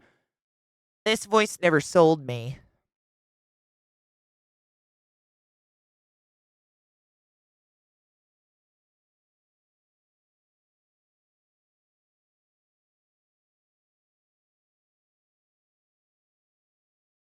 Wait, what's happening?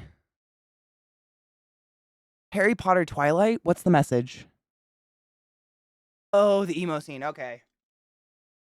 My sister was more into, like, my little sister Sarah, she loved Fall Out Boy and, like, Sick Puppies, and I think it was just emo wasn't a thing when I was in high school, so it came out emo in the scene came out when I was in college, and I think I was just, like, just beyond it.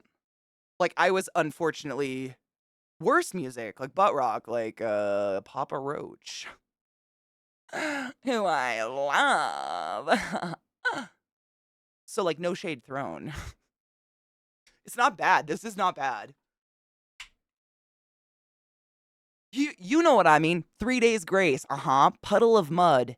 Fucking Nickelback. That came out of my genre, my era, being like, ooh, yeah. Oh, I'm so sorry. Yeah, it's not better. It's bad. My microarm's being a cunt today.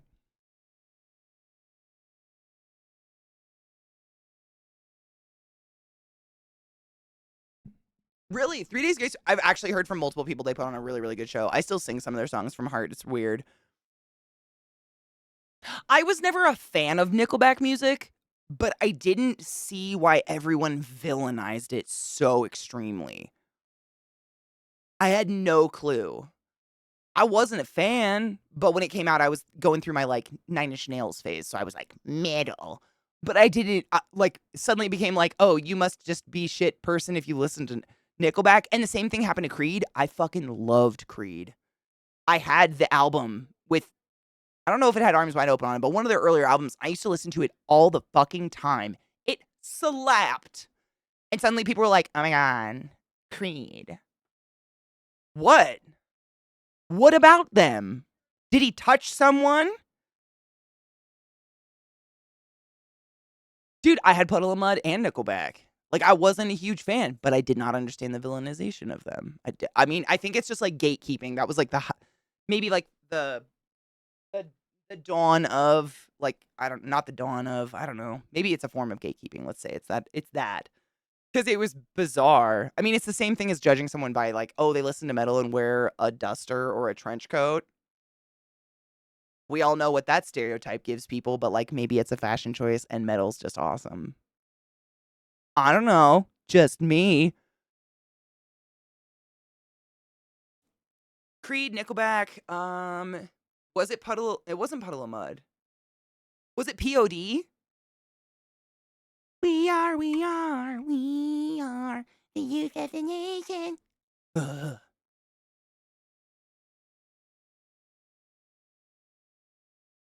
Donna, same. I learned very young, and I'm sure you did too if you liked metal. Anybody that liked metal, like, you learned very young, if you especially assigned female at birth people, you don't say you like metal in public because that's just a test. Oh, really? You like metal, huh? Well, have you ever... You guys know I bitch about it all the time because it literally destroyed me as a child. I just became very secretive about what I listened to, so it didn't matter. But I never got it. Like, when memes would come out about just hating people for listening to Nickelback, I was like, what the fuck? Did they do something? I don't think so. Name every iron ever. Name the elemental table of soft and hard metals. Yeah. No, thank you. I don't like tests in my friendship. Yep, Donna, I had the exact same. I had the POD CD, and someone was like, you realize that's like gospel? And I re-listened to it, and I'm like, oh my God. But so was Flyleaf, and I fucking dug Flyleaf. I saw Flyleaf, and was it Saliva? Was that a band? I think. In there. It might have been them. Yeah, I think it was Saliva. They, like, opened for them. They were phenomenal. They did such a good job. Ever since my sister tried to get me into them in high school, dude, like, my brothers were so much older than me that they really didn't have much influence on what I listened to. Thank fuck, because they listened to not the most entertaining stuff. In my humble opinion. I kind of got my own thing, which was nice. I got to do what I wanted without like an older sibling being like, "That's fucking stupid." Although my parents did worry about Satan for some reason. Allie, what happened? Did I miss it? It might be so far up that I literally can't scroll it. Oh, nope, got it. I'm moving out around September. I'm selling things to get money. I had to sell the crested geckos, which I was kind of at terms with. Saturday Bella leopard gecko passed away. Oh, honey. Oh. Even if it's only for 10 minutes a day, it's important to sit in a quiet place and breathe. That's the best advice I can give you. I too have been through many shitty times in my life, and there is no reprieve. It's literally just like survive it. It'll end, but you got to survive it. And 10 minutes in silence to just like can sometimes make a huge bit of difference. I wish I had any better advice because it just fucking sucks sometimes. Flyleaf Breaking Benjamin. Ooh, I liked Breaking Benjamin. 3 Days Grace live in concert. Oh, dude. I got to meet Layla, and man, was he a diva? Layla was a diva. Who's Layla? Wait. Who's that the lead singer of? Hail Satan. Amen. Who? That's what I was going to say. I thought that. I think Glut told me that. Flyleaf had 2 different singers, right? I don't know which one I saw. I'm assuming the OG. I don't know when they changed. I don't think I was still listening to them actively when they changed singers. But I didn't even know that for the longest time. They looked so similar that, like, you know, from a distance with a band shot, I guess I just didn't even know. Weird.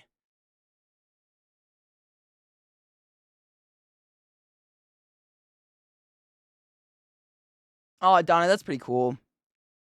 CJ, how are you, love? Hail the Dank Lord. Oh, I packed a bowl before we left, and then I went and got my plants and had to show them off. Yeah, my parents they listened to, like, pop country. So, I guess I have a really diverse taste too, but it's bad because, like, I like some pop country. Like, if Tim McGraw comes on, I probably know every word to every single song, and I'll probably sing it because I like to sing. But it's not I don't choose to listen to it. It's there. She's up here. You know, there's, like, a whole catalog of, like, that late 90s, early 2000s, like, pop country. Pop-ish country. Oh, Stains. The Stains. You see them stains? That ain't pay, that's squirt.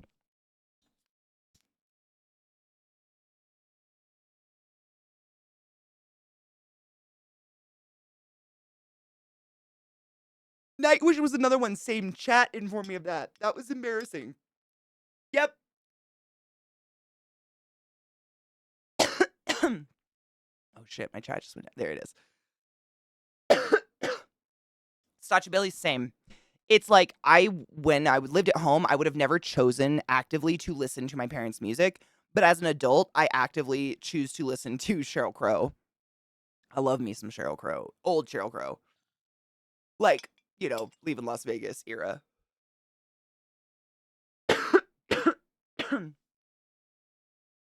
Welcome back, Yeatsy. How are you, love? Dad's influence on my music was, when I was a kid, was like Les Mis, Fleetwood Mac, Pink Floyd, Moody Blues, Hans Zimmer. Yeah, you're lucky. You're very lucky. I felt, Lizzie, I'm not kidding you. I like already had my period when I knew that you could actually own, that you could purchase anywhere in the world a soundtrack to a movie. I had no idea. Literally, I found out because I was torrenting things on, like, whatever, Kazaa or whatever the fucking original torrenting thing was. And randomly, like, the words OST. I remember this so clearly, and this was so fucking long ago. It's weird. But I remember I would search, like, Britney Spears Toxic or whatever I wanted to download on torrenting shit. And, you know, it would give you a bunch of nonsensical stuff as well as your search results. And I kept seeing OST popping up over and over and over again. And this was before Google or cell phones. And I was like, what the fuck does that mean? And eventually someone actually wrote it out in parentheses, official soundtrack. And I was like, oh my fucking what? My brain blew out my asshole. I had no idea. I was like, you have to watch the movie to hear the music. Duh. No clue. None. Vibin-ish. Quite stoned, actually. Thank you for asking. I love Daft Punk. I would have really loved to see them live, to be honest. Show tunes. Okay, I did grow up listening to music. Is show tunes? Do you mean like Carousel and South Pacific? I'm gonna wash that man right out of my hair because hard same. But I didn't have like a way to listen to the music separately from the movie. Like if you wanted to hear the music, you had to put the movie on. Duh. I didn't know.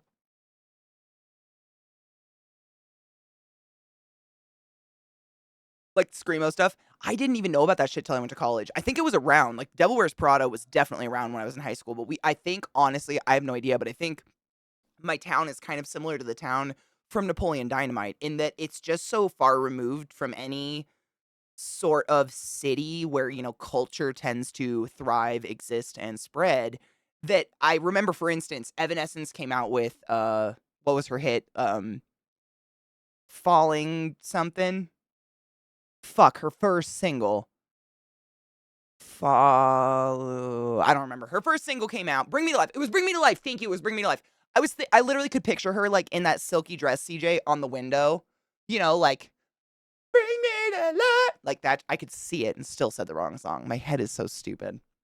When that came out, we didn't know about Evanescence or that song for 6 months. It was already like not on the top charts anymore by the time my town found out about it because we couldn't even get radio stations because we were like in the corner of Idaho, Canada, and Washington where you don't get shit.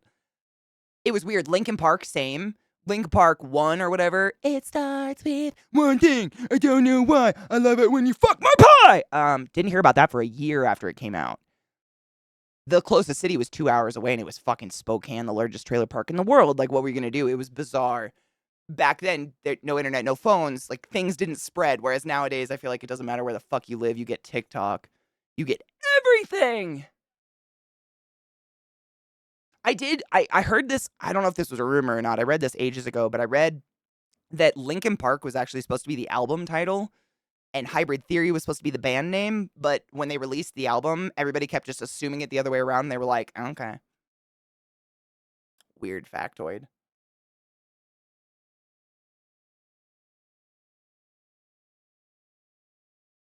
From musicals on records, Jelly. Music Man Cats, Fiddler on the Roof. Yeah, I grew up on that shit too. But I was in theater. My mom put me in theater when I was like 4 years old, musical theater.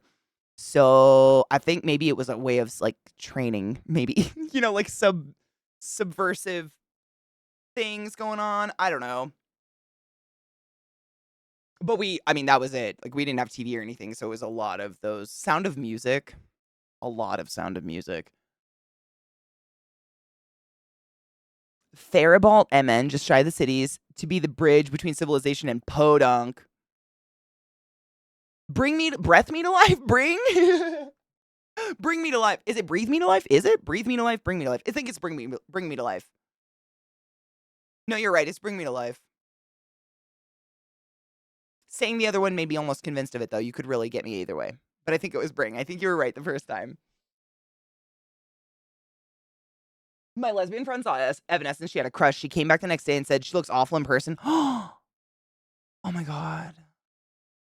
That sucks. I might come off as a bitch sometimes. Everybody comes off as a bitch sometimes. Maybe it was a bad day. Also, wasn't she like really young? How old was she when she first became popular? I think like not even 21. I think she was like 20 years old. I hate to say it, but the younger we are, the more like fucking little cunts we are. Some of us change. Cassettes to the car. I mean, we had cassettes for ages. My first CD that I was given was like Britney Spears, I think. Pussy. Live in the UP. No band comes here. I have to drive 6 hours to WI or 8 hours downstate. Jesus Christ. Oh, that fucking sucks. You have to basically make a trip out of it then. I mean, to make it worth it, wouldn't you just stay there for at least a couple days? Because that's crazy.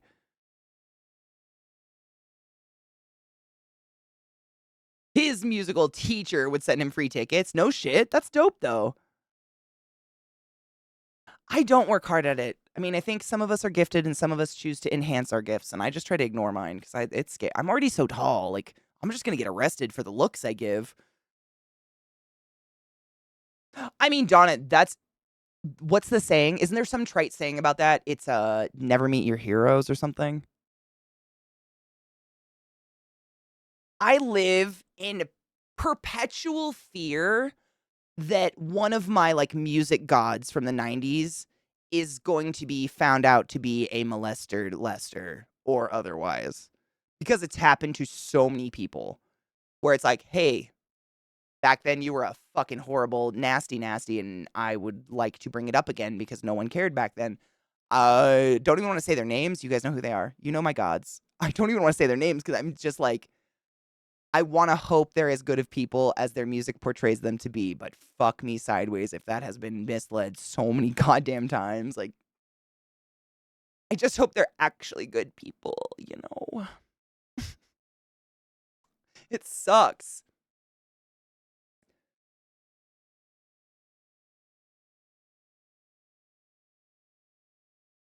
You too, Oshung baby birthday gift. That's great.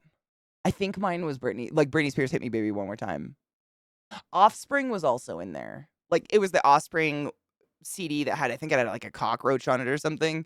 That was definitely one of them. First CD I ever bought for myself was TLC Crazy Sexy Cool and Savage Garden. Truly Madly Deeply, I think was the album. It had the Chicka Cherry Cola song on it, which I can still sing by heart to this day, and I'm a little ashamed of it. Those are the two I ever bought by myself, though. I was so proud. And then my mom took that TLC away so fast. The singer of Rammstein's a creep? No! Oh my god, is that fucking recent?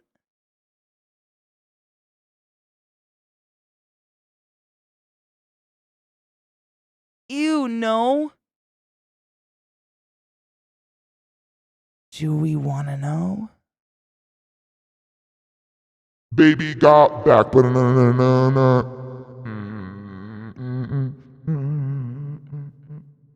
I can't help it if I've got a heavy flow and a wide set vagina. Bye. I have found memories of Lake Gogabik. Fond memories found. Jesus Christ, Katie. It's a damn long lake. 17 miles? Holy shit. And it's a lake? You know, the like branch of the Columbia River that I grew up on, Lake Roosevelt, it's so long. It's essentially a river. I don't know how long it is, but I wonder if it's up there. I want to say it's around like 12 miles long. It's fucking long. Like, it's crazy that it's called Lake Roosevelt because it's not a lake. It's created by a dam, you know, it's the Columbia shit. GJD, thank you so much for subbing the class, keeping the class 11, giving it 8 swings. And don't forget to use your Prime subs. You don't have to use them here, but for fuck's sake, use them. Jeff Bezos gets to pocket that $5 up his crusty asshole every single time you forget about it. And there's streamers out there struggling to live. Pick someone worthy and gift them the gift of the Prime. Thank you kindly. Thank you. I appreciate you. Oh, I'd kill to see Queens of the Stone Age. Lucky you. It came out recently. I don't want to know. It's bad enough to never listen to Rammstein again. You know me. Like, you know my standards. Is it, like, up there? Because I don't... We've had so much bad today. We don't need to go into the deets of it. I know you know me. Is it, like...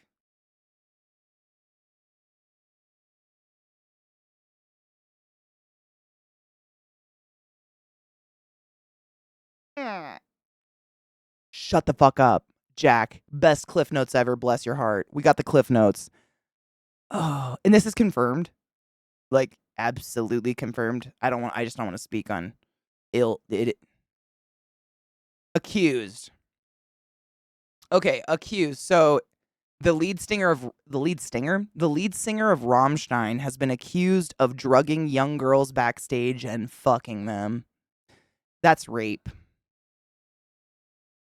Am I totally off kilter to say he's drugging women and raping them?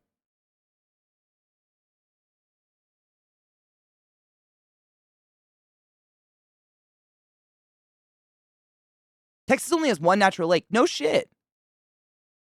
I thought your state had a fair amount of fucking water, to be honest. But maybe that's the coastline I'm thinking of. That's fucked up.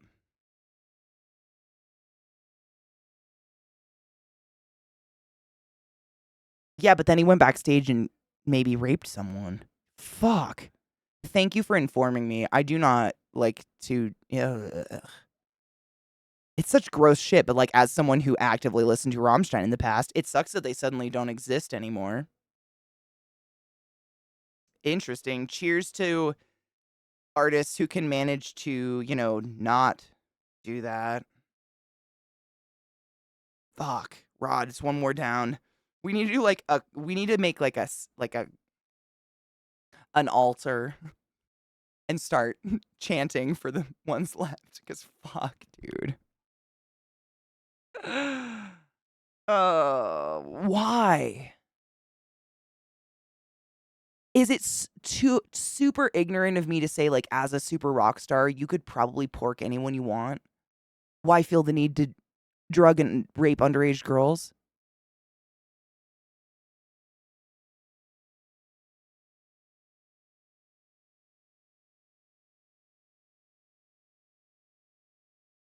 Oh, it's the dams. Yeah, that's basically Eastern Washington. Like Eastern Washington, as far as I know, it's got lots of rivers going through it, like the one I grew up on, but the rest of the state, like once you get, an acre away from the water source, it's grassland. Like it's dry fucking grassland.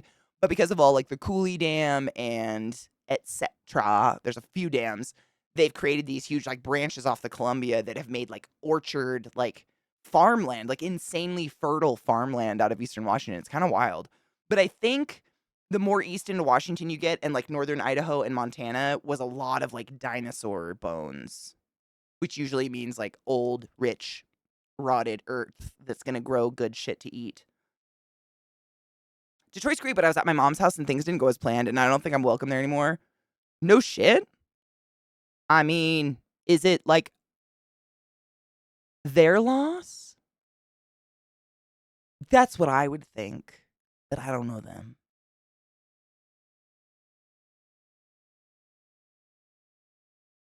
You know?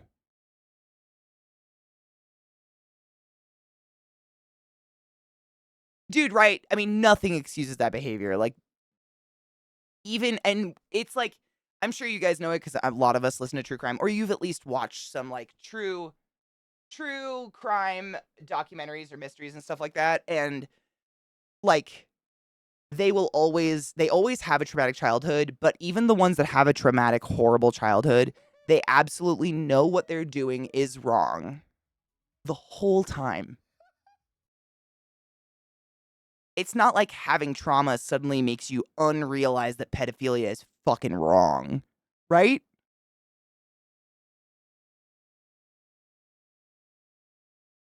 Washington State does not consider it green energy, which is fucking strange. Yeah, my dad's fought that for years because where we lived on like Lake Roosevelt, my dad built a house and the property next to us, the 10 acres next to us, had lake rights, meaning they could just suck water out of the lake and use it at will. Whereas if we did it, we'd be arrested. But the whole lake is fucking man-made, and like the dam sucks it all to nothing and puts it out to the lakes grow and shrink by miles. It's insane. Troubled they don't consider it green, and I don't know why, because it's the source of all irrigation in Eastern Washington, which I think Eastern Washington creates, if not the majority, pretty darn close to the majority of apples and cherries that the U.S. consumes, I think. There's a couple fruits that just grow damn well in like central Eastern Washington. I can't remember which ones. I think apples and cherries. And grapes. Is it grapes as well? Thank you. There are a lot of fucking vineyards. I should have known that. I've been to so many goddamn vineyards in Washington.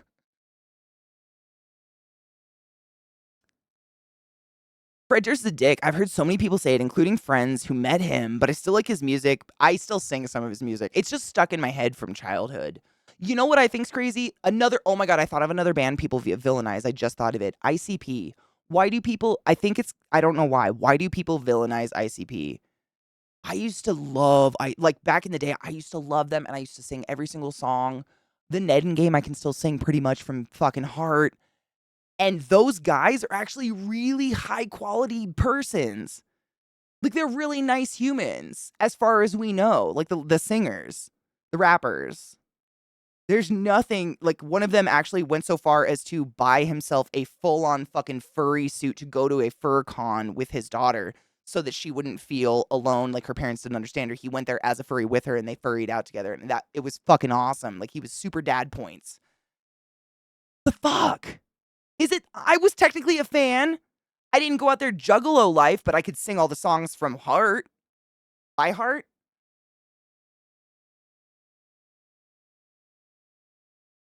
I didn't have a Hatchet Man on any clothes, but that was poverty, man.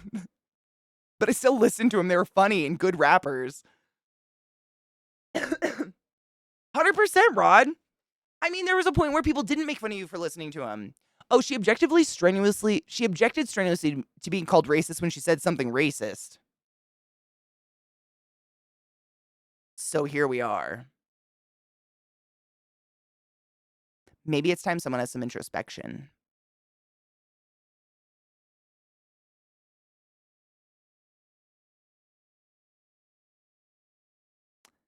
Someone famous being mean or a jerk or a bitch doesn't mean we shouldn't like their stuff. When they do rapey things and shit, yes, I agree hard. Everybody's allowed to have a personality.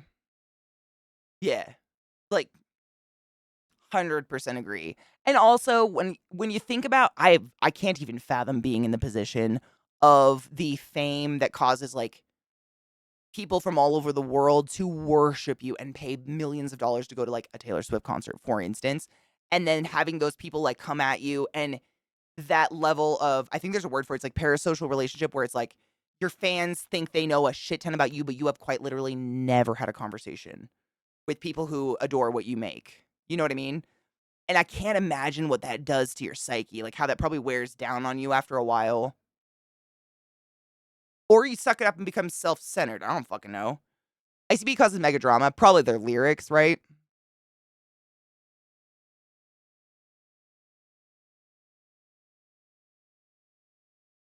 ICP is villainized because they're different. People are angry and afraid of what is different. That's what I thought it was. It just feels like such a... It feels like such a like cop-out answer because that's the answer to everything, but it kind of is the answer to everything. It's not in that it's not a cop-out answer. You know, when you're taking a test and for some reason you get C 3 times in a row and you're like, that can't be it. Better go change one. Kind of like that.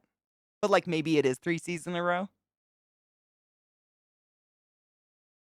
Hydro's green in the sense of carbon emission, but there are broad and subtle ecosystem impacts, especially if the water source has been human engineered. So if you took 2/3 order impacts, it can change the environment impact assessment significantly. No, that actually makes a lot of sense. UNCK were the problem? I mean, Mayo, you knew that so long ago, though, honey. I think that's apparent from the get-go. Raise your hand if you were a class clown on accident.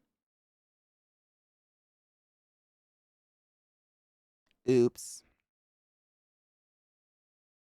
Who's the disruptor in the class that had to have their desk pushed up against their teachers? This bitch! And they told me I would never make a living talking.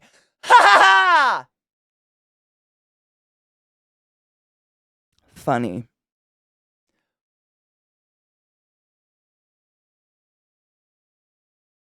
I thought my boyfriend in high school liked ICP because he had a shirt, so I got him an ICP. Oh my god, he had no idea who they were. Did he like them when he listened? Did he listen? Did it get better? I have no illusions. I know damn well that if I were to approach Maynard or Tatiana in public, they would not be happy. That's how I feel the same.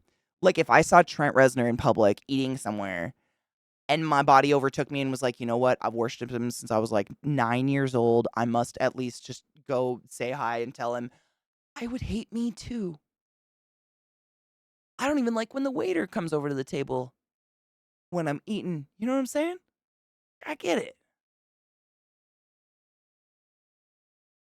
But I'd still lick something he sweated on. WDV, me too. I have actively listened to their music, like recently. It's still pretty dank. Like the old stuff that I used to listen to. And we all know fucking Miracles.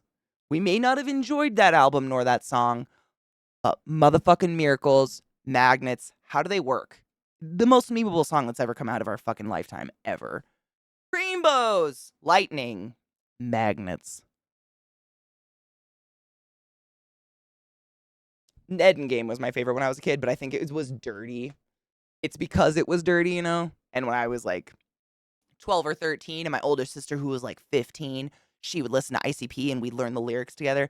I was like, ooh, this is dirty. Yeah. Dick, suck it, titties. I felt so badass. Hold up, David. I'm trying to grab it. I've seen so much really cool Lilith cosplay on TikTok and Instagram. Oh my God. Swamp. Ooh, I don't know this makeup artist. Oh, did you just give me someone new, David? I don't know this person. I know most, I mean, not personally, but like I'm well aware of most makeup artists because I'm obsessed with them. I don't think there's anything wrong with being an ICP fan. I don't think there's anything wrong with being a why? Like if you're wearing a hatchet, man, and you're going out and like setting fire to a city and taking lyrics seriously, like you have a lot more mental issues than the music choices you have. In my opinion, allegedly. Tom Savini sounds familiar. Are they a musician? Musical person? Oh, knew who ICP was. He just didn't like the music. Oh, he didn't even like it. Oh, that's so much. I'm sorry. Sorry, I misunderstood, and that's so much worse. That sucks. Oh, that's probably why. I'm really bad with names. Like, I couldn't even say one out loud, and I watch makeup artists regularly, like, almost every day. I could not. One name doesn't even pop to my head. I'm so bad about it. I can see their faces. Someday, when our eyes can project images for other people to see what we're thinking when we want them to, we'll have way better communication, chat. Way better communication. I get, if anyone a day older than me saw me wearing a Maiden shirt, you weren't even born when that came out. How can you like that music? You're too young to even understand. Unless you were there, you don't get it. You don't even know. Do you even, is that the Crypt Keeper? I don't even.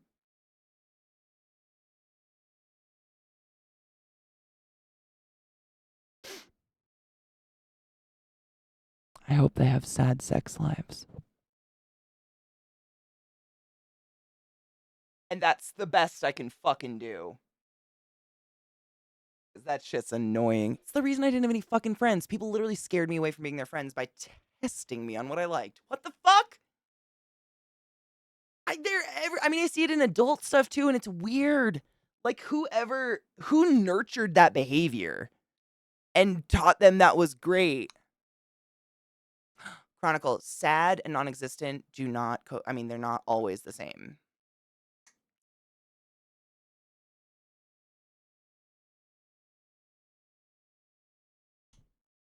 Smoke weed every day. It was laid out on a platter and I could not fucking help but take a bite. I love you so much. I'm so sorry.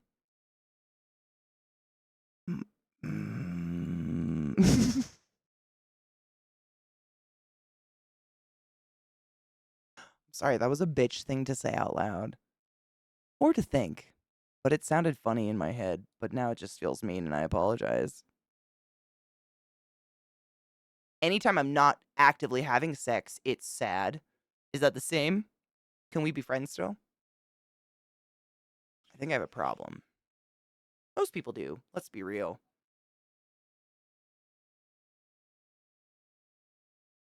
No shit, you grew up with his daughter? That's pretty cool.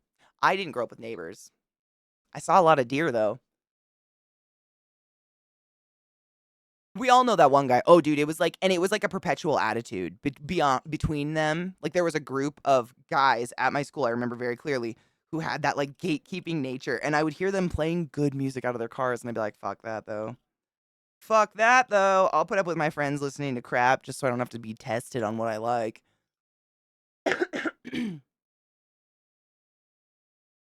I mean, Chronicle, honestly, seriously, honestly, all jokes aside, people that are struggling to find a relationship or struggling to maintain a relationship, I don't think it's all on people.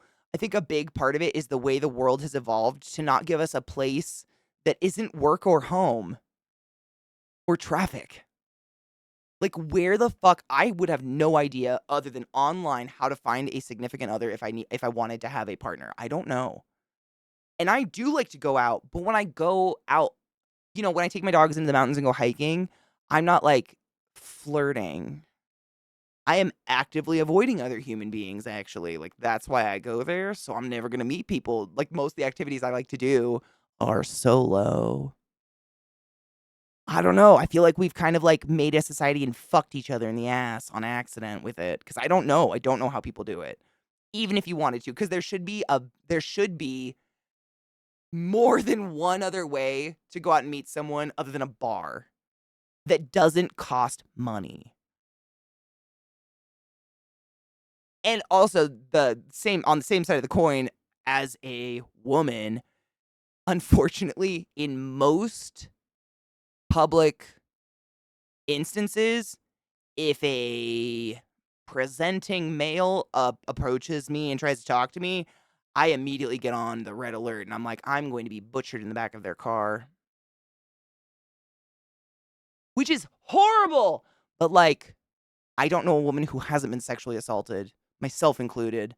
It's horrific. And I'm not saying everyone out there is sexually assaulting. It's just so fucking prevalent that like we have a culture of like fear of each other. And on the same side, dudes are terrified to approach any like I shouldn't say just dudes, but you know what I mean? Like everyone's afraid to approach anyone for fear of either being sexually assaulted or being assumed as a sexual assaulter when really we're all just looking for human connection. Not necessarily human connection, just like fucking connection, you know, like humans. But how do I be like, I'm not looking to harm you in any way. Your earrings are pretty. Do you want to be my friend? You're wearing a Nine Inch Nails shirt. Do you know who they are? Like, how do I do that without coming out straight fucking robotic alien? It's like I need a warning sign. You can compliment me. I won't think it's an attack. Most of the time, unless it's a dark alley and I'm alone, taking a pee. Not the time. But I don't know. I see it. I see it happen. Like I have a lot of people my age, a lot of friends my age from like when I worked at Hopkins and otherwise, friends, acquaintances and shit who are perpetually dating because they just have no idea how to find someone. There's nowhere to go. Nurse Bessie called. We have our private little hen do this. Ooh, fun. Hen do. The big one that her sister's organizing with 40 people. Jesus Christ. Board games and weed sounds way better. And food. Online dating, I feel like it's like luck. If you're really lucky and you just happen to roll across someone who's also actually looking for a relationship, but other than that, it seems like a lot of like fishing, like porn fishing sites. You know? Like you message someone that like has similar interests and is cute and maybe fuckable, and they're like, check out my Instagram, and their Instagram's like, go to my DMs for my whatever, go to my whatever, and suddenly it's like nipples. Like how? I don't know. I even though I'm like in a relationship, I have actively wondered that for myself and others. Like if I would, how? I don't know. I don't have any answers. It fucking sucks. I don't think anybody does. But even if you had a fourth place, most people spend so much time in fucking traffic. When do you have the time to go somewhere? Not a fourth place, but you know, like a place that isn't work or home where you can chill actively and not spend tons of money. Where is that? And when do you have the lifetime? I don't know. Everyone dies alone if that makes you feel any better, Gloomy.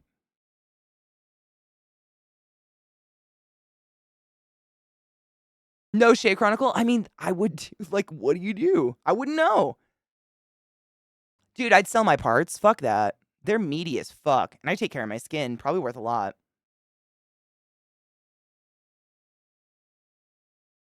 Married but love more friends, right? It's almost like we have to. I mean, I'm not kidding. I feel like sometimes I need to wear a sign that, like, I'm not looking to be porked, but I do like friendship.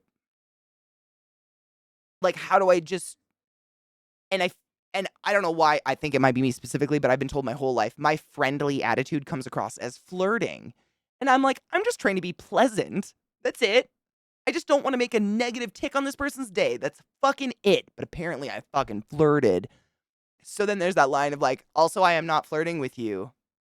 Like I just need a lot of text on my body, I guess. Because how do you, I don't know. It's fucked up. As an adult, like I struggle with how do you make friends? Like Rod and I met on the internet. We met through Twitch and now we're IRL friends because we just happen to be local. But like, I don't drink. I don't go to bars. Most of the shit I like to do is like solo or like one other person involved. Like, I don't know how to do that. So if you didn't like maintain friendships as a youth, Not to give you an existential dread, but you're fucked. Everybody does alone, though. You have no idea how many spouses I've seen look at the bed and go, they don't know I'm here, right? And just leave.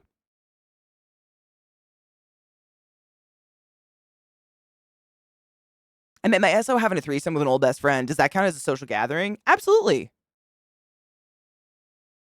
Wait, were there snacks? And were you wearing shoes?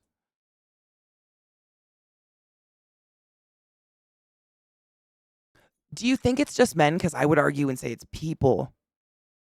It's people are starved for just a positive interaction. Because I don't get them either. Like, women hate each other on the level of, like, female cats hissing on fences at nighttime. So we don't even make eye contact. And men are too afraid to speak to me or look at me because I might think they're flirting or want to kill me. Or they do want to kill me. Like, I can't remember the last time I just, like, hung out with a group of people who I knew casually. Just doesn't exist.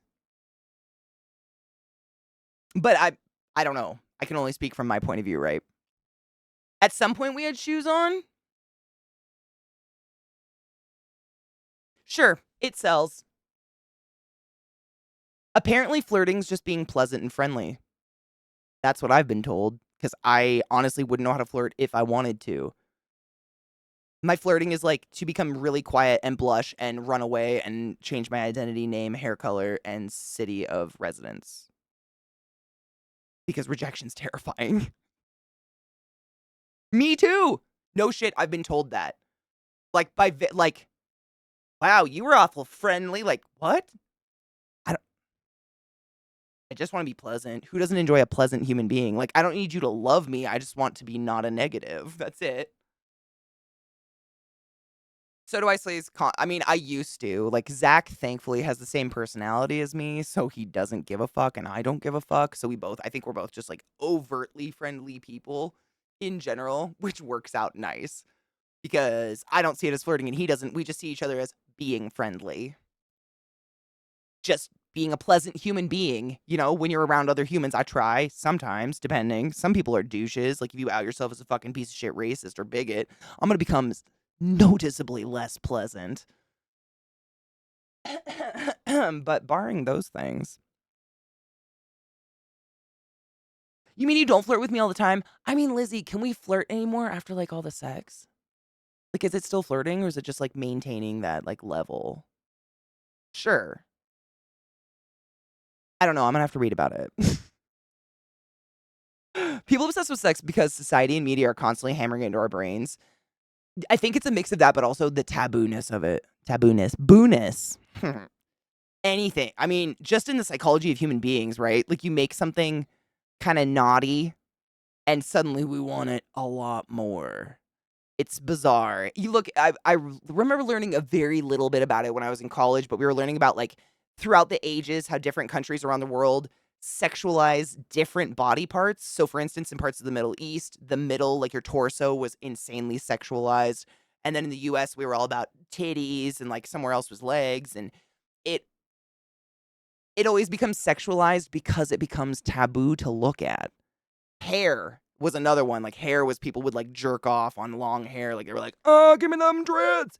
And so they were like, cover your hair. It's God's gift, or we're going to shave it off.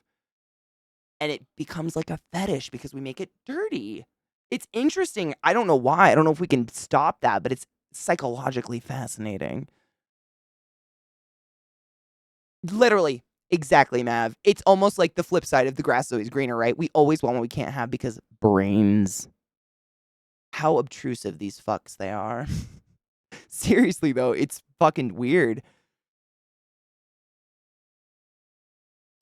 I don't think that means that, Trouble, honestly. Like, I've never been able to tell. Like, I mean, not to bring up too many personal examples because you cannot generalize, but no shit.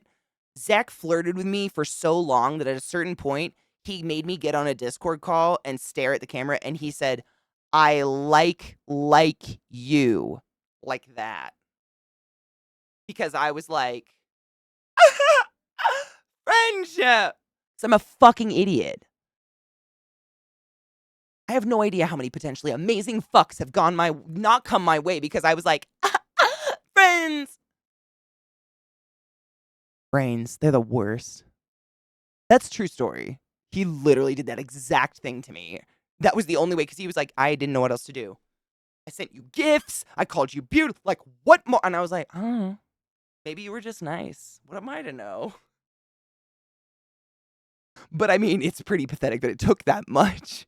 But I'm the same. Like, don't feel bad. I think a lot of us are like that. I think we're trained to be very humble about ourselves. And so when someone else comes at us with, like, you are special or, you know, you're unique in any way, we immediately shoot them down because we were just trained to. I don't know why. It's okay to have a little confidence. Like, don't go overboard, but damn. Like, just don't think about it, dude, for real. I know. When's the wiener coming back? Which wiener? I mean, I don't have more than one.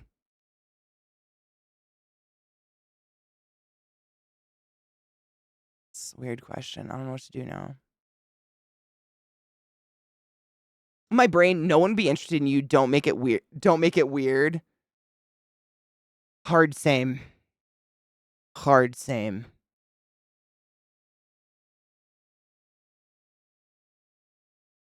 Hard same. Did he tell you that story, Stotch? He's told it a few times on his stream because it is comical. Like, I'm a fucking moron. I'm so oblivious. Like, I decide how someone feels about me before I give them the chance to tell me how they feel about me. And when they tell me how they feel about me, I'm like, don't lie to me. I already know how you feel about me. You fucking piece of shit liar. Get the fuck out of my... But crazy girl brain being fucking crazy again.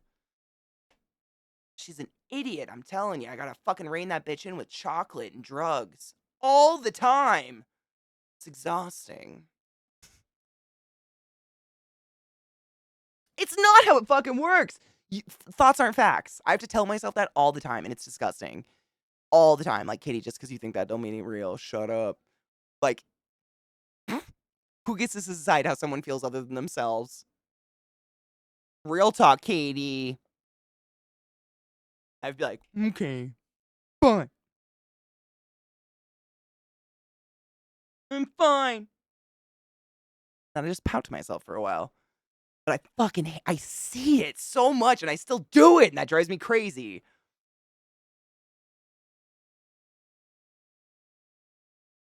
That's what the weed's for, Leaf. 100%. Literally, my cat just licked my monitor. Oh my god, yes. We are the same. Mav, I am so sorry. The pain. Do you ever literally just, like, lay on a pillow pissed off and you're like, you scoot your body further away because that makes a difference and they'll notice?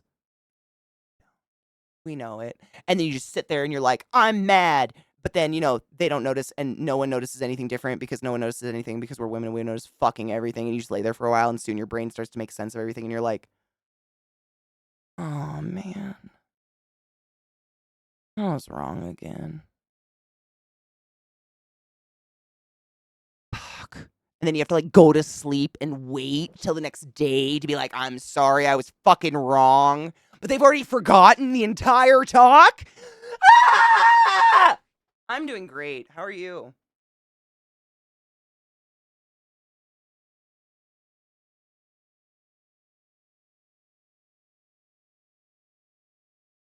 Don't forget your Ovaltine. Brains are so dumb. I get really mad at my own all the time. Therapy is necessary. So fucking necessary. You literally, you just fucking sit there and you're like, did I debate myself? And what? How? Can I not debate myself into maybe eating less candy and maybe eating a salad once a week? No, but I can debate myself into thinking that everyone dear to me fucking despises my mere existence. Thanks, Jesus.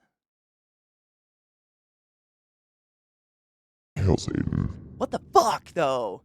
Debate, honestly, it's like trick yourself. I unfortunately grew up in a family that is both Jewish and both super racist, and they used to say things like "jip" or a Jew. And my way of trying to change my own personal vocabulary once I learned these are horrible words is to say debate, but it's like an internet term, I think.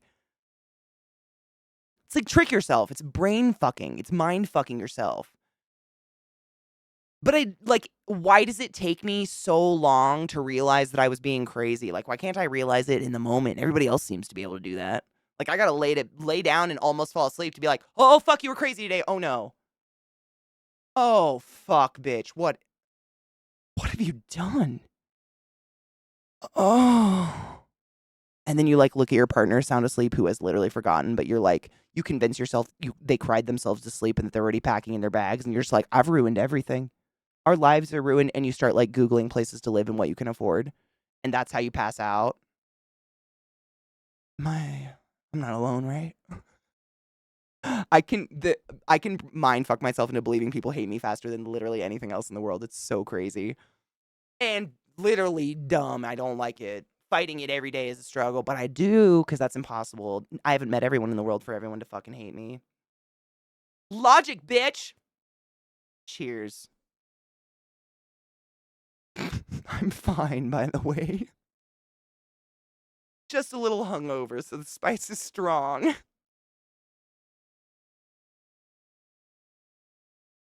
They don't, exactly. It's literally impossible. It's impossible. A, I have not met everyone on the planet, and B, like, I don't know that many self-loathing people in the world that would still keep in contact and choose to hang out with me if they literally fucking despised me. But our brains, it's like our brains can't let us be happy. Like, that's too much serotonin, bitch. Remember that one time that kid told you he had fat thighs?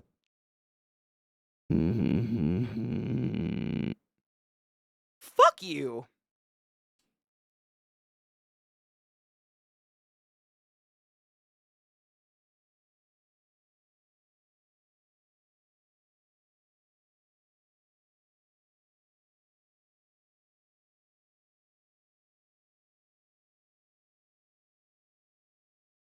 I know, when you wake up and you're like, 3-room bed, 3-bedroom in this fucking economy? Absolutely. We're making bunk beds. Kids, chop some fucking lumber. Get the axe, the sharp one. We'll be right back. And you just hear like a goose, like, "Wah!" and feathers be plucked in the windows. Yeah. In the middle of downtown Seattle or something. I could fucking see it. No, Pitsy, 100%.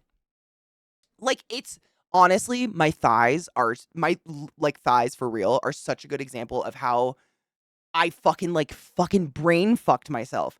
I want to say I was like 25 years old before I ever wore a pair of shorts in my life. Ever. Because somehow, I have no idea where the fuck any of this came from, but I convinced myself mentally, not like a fucking pep talk or anything, but somehow over the course of my life, I convinced myself that the fact that I was super tall and had big, thick fucking thighs and a fat ass, that exposing the world to those things was not only my responsibility, but my due fucking diligence to keep it under reins.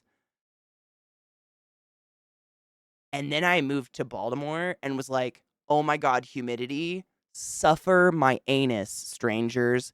Katie could give no less fucks at all. And after literally wearing shorts, like just saying fuck it and being super insecure, but wearing them anyways because I couldn't breathe in anything but scrubs or shorts because the humidity sheerly was so fucking heavy. I had this weird, like, I don't know if it's a, what's the word, like a epiphany. I have no idea. I'm sure other people have had this thought. I am not unique in this, but I had this weird thought laying on the beach in Florida with my friend Jessica. We were laying there in our bikinis, and she is like a perfect doll, like sample size, perfect shaped human being, like perfect. She's just glorious and has perfect skin. And I am like tall and awkward, long legs, whatever, but still a perfect body. Every body that works is perfect. And I thought to myself, she made a comment. No, this is what happened. She made a comment and she like grabbed the side of her thigh and was like, I hate this, like this. And my brain was like, oh my God, the person you were actively thinking is beyond perfect hates themselves just as much as you do. And then I went further. This was all like within a few milliseconds. My brain went further and was like, holy fuck. Everyone on this beach is so fucking wrapped up in how they look. They don't have time to look at your thighs or your ass. Because I've never looked at another body on a beach in my fucking existence and even noticed the body. Because the whole time I'm there, I'm like, suck it in, this angle, sit up straight, suck it in, suck it in. I'm not hungry, I'm fine, I'm not faint. Everyone's doing it. So now I just fucking don't fucking give a fuck. At all. And neither does anybody else. It's so fucking enlightening. Nobody gives a fuck. Nobody. Unless you're like flapping labs at their 4-year-old's face, because that's eye level and that's weird.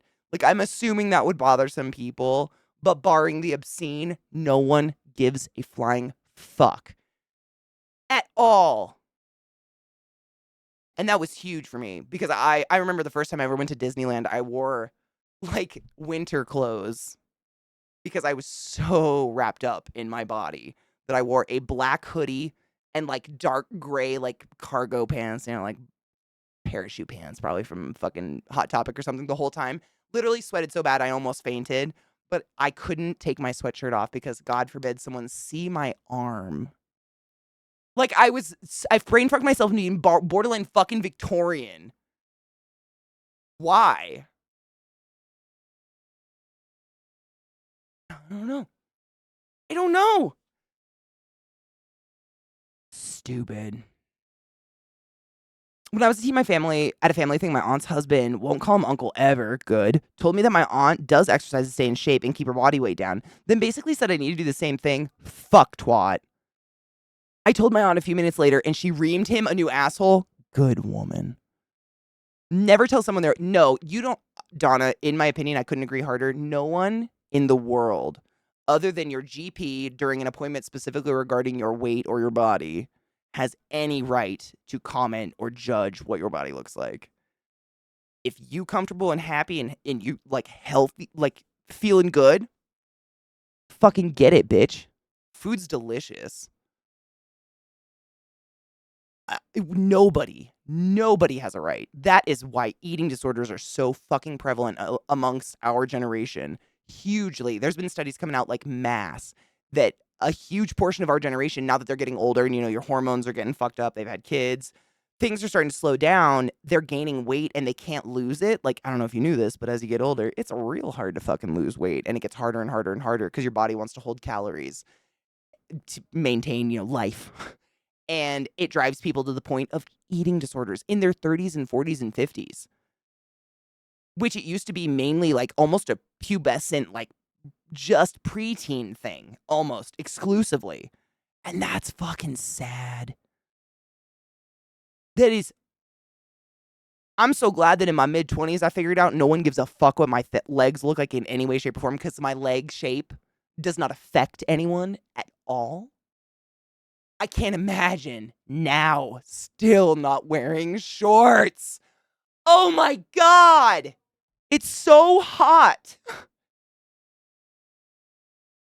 I went so long just like sweating.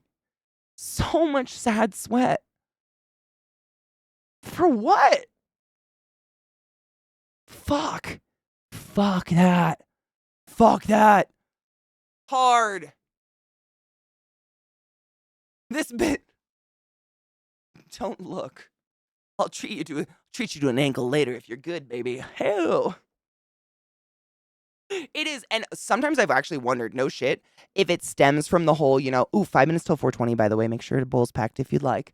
I've wondered if it stems from, I'm sure if you're my age or older, like, actually, I think people with kids in, like, middle school, people in the chat with middle school kids have confirmed this is still a thing in a lot of schools. But for instance, when I was in school, we couldn't wear shorts above our knees, and we couldn't wear a shirt that didn't go beyond the shoulder cap. It couldn't be a tank top, even a wide, and the neck couldn't be below your collarbone. These were just the standard, but only for girls. And the way it was like explained to us was that like our bodies were just distracting to everyone in the class. And if we showed like this or like this, then no one would be able to do any schoolwork. And I wonder like how deeply psychologically fucked up we are from having that at such an early age just get pounded into us. I don't know, but I wonder. Because I still think about that when I go out. Like I think about like, where am I going? Is it mainly men? Hide your boobs. Just simply because I don't want anyone putting their arm around my waist to simply move me out of the way where they did not need to touch me, or move me out of their way because I wasn't in their way. But for some reason, if my tits are out or I'm wearing tight clothing, suddenly it's like, let's touch that one. Fuck you. But it's sad that I have to do that anywhere. Like I have to think like, where am I going? Can I just go there in these short shorts, or am I going to be sexually assaulted in the parking lot? Because it's just facts, and that's gross.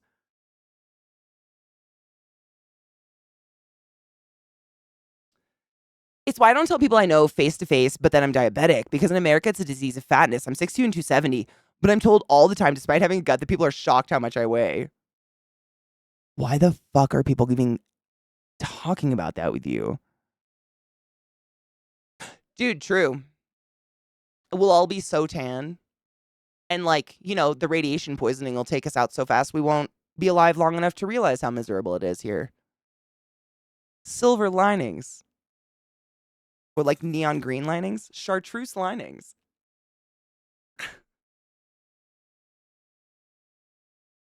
Ugh.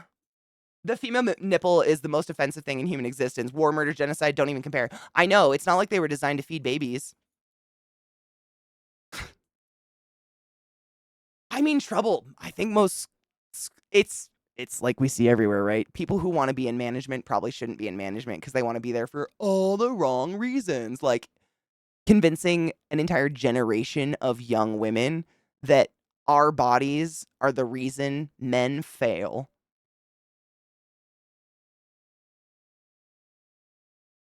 Now cover up and watch them succeed. Okay. That's fucked and it hurts me.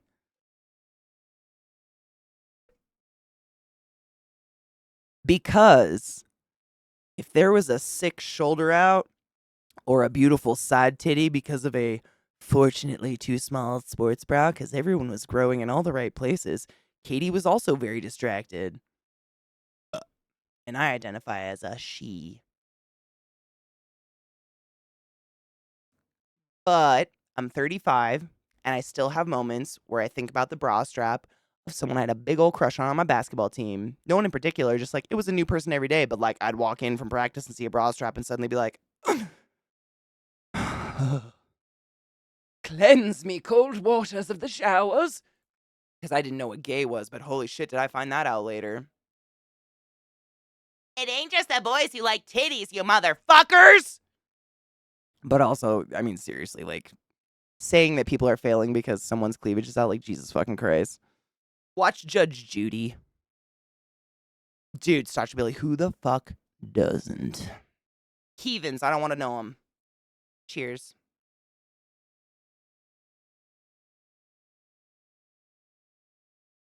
What up, Spence? How are you, love? I have a creeper. Happy 420, everybody.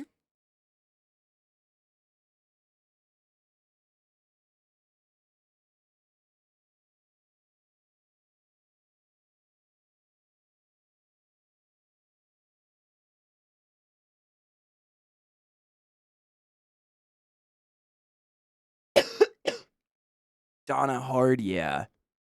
Kids are fucking cruel. And what's really sad, I remember, I think I've told you guys, like, I took, in order to get a minor in psychology, minor? Yeah, in order to get my minor in psychology, I believe that's where I was at in it, I had to take at least one child psychology course. But at this time in my life, I was like young and dumb and whatever, and I still had this attitude of like, I fucking hate kids. I've never wanted kids, but I had this opinion like I hated them. Seriously, I would say shit like that. And it took me one child psychology course to learn I don't hate kids, I hate their parents. Because kids are just little mirrors of them. So that made me then like think back to being bullied as a kid because I was tall and matured faster than everybody else, so therefore different. those kids were being abused by their parents, and the kids were just repeating what was happening at home at another kid. Like, holy fuck, what's more sad? Yes? Jesus Christ.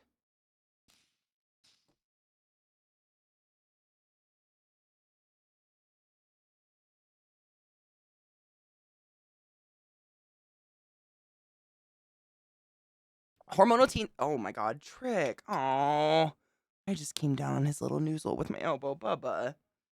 You know mom talks with her arms. You always put yourself in danger. He just harfed outside. Oh my god, I meant to tell you guys on our last break. I was standing in the grass, like looking at Instagram while they go pee, and I just hear like, and I heard a splash. Poor boy harfed so much I heard the splish splash of it. Fucking gross, my poor boy. I hope you're probably just yesterday was stressful, right? Mom and dad left for a whole like 5 hours. 5. He can't help it. Poor baby. I know, I'm very thankful. They always try to eat it though, and I just never know. Like if they harfed, it probably means their tum tum doesn't want it. Like, do y'all let your dog eat their harf? I don't. But some people do. And like I kind of get it. They eat worse. Dogs are sick.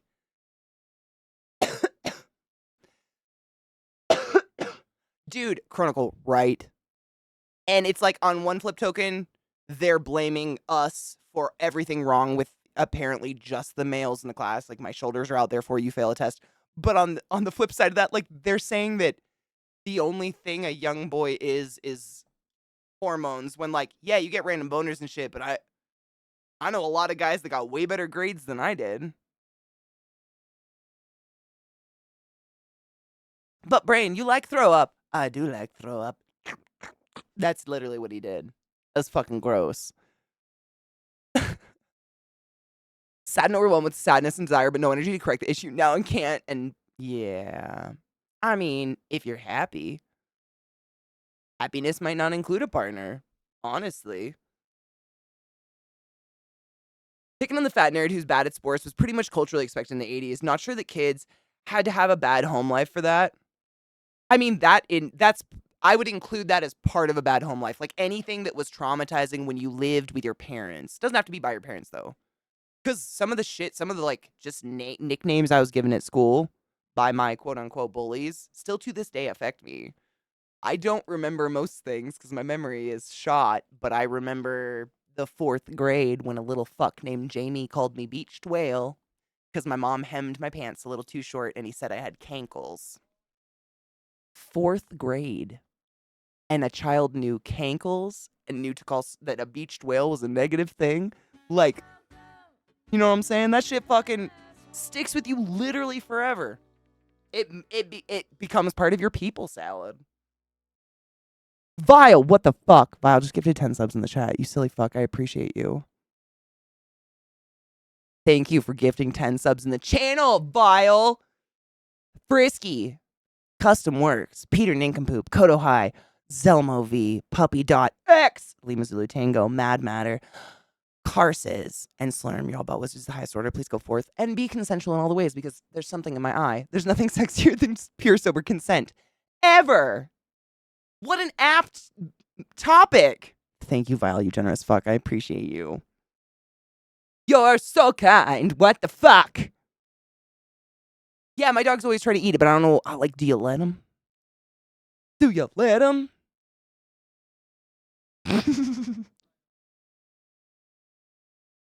I got beat up by my brothers, but never by anyone at school. Cause same, I was like tall and shit. But like, I was definitely bullied mainly by girls. Like I didn't have a girl friendship until college. Cause girls are just fucking mean. I'm still kind of scared of girls, I'm gonna be honest. Okay, so anatomically speaking, a cankle is when your calf muscle attaches so low on your lower half of your leg that you don't have a defined like calf bulge. Instead, it just kind of looks like it goes straight from your knee to your ankle. It's a calf ankle. Cankle. But it's literally just genetically how your calf attaches. But I don't know. I've never seen, like, I've seen some fucked up ankles, but that's elephantitis. An ankle's a fucking ankle, you Victorian fuck. What the shit? Theory, I don't think we ever forget that stuff. Same. My brain blocks some weird stuff, but also keeps some other stuff. I don't know if we ever forget it. Something my mother said to me when I was probably 6 and upset about spilling my Slurpee while I was running to a playground. Oh, Spencer, shit happens when you party naked.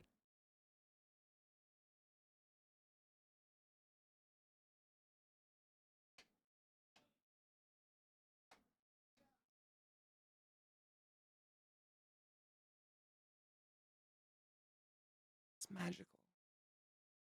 That's pure magic. Dude, you literally grew up like the yin yang of my. I grew up with 3 older brothers. It was great. Loved every moment of it. I'm terrified of women because of my mom, not because of my brothers. My brothers taught me how to not be terrified of men. Men are all just, no offense. I wouldn't say men. I'm going to say human beings who think being abrasive and intimidating and puffing up, so to speak, this shit, they are weak. Weak. That armor is a fucking eggshell. Easily cracked. It's the quiet ones you gotta worry about. But I don't want to say I don't want to like generalize men because I've definitely known women who pull that same bullshit. I've known people of whatever your pronouns or your gender representation is who pull that.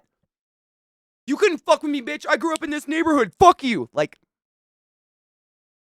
oh.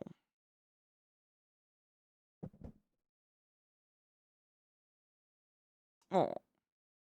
Cute. Fresh. I ain't got time. Like, people who are, in my personal experience, people who are actually tough, they find no need, whether it's conscious or unconscious, they find no need to prove their toughness or to warn people of their toughness.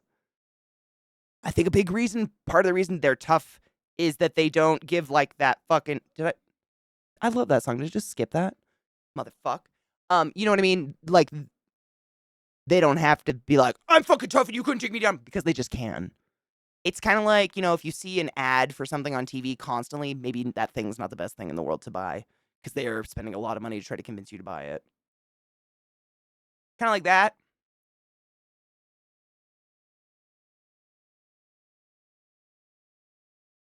Ooh, I wonder if it's because the muscles are more stretched out. Oh, God, Vissy, did you get fucking cupping? Oh, fuck, I miss that shit.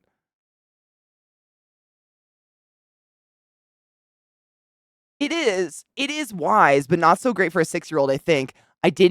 Oh my God. I'm not naked, I'm sad.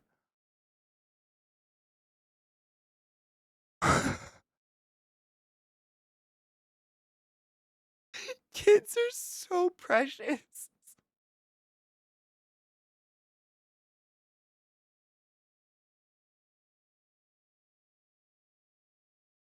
It's poetry.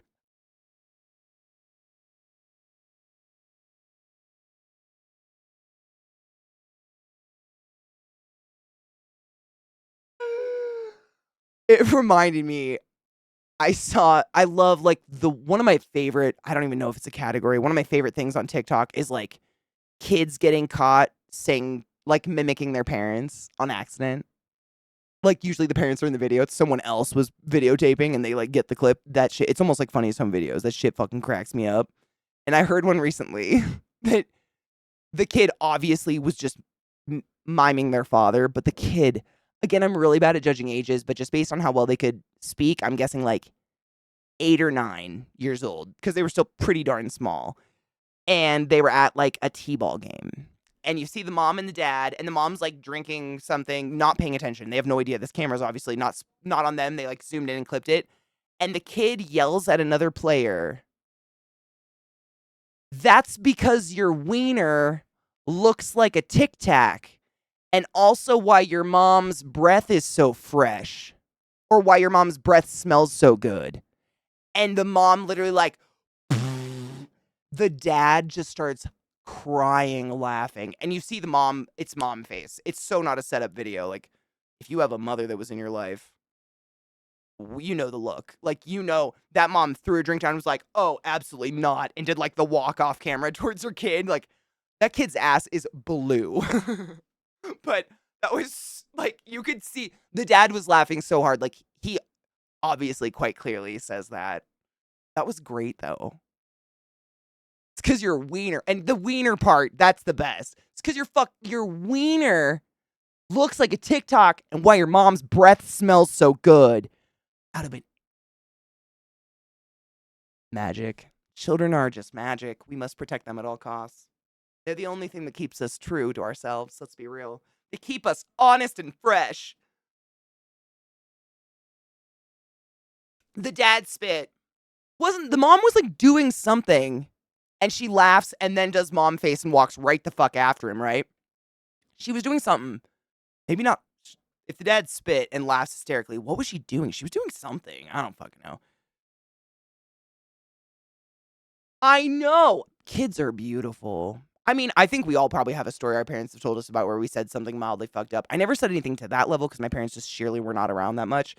But I wonder, this was before my bio dad died. I kind of wonder what kind of people they were because this is a story my mom has told me. Allegedly, we went out to some super fancy restaurant and I dropped my fork on the ground, which was like a fancy ass Chinese, like woven oriental carpet or whatever. And my mom bent down to get it and I stopped her. I was like 4. I stop her and go, "Don't worry, mother. The slaves will get it."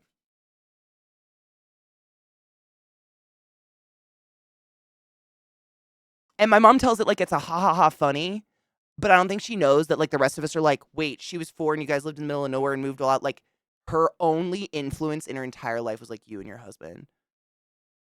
That's what I came to terms with later in life. Like, oh, what do you do if you see a 4-year-old say that shit? Like rescue them? I have no cognizant memory of this, but they still tell this story to this day. Like, wasn't that funny? No! No! It was not! They almost made me a baby racist. And they think it's quirky. Fuck! If only they knew how many fucking black dicks I have taken in maybe all orifices to subconsciously make up for the fact that my parents got me to say slave out loud at the age of 4 in a fucking restaurant. Ah! Flip this fucking table. I don't know if they'd be proud or ashamed, but it's their fault. Therapy's great, guys. How are you? I'm kidding, not all my holes. I have really tiny ears. They're sensitive. My greatest achievement was being potty trained before I was 2. Oh my God, do your parents brag about it? No shit. I think I was like 3, and my mom entered me in an art contest, and I painted a pumpkin and won. So I got like some old VHS movies from a rental movie place that was shutting down. But she loves to tell people that when I was 3, I won an art contest by painting a pumpkin. I don't remember any of that, but I kind of feel like maybe my mom painted a pumpkin and tried to win a toddler contest. I don't know. Who am I? I wasn't there. There. Want a bong hit to everybody who came over? Oh, that's beautiful. I mean, like, I didn't know I was showing them, but in the grander scheme of things, like, I've been subconsciously trying to make reparations for things that maybe my ancestors might have done, even though we're, like, hella fresh off the boat. Because my parents may have been hella racist. Like, I don't know. Because what 4-year-old... What the fuck? I'm not gonna say it again, but you know what I mean. Like, what? Like, that comes from somewhere. We didn't have TV. I know that for a fucking fact. I ain't there. I ain't here. Wait, are you inside? Oh my God, is this it? Stop it. BDO found it. Oh my God, is it great? Shut up. Hold on. Let me pull it. It's so worth it. I'm so happy you just found this.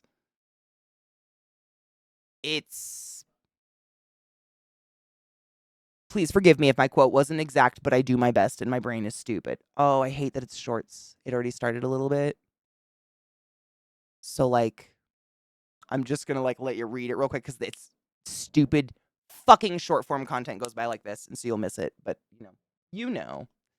This is how it starts. Like father, like son. So there's the mom. And by the way, can we talk about the dump truck on that bitch? Like, oh! I would let her shit in my mouth just to taste what she ate yesterday. Anyways, gorgeous. This is the kid. So the first line, your wiener's the size of a Tic Tac. I will continue. I just want to make, in case he's already said it, because it's like a second.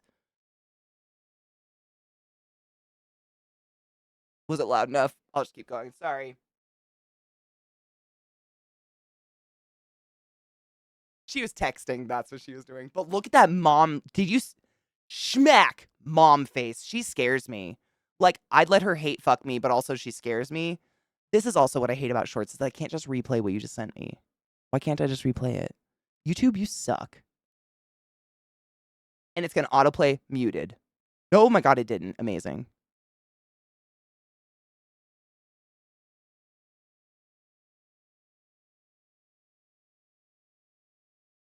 Amazing. Amazing. You think that feels staged? Man, I don't know. It didn't to me because of the mom's face. Like, but I don't know. Same, exactly. She scares me in like really exciting but terrifying ways. Like very much like Maleficent. Like, please don't hurt me, but also I will drown between your thighs if you so wish. I'm just putting it out there on the table. I'm down with both, honestly.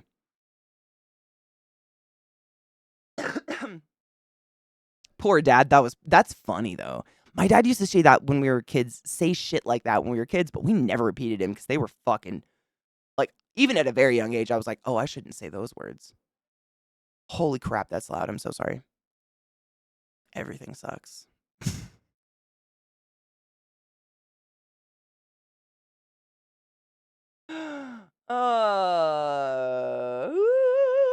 Cosine clip and ship it. Boom. We drown together. I'm sure she can make it happen. She can literally become a dragon. Like, what's another thigh? Die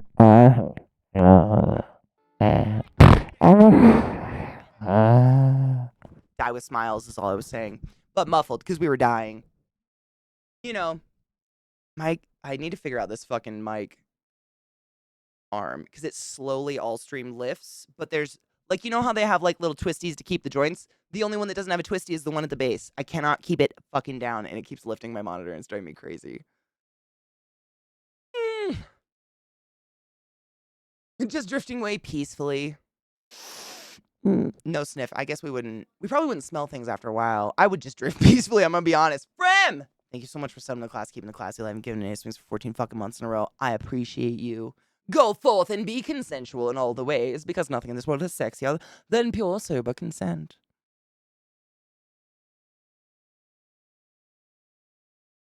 Add weight to the mic. I have tried so many times. The problem is it's like like the clamp goes on the desk, and then there's the arm has like a post, and you get it stuck into the thing, and then like it would have to be such a heavy thing to weight it down that literally it would weight it down flat because anything else just rolls off of it or slides off of it. So I've literally there's duct tape, hot glue, super glue, and epoxy glue all on this mic arm at this point, trying to keep the springs stretched out so I can just pull this mic a couple feet towards myself. This mic arm has been literally hell ever since I got it, but I can't fucking afford a new one. This was $90 or whatever. But it's like, why have a mic arm if the thing can only move 3 inches from its stationary position? What the fuck are you doing with a mic arm? And it's totally a clamp designed for a desk, not to design. I mean, a lot of people have been like, maybe it was meant to hang from a ceiling. Maybe it was meant for this. No. The pictures show it stretching across a 6-foot fucking desk. Nope. Bad purchases. Don't buy whatever this piece of shit is. They didn't put their name on it because who would? Can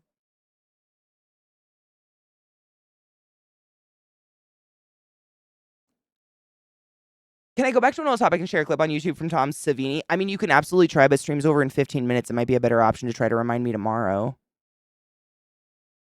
because I've already forgotten who Tom Savini is, and it might take you 15 minutes to remind me.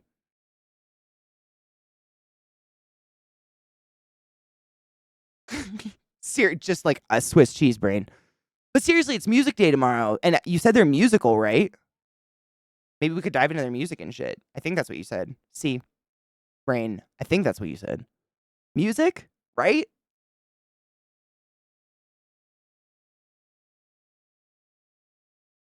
Nope, 15 minutes. I have an appointment.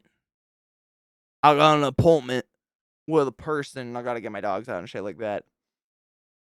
All the stuff, but I'm glad I actually got to be on time and nothing went wrong. Knock on wood. Nothing went wrong. I mean, everything went wrong. Everything went wrong. Don't jinx. Oh, I jinxed it. I need someone in person with me all the time to say, shut the fuck up. Like a human cork. Mm. Yes, you can share. I mean, seriously, like if you remind me tomorrow, like I love looking at stuff like that. You know me. Like it's just I will forget. I hate that I do. I'll remember it like in a week right before I go to sleep at night and be angry at myself for it though, if that counts. I mean, what do you mean it's been a terrible day? It's been a terrible day. I couldn't even describe all of the terrible things that have happened during this terrible day because they were so fucking terrible. It's like terrible. I could not even. I give you permission to tell Ao to slap the fuck out of me next time we're in public because I know a man slapping a woman is not a good thing and you'll probably be arrested. But she can slap the fuck out of me for that one. Katie! I'm not. Yeah. I'm just gonna load a bowl and pretend. Okay? Deal. Deal? Deal. A volunteer's trip! I literally was picturing your tiny hand like the human cork. Like, it literally, Vissy would be like dressed in all black, like sunglasses, sitting maybe 1 foot behind me. And you'd know I said something wrong because she'd suddenly have this little hand sanitizer. Oh, you're right. You're right, though. I don't know why, but that's the first that came to mind real quick. Oh my god, tear. Abso-fucking-lutely. Sometimes we need it. I feel like sometimes. God damn it.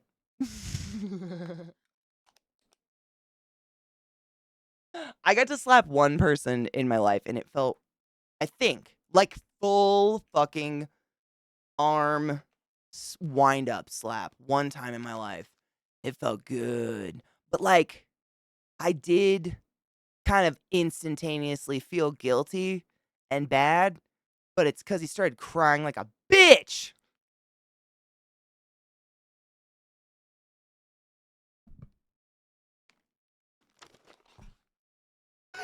You fucking right, bitch! Mic drop! I'm out. I'm grinding up weed. My mic flaccided at my bad jokes. And our music stopped. The world is ending. This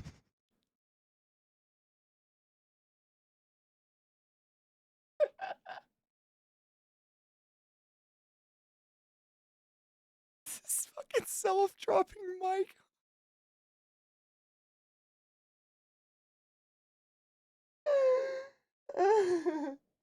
That's fucking funny. See, it's slowly turning this camera. That's ugh. I'll figure it out. I'll figure it out. I'll figure it out. Fucking mic arm. It's lasted quite a long time though.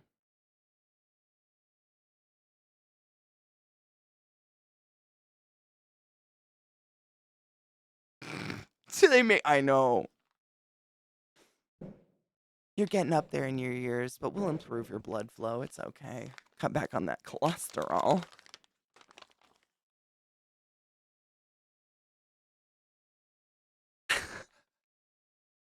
Spence, the lyrics just get weirder and weirder the more you listen to this song. It's so fabulous. JP scares me the most, I think.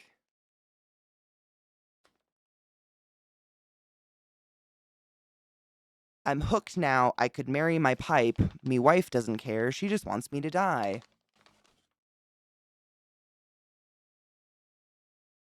Dark, yet relatable.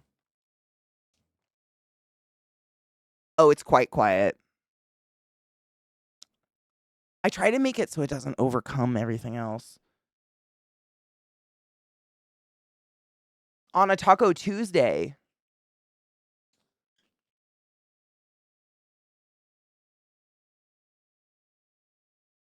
This is JP.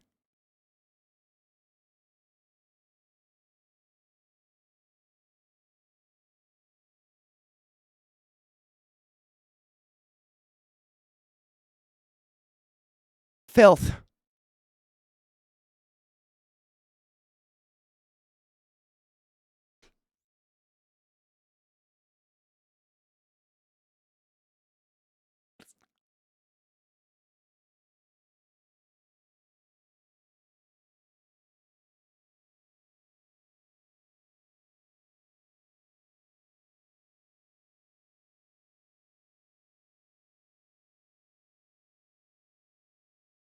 Give the clap to your wife and I wave goodnight.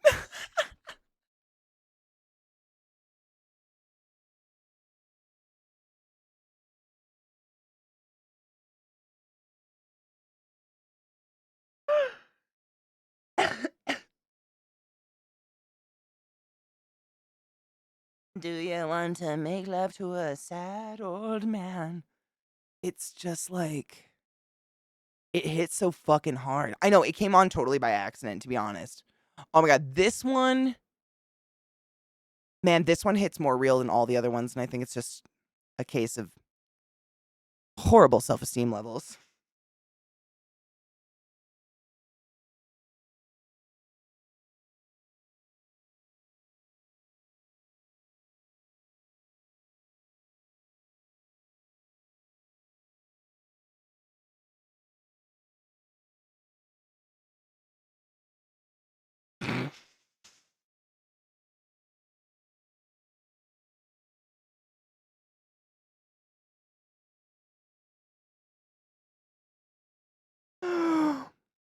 Oh, are you feeling better, Jade? Just honestly, remember to give yourself the leeway to just be a little bit slower today. You're still going to work. You're still being a good employee literally by showing up. And you know that if you've worked in any instance. Bosses just are excited people show up for work these days. It's okay to go a little slow today because you're feeling shit-tastic, honey bean.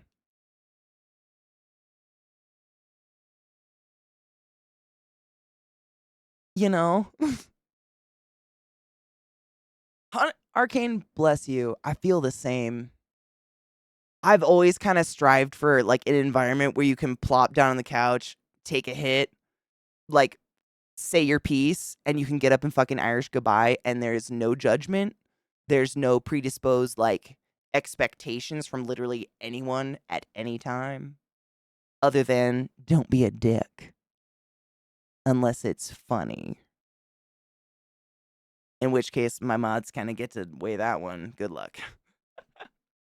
But you know, I feel like before my mods and I started to harbor that kind of environment here, I didn't know that's what I wanted. But when I think about it, like where else in the world can you talk about stuff that we talk about and not get people side-eyeing you or thinking you're gross or something or judging the fuck out of you? Or where else can you just piece the fuck out because goodbyes are awkward and no one takes it personally. It's the best. It's literally the best. It's the fucking best. It's the fucking shit. I live for it. Cheers to that.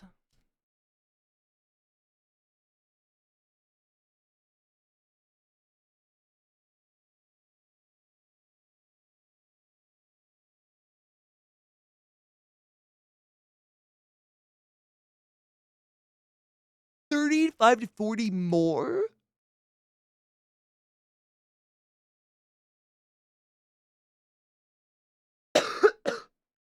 Holy shit. Oh, I'm sorry. Is this still really loud? Thank you. Holy shit. What? Seriously?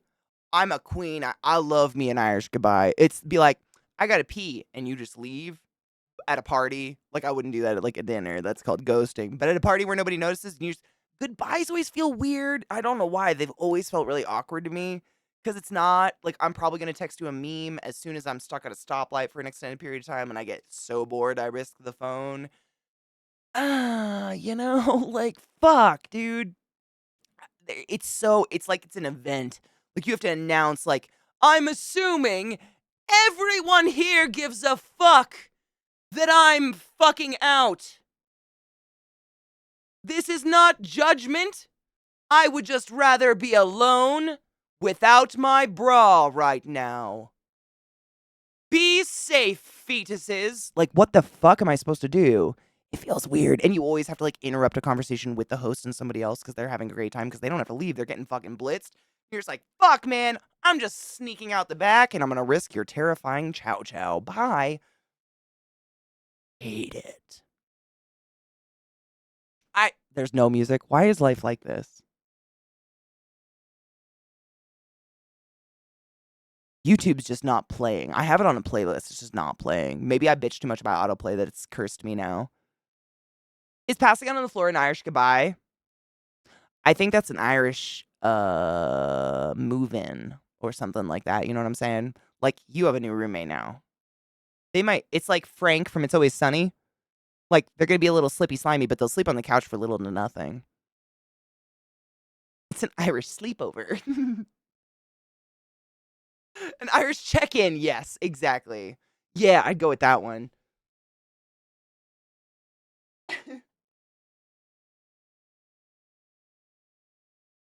Dude, ghetto. Hard understandable. No, and never no pressure. And I'm glad you feel like you are still able to hang out here.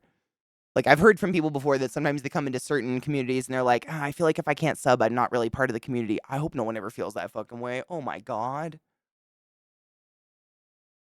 Oh, that would make me literally have nightmares. I want to talk to everybody ever, no matter what. If you're fucking nice and kind and you don't want to be a racist piece of shit, I'm into it.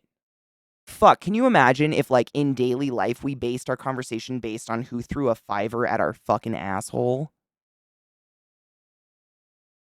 I'm gonna have nightmares about that one. Oh my God, Jade, good luck. Honestly, Donna, probably, but again, I don't ever look. Like, I just put on these lists, but I don't, like, look at the titles of stuff. I just, like, let it go. Honestly, the only time I ever look is if I suddenly don't like it anymore and I wanna delete it. And the fact that I don't remember seeing that or actively deleting it means I'll like it. It's in there. I know it's in there. Like, that's the only time I look because 'cause I'm usually up doing shit. I don't even think about it. I just let it go, and I'm like, "Oh, I like this." And then, the next day, literally, it'll probably take me about 12 hours. I'll be like, "Did I like that song? Fuck, I really hope I saved it. Of course I didn't." And then I spend hours thinking, like, "What can I Google to make that come back into my life?" I love brains. They're the best.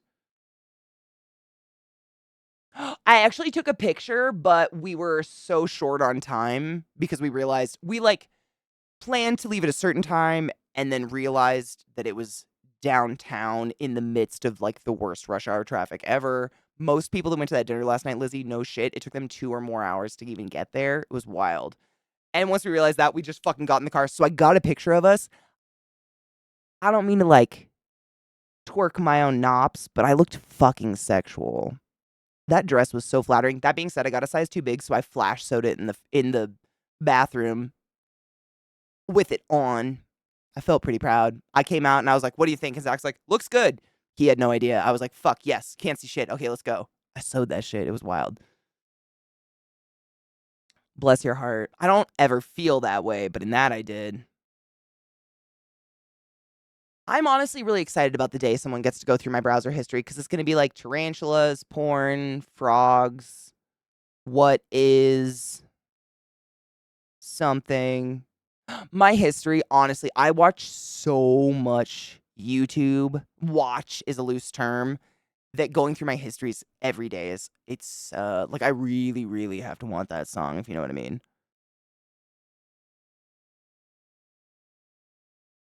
No, tarantula porn honestly makes me super anxious because 9 times out of 10 after the sperm insertion, the lady bites him in the skull and eats him and he struggles to get away for a few minutes and that makes me sad.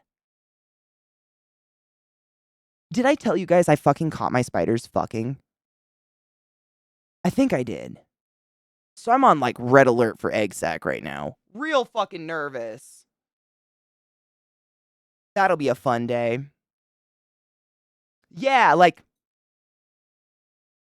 it'd be great if I could just sell them because they honestly, why? No, why? No, no, no, no, no. Shh, no.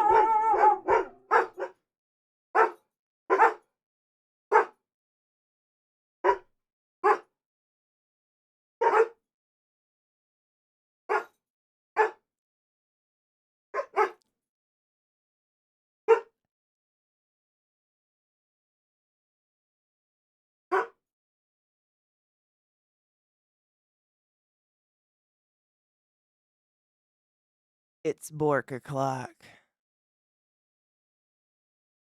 Dude, same Z-Bot, but the way I feel is like as long as I'm not looking up morally questionable and or consuming morally questionable porn, if someone wants to judge me for enjoying porn and masturbating, that's on them, not me.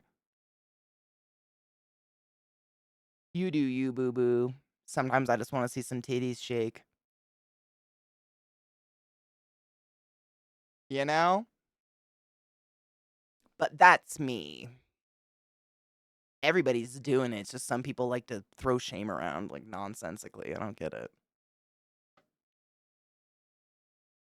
Word hope hippo?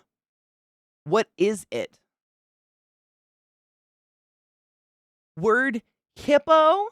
Is it hungry? I hate me too. It's fine.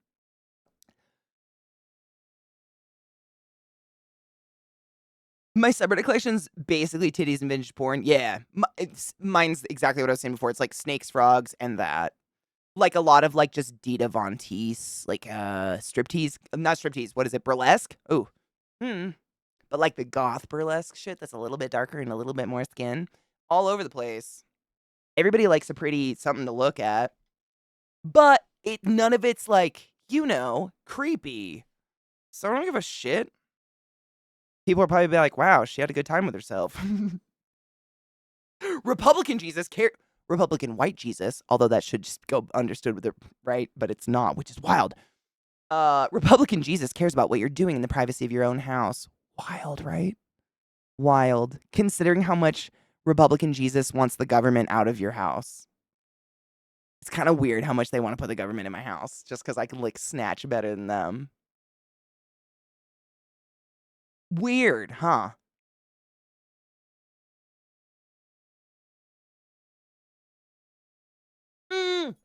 A big old standard? Fuck yes. I saw him earlier in the cafe and then later me and my housemate were getting a burrito and I told them, yes, about said dog and the dog was on the green and he got his work jacket taken off and he was so bouncy and happy. Oh, that's how my puppies are. They're almost like bunny rabbits. I'll take them to some, like, hiking trails. I don't know. They're like unpaved walking trails that have a slight incline, but they're surrounded by fields and they do the bounce through the high stuff. They're so fucking funny. My burner Reddit account is like Oprah, but porn. You get a subreddit and you get a subreddit. Every kink gets a subreddit. Fuck yes. I don't think I know anyone who's on Reddit regularly and doesn't have a burner account. I don't know what that says about Reddit. It's almost like an accepted culture at this point. Like, here's my throwaway. Do I even need to say it at this point? Because I'm going to tell you all what I sat on when I was 9. Something fucked up. I couldn't even think of an example. It's been a while since I've gone to the dark corners, to be honest. Borks? I wouldn't want to encourage the behavior. I'm going to call you silence. Oh my god, Trick's just asleep on the couch and he's so fucking precious. Oh god, Kel. Oh, were you feeling spicy? Was it like you picked a fight. Was it Was it a fight, or was it like when you pick a dandelion and blow all the fuzzy white things off and like, you know what I'm saying, right? Republican just wants the government to record all your browser clips and make poor pay for it, but also no government in your home. I still don't know how they're going to manage all this. They get mad when you quote a Bible to tell them that Sodom wasn't destroyed because of gay. You can't argue what I've found personally. You can't argue something that people are like, well, I get to pick and choose out of it what's relevant today. You can't, okay. Because you can bring up something like that and they're like, that one's not relevant today. Okay. I can't argue that. Like, it's impossible. Like, the only way, like, someone like Lizzie, like, or a theologian? Is that what it is? I always forget what the term is. But someone who just knows, like, the Bible by heart and knows, like, all the, which you might too, honestly. I don't know which ones of you have gone that far. I read the fucking Bible and that was way too much for me. But there's so much surrounding it that they know the context of it and shit. Those are the people that I think can accurately shut shit down. Whereas I'm just like, dude, there's a line about horse cum in there. You can get married with it, but I'm out. I'm cool. I'm from the state where Mr. Hands went down. Like, I've had enough of horse cum in my lifetime. And I wasn't even involved.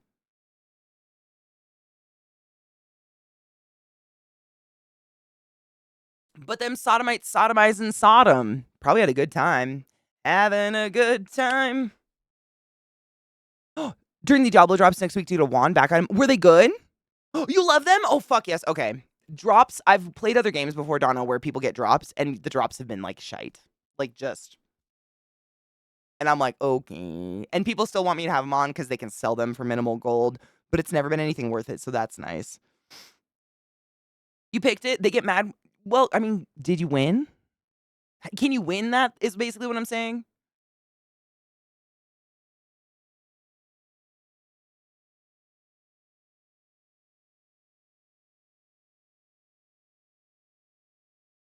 Arcane, I remember, was that Saul Paul? I think it was Saul Paul. He changes his name at one point, but I hated women. Hated them so much. So much. It was almost hard to get through. Like, every other sentence was about a new rule for women or how they would punish women because they didn't follow this rule or some shit. He fucking hated them. It was wild. Icy 10, how are you, love? Like onanism. Onanism? It read that as masturbation is a sin, but the sin was Onan failing to fulfill his duty to his brother's dead wife, which he agreed to do. I remember reading about that. Oh yeah, spilling your seed was like, it only became bad because some dude he like refused to fuck a dead person, right? Or like his dead brother's wife, like basically his sister-in-law. He was like, nah, I don't want to. And they were like, all right, jerking off's a sin now. And he was like, fuck, shit, fuck. Like that, right? Bed. Who fucks in a bed? Really? Oh, fuck, you're right. I have an appointment, so I actually have to take off on time today. But at least things were on time. I'm not even going to say it. I didn't jinx things. I packed a bowl and we missed final cheers while I find someone cool to raid. I almost forgot. Thank you so much for my stupid brain. Yeah, tilt their head wrong. You shave their head if they expose. That was the one that was so hard for me to get around. I know I say it all the time, but there was a whole passage where it was like, a woman's hair, because in the Bible there is only woman and man. There is nothing else. We should have had red flags, my dudes. Jesus fucking Christ. No pun intended. But they were like, a woman's hair must be grown long and kept long because it is God's glory. But she also needs to cover it at all times and no one but her husband can see it. And if she doesn't cover it at all times, we're going to shave her fucking head. Doesn't that then put the sin on the head shaver that you've just removed God's glory from that dude's possession? Which is unfortunately the wife, but like, that's how the whole Bible read to me. It was like, here's something, and here's something that doesn't make that work, and something that we tried to make that work, but now it's super, I don't know, context, I guess, needs to be there. I get really fucking painfully confused with that shit, and I was raised Catholic, and that might be why. Honestly. I don't know! I'm just trying to load up my fucking raid list. I know raiding sucks, and most people don't stick around for it, but I don't know what else to do to tell communities like, hey, I miss hosting too, and I wish we did this together. Let's host fucking Elbel, because she hung out with us for a lot today, and milkweed every day. My life is complete. Is perfect. Much like. Enjoy much. Catholics are weird, dude. Tell me about it. Fuck me, dude. But it's real weird when you're like, and I'm not preaching. Again, no pun intended. But when I was a kid, I was very much indoctrinated into it, and growing up and realizing how weird it is, I was like, oh fuck, man, that's Santa Claus in a different wrapping paper. Fuck me. Cheers, bitches.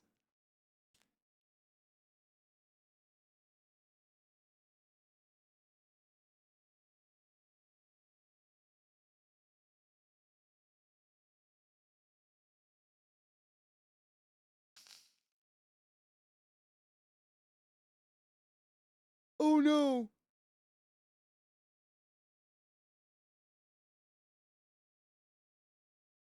Dead Kel, that's why I said that, because you seem very, like, more knowledgeable than I do. Like, you know about the extra books that aren't included and stuff like that. I didn't even know about that stuff. But they don't want you to know about that when you're into Catholicism. Let me see. Oh, I already picked Elle, because she was in here this morning and we did this. Milkweed every day. It's the least I can do, right? Old God, new tricks, if that isn't fucking truth. Easter Bunny, Tinkerbell. Wait, no, Tooth Fairy? Yeah. Mm-hmm. But like when I was a kid and I was like, Mom, Santa's not real, is he? No, honey. How'd you figure it out? Mom, Jesus isn't real, is he? How fucking Hailing the Marys or whatever. You're fuck. I don't know. My mom would just pull my hair and be like, "Don't you ever!" Like, I think it's just a sign your kid's putting shit together a lot sooner than normal. That's a talk for another day, my dudes. On that note, we're going to raid my friend Elbel. She's dear. She's precious. She's filth. She's milkweed every day. Hot magic. Treat her with the respect and love she deserves. And I will see you tomorrow for Faded Motherfucking Friday. I'm gonna see if I can get myself some weed. I love you dearly. Be kind, drink water, and clean your fucking bong. I'll see you tomorrow. Oh no.